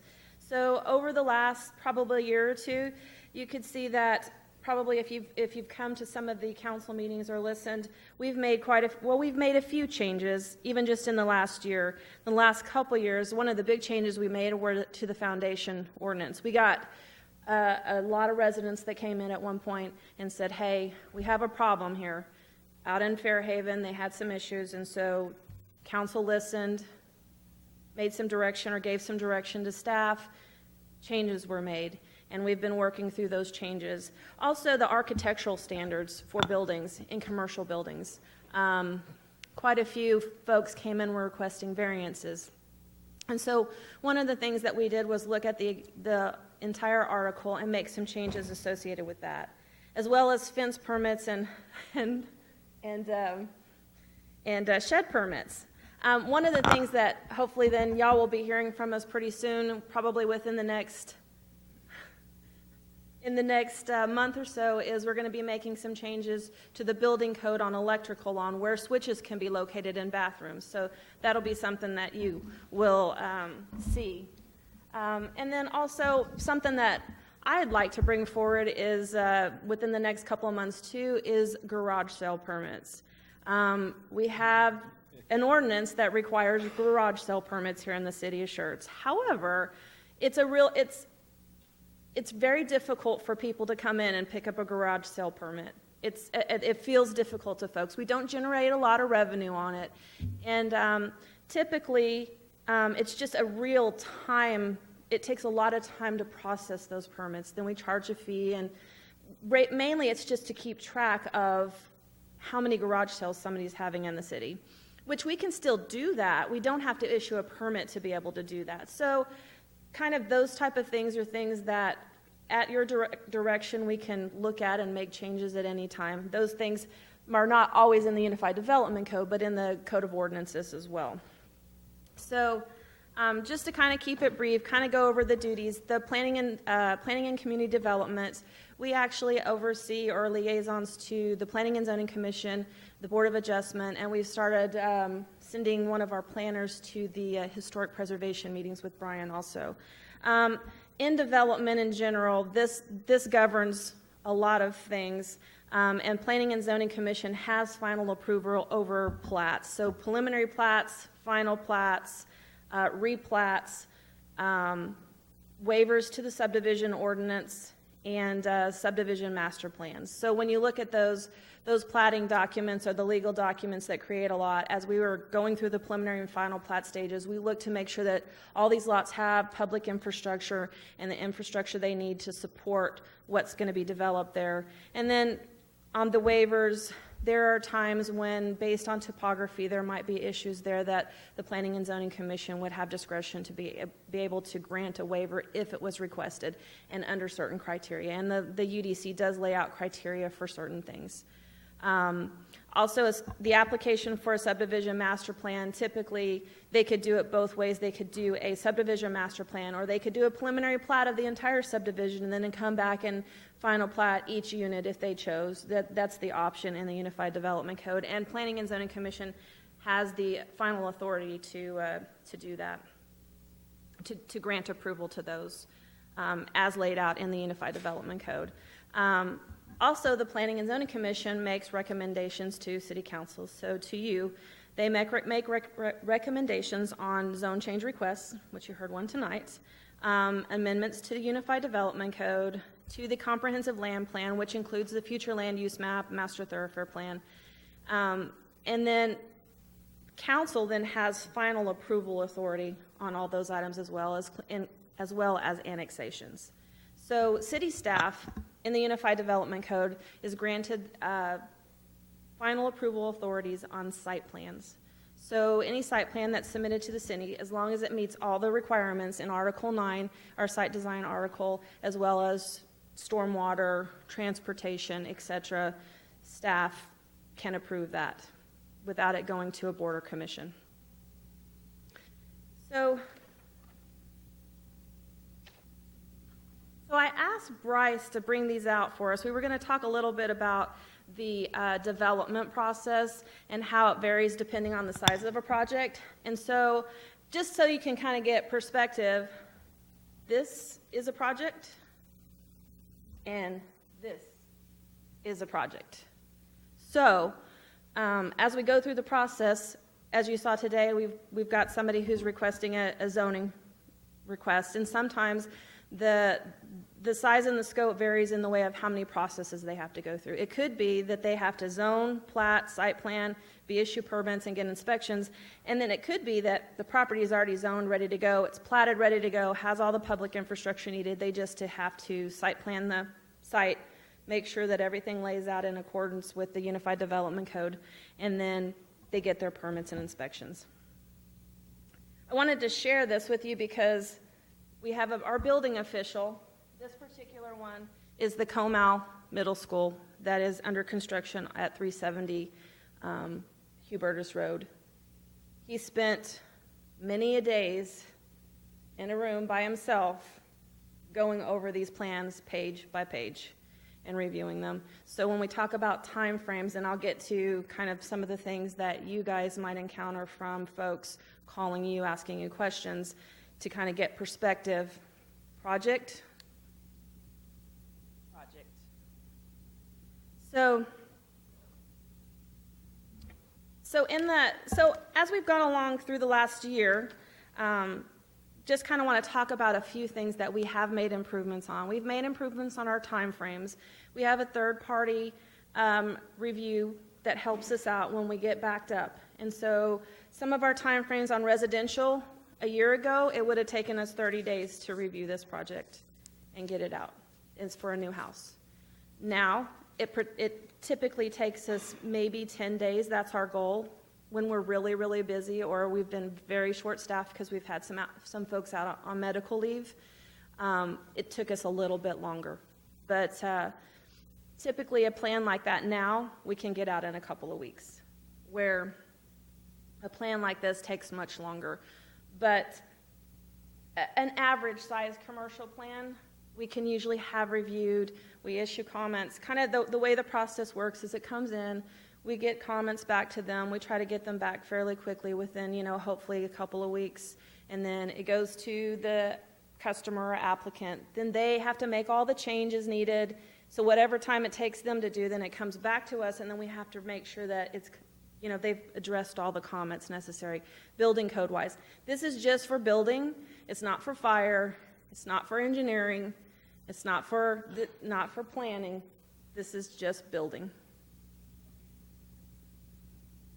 It was like this and bigger. It was probably bigger.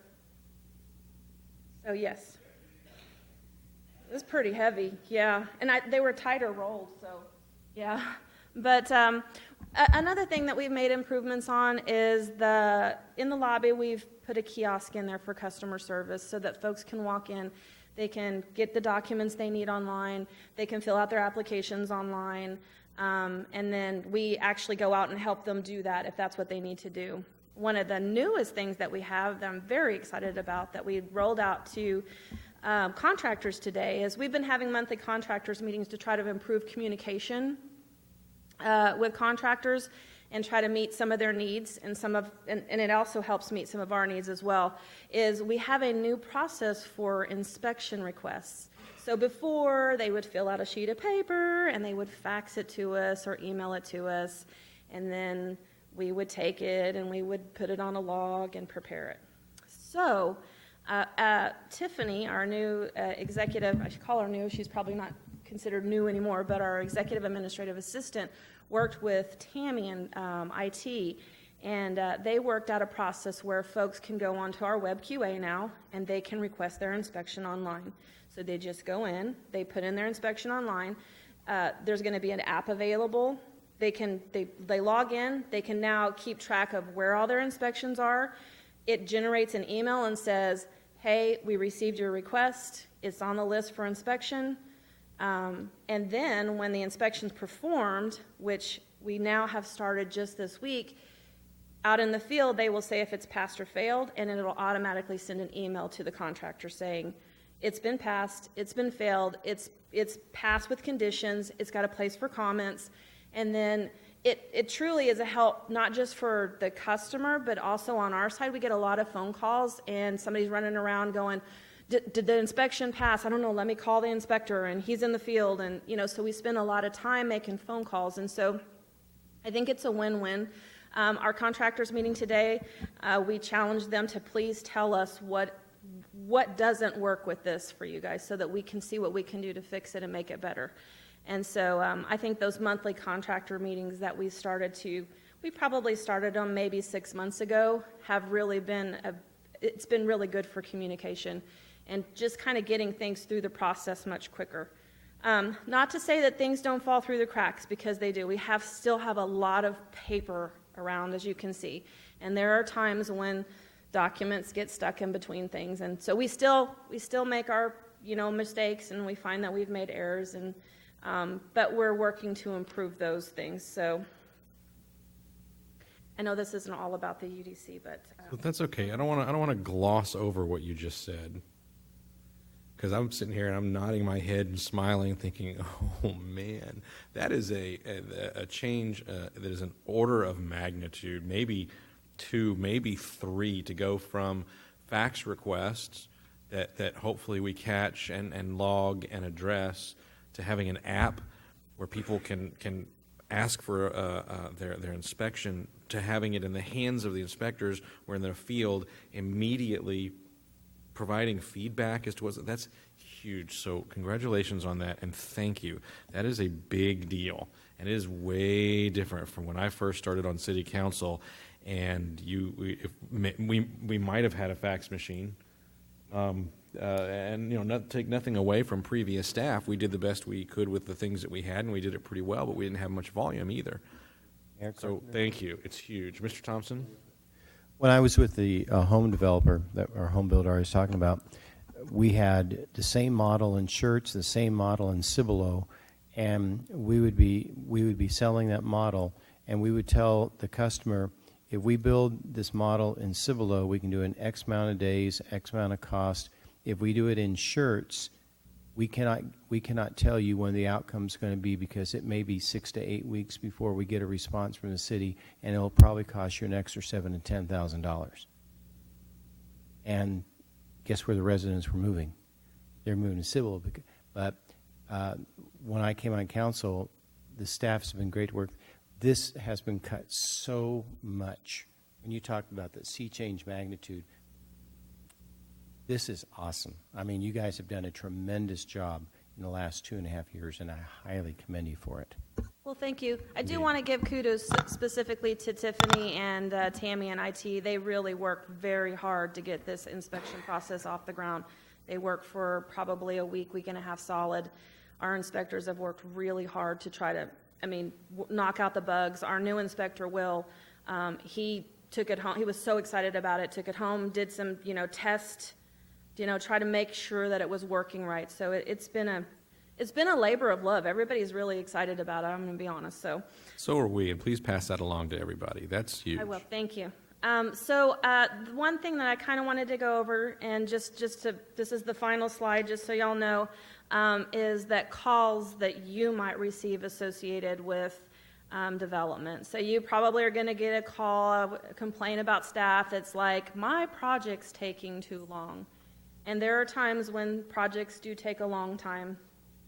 For instance, a large project like this, I think that, most of the time everybody's in a hurry. And like I said before, there are times that, things get kind of prioritized different depending on, what the needs are. However, just know that you can call any of us at any time, me, Bryce, Brian, Gil, and if we need to, walk you through where we are in the project, we're happy to do that. One of the thing is, staff's they're making me put landscaping and fencing adjacent to this residential property. I'm not sure why I have to do that.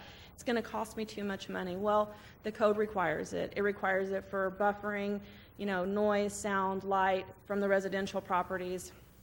And some of those things, staff just doesn't have the discretion or flexibility to be able to say, yeah, well, you don't have to do that, So basically, we're very consistent on how we interpret and administer the code.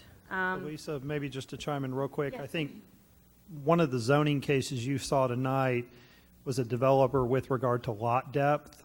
Again, the comment was, I may be 2 to 6 inches off, and it's the way it's measured, the lot meets the size requirement. That's an example. Staff doesn't have the ability to tell them they're okay. So that problem cost the developer how long? Oh, probably 6 weeks, yeah. Yeah, so again, just so you understand, as empathetic as staff is, I can't help you with it.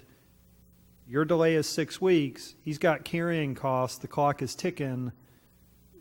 That's an issue. So one of the things I will say about our code real quick, and Lisa may touch on it, is there is very little discretion provided to staff in our Unified Development Code.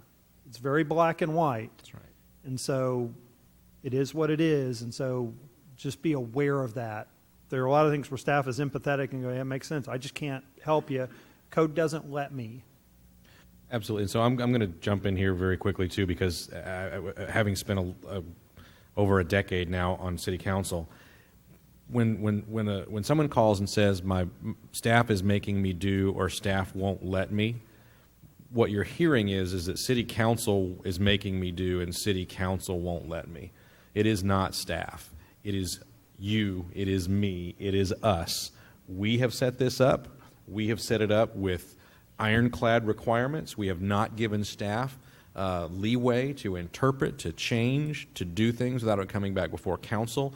So when you get that call that says staff is making me do this, I don't understand why I have to have an 8-foot masonry wall. I don't understand why I have to have all this landscaping. It's not staff. It's you. It's me. It's us. We have set this up, and it has been quite deliberate, because if we didn't enforce it, if the bar wasn't set high, then we wouldn't have the quality projects that we have in the city of Schertz. You can ask Mr. Crawford, who has sat on planning and zoning, about the time and effort and frankly decades worth of work to build a UDC that is hard to comply with because it pays dividends in the end. So I just wanted to say that on behalf of staff. It's not staff making me do. It's not staff won't let me. It's we, us, have set that bar, and we, us, are the ones telling the developers no. Please. So just the last thing that you probably would hear from is somebody kind of calling you to lobby you support for a case that they have moving forward, specifically maybe a zoning case that was moving forward and they want to build an apartment complex somewhere, and they would like for you to support their cause, and so you potentially are going to get those type of phone calls. So just kind of wanted to prepare you for some of the things. We didn't go into in depth on the UDC, but I will tell you there are some changes that planning staff is working on currently that you'll be seeing in the near future, and so on changes to the UDC and updates to the UDC, because it truly is a document that we should be looking at regularly, and it evolves as we change. Our community changes, the document should change as well to accommodate that. So Lisa, what revision are we on now? We were on 8 or 10. So, let's see. 1, 2, 3, 4, 5, 6, 7, 8, 9, 10, 11, 12. Yeah. 14 since 2010.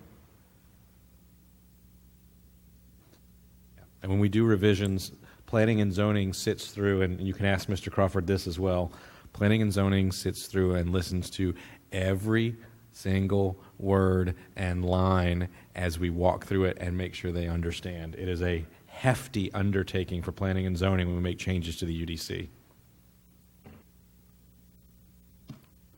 And just in case a citizen were to ask us and we were to give a number, how many estimated pages is that school, just the building, that you have to go through? Yeesh. 500, 700, 1,000? Again, just... Specifically there. Yeah. The manual's here too. Okay. So we can tell a citizen, some of our projects, the engineer has to go through 700 pages. Yeah. Okay. Safe to say. Any more questions? Questions of staff, ladies and gentlemen? Any comments? All right. Thank you for all the hard work you guys do. Yeah, and thank you for saying that for making them do and for not letting them because that is correct, and we really do appreciate that. You're on the sharp end, and you have to hear the complaints, and you're just upholding what we've said, and again- it makes our community a better place. Developers come and go. We're still here. So thank And again, commendations. Over the last few years, there's been tremendous improvement. Good stuff. Thank you. Mr. Kessel? I just wanted to say that Lisa and Bryce and all of the staff that you have over in Development Services, I'm leaving Gil out, I'm leaving a lot of people out, so I apologize. They are really making a difference, and it's a lot to do with Lisa's leadership. So congratulations. It's really showing. You have the right attitude, Lisa, about doing it not just for the community, but you also care a lot about your staff. Thank you.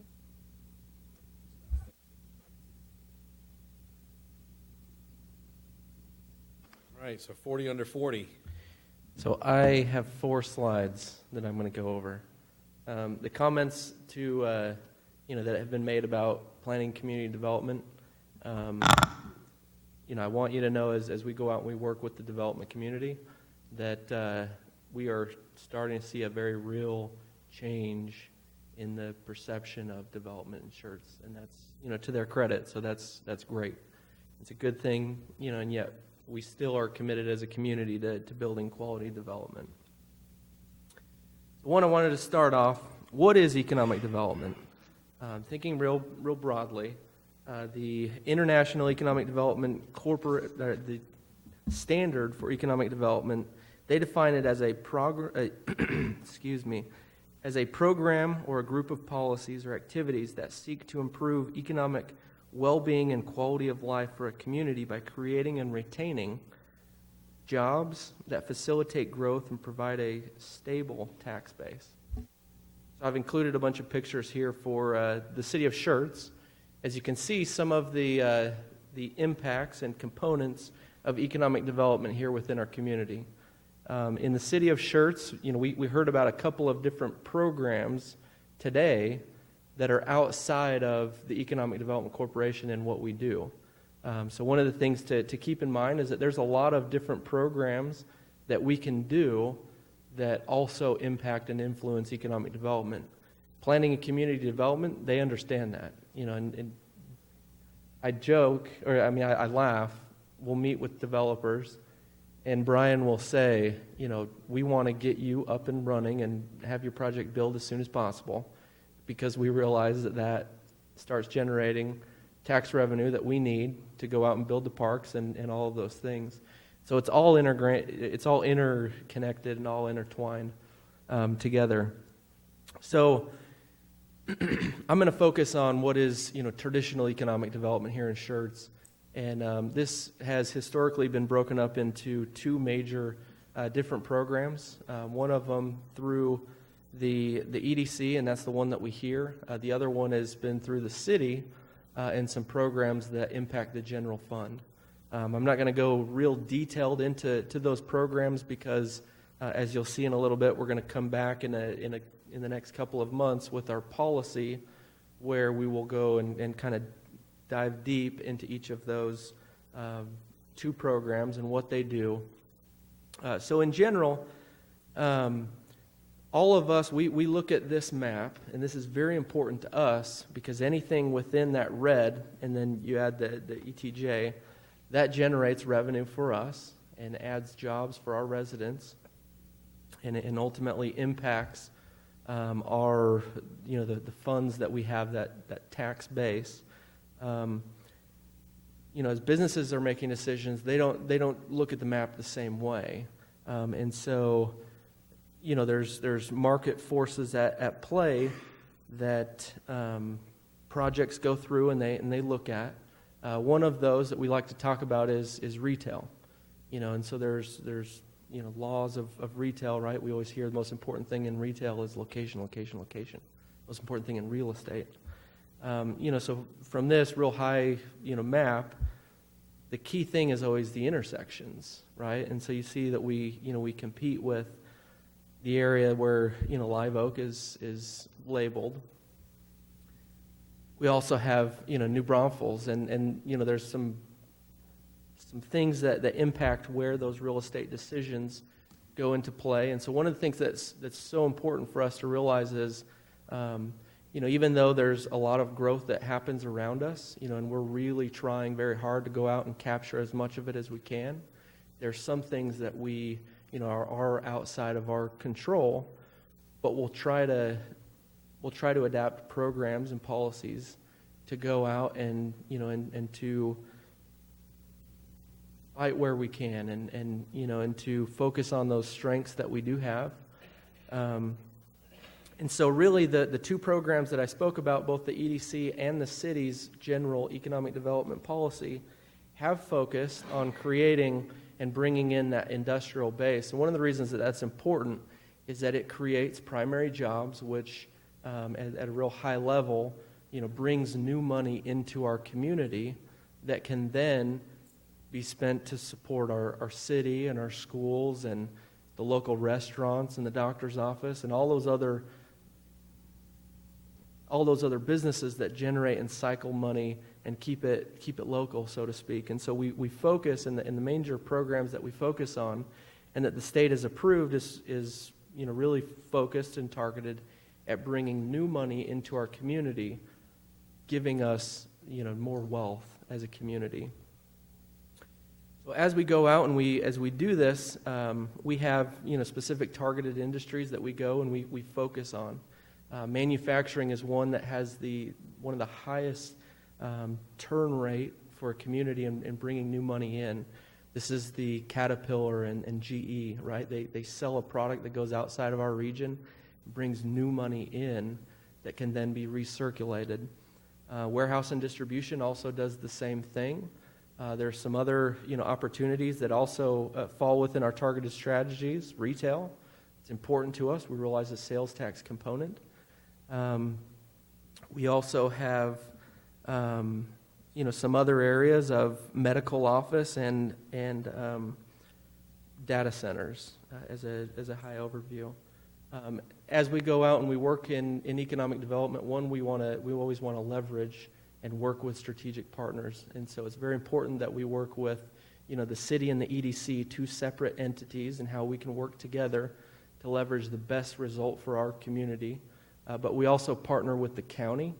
That's a separate source of incentive funds, and then also the state. And then there's also some workforce boards as well. And all of those are different tools and incentives that we can do to promote and to drive economic development. So one, keeping it at a very high level, I wanted to focus on your role as a city council in economic development.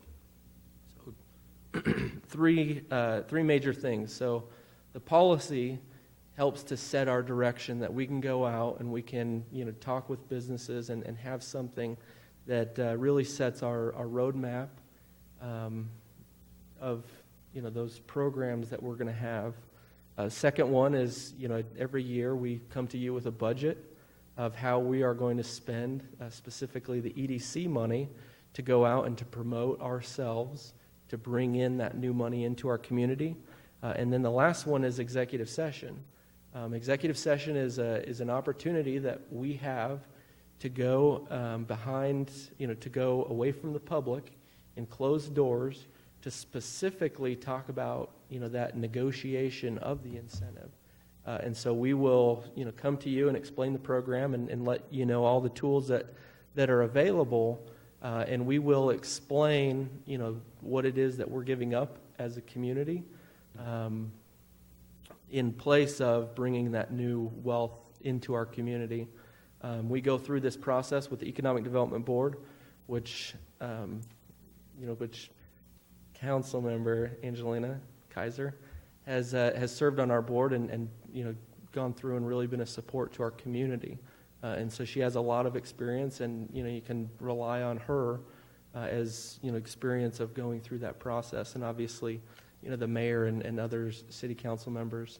One of the things that I would really stress in kind of this overview is that the information that is given is extremely confidential, and it's very sensitive, and we can lose a project if that information gets out. and then to maybe illustrate that, put yourself in the company's position, and, if that information got out, that may affect the real estate deal, that may affect their competitors, right, and their position into their market and their ability to grow. And so, and ultimately it can and it has affected this community, where our community has been chosen over another community because of our ability to keep things confidential, where they have chosen Schertz over other communities because other communities have spoken.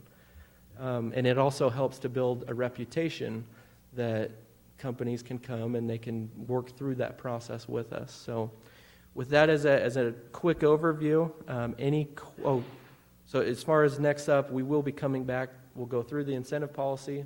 We'll get real detailed and explain, the programs and what it is that we're proposing. Also, something new is we will also be coming with a business retention plan, which is something new to help make sure that we don't lose what we have while we're still trying to grow new business in our community. Any questions? I'd like to very quickly, on the point of confidentiality, anybody that wants a stark example of how important that is, just pull me aside one day and ask me about the day I was first elected mayor, and I'll tell you the day's story, and it'll let you know all you need to know about how tenuous and important confidentiality is within economic development. But questions for our 40 under 40 gentleman here? Mayor Carpenter? Yes, sir. Not so much a question, a comment, but I was talking to a politician in another city councilman, and he made a comment that stuck with me when he talked about the role of the city council. He was talking about a business that moved to their city, and the reason they chose their city was because that business had requested DVDs or online, watched how the 3 final cities for their business, they watched sessions of the city council to see how the city council members interacted with each other. And it boiled, the decision between the 3 was so close, it boiled down to how the city council acted. In a regular, everyday, mundane meeting. Truly. Anyone else? All right, thank you, sir. I know we've got more coming on this, and opportunities in the bullpen. All right, go back to our original order of the agenda. Item number 8, announcements by the city manager. Do you have anything further, Mr. Kessel? Item number 9, future agenda item requests from the council. Folks, anything that we don't currently have scheduled that we need to have scheduled? Mr. Crawford? If I'm correct, I believe we have the package 2 for Sedona to be discussed at some point here, maybe the next council meeting, I don't know, to help make sure everything's on track with Mr. this. James is nodding his head that we will have an update on where we are in the actual implementation of that project shortly. Could I, maybe not that weekend, or that week, but maybe the next one, could we talk about Sedona and where the status is on the parks, the drainage, and anything else that applies to that subdivision that's basically complete, but whose responsibility is it to take care of drainage and those kind of things that may or may not be complete for some strange reason?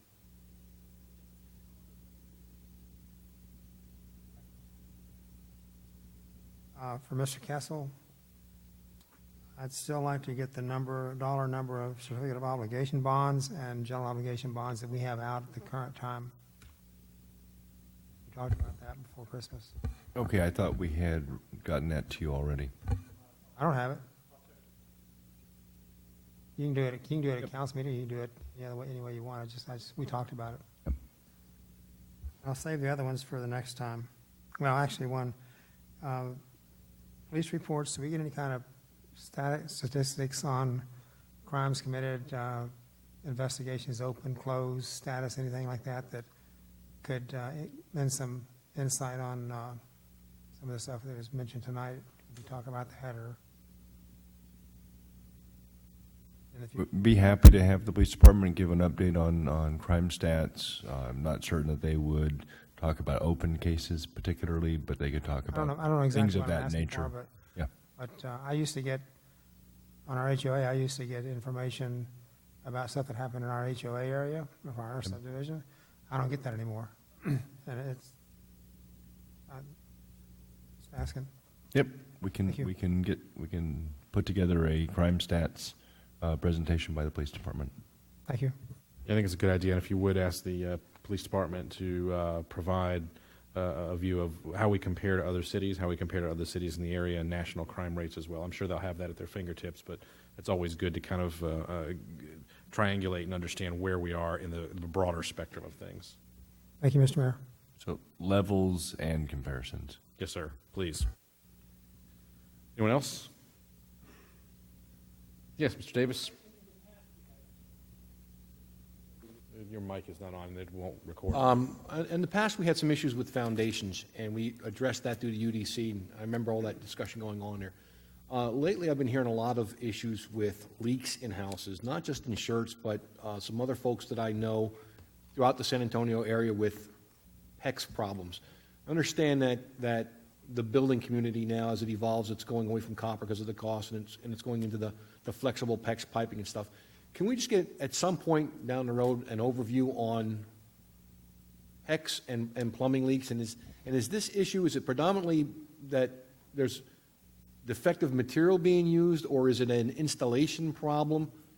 And We can do that the next meeting in 2 weeks. Okay. Yeah, I bet Gil would love to talk about that. Anyone else? All right, next item I have on the agenda is item number 10, announcements by the mayor and council members, and we'll start with Mayor Pro Tem Edwards. Mr. Edwards, anything this evening? I have nothing, sure, thank you. Mr. Davis? Nothing other than I had the opportunity to go out and visit a lot of the employees right before Christmas and before New Year's, swinging by the offices, just wish them happy holidays, and I was very impressed with the staff that we have out there. They're very motivated. I think we've got a good crew of people out there. That's it. Definitely. Mr. Gutierrez? No comments. Mr. Larson? No? Mr. Thompson? Dr. Kaiser? Mr. Crawford? Nothing. All right. I don't have anything either. The next item we have on the agenda this evening is the executive session, but Mrs. Dennis, I apologize. I just, as we were getting ready to get to this, I looked through the packet. I don't have a certified agenda or anything for us to take into executive session. I apologize, Mayor. I was out today. No problem. So in the, without a certified agenda, we're kind of, we have nothing to. I do apologize. If you could give me 5 minutes, I could go prepare one quickly. I'm fine with that if the council's fine with that. That's Right. what you wish. Very good. Tell you what, we'll take about a 5-minute recess, and we'll reconvene when you get back.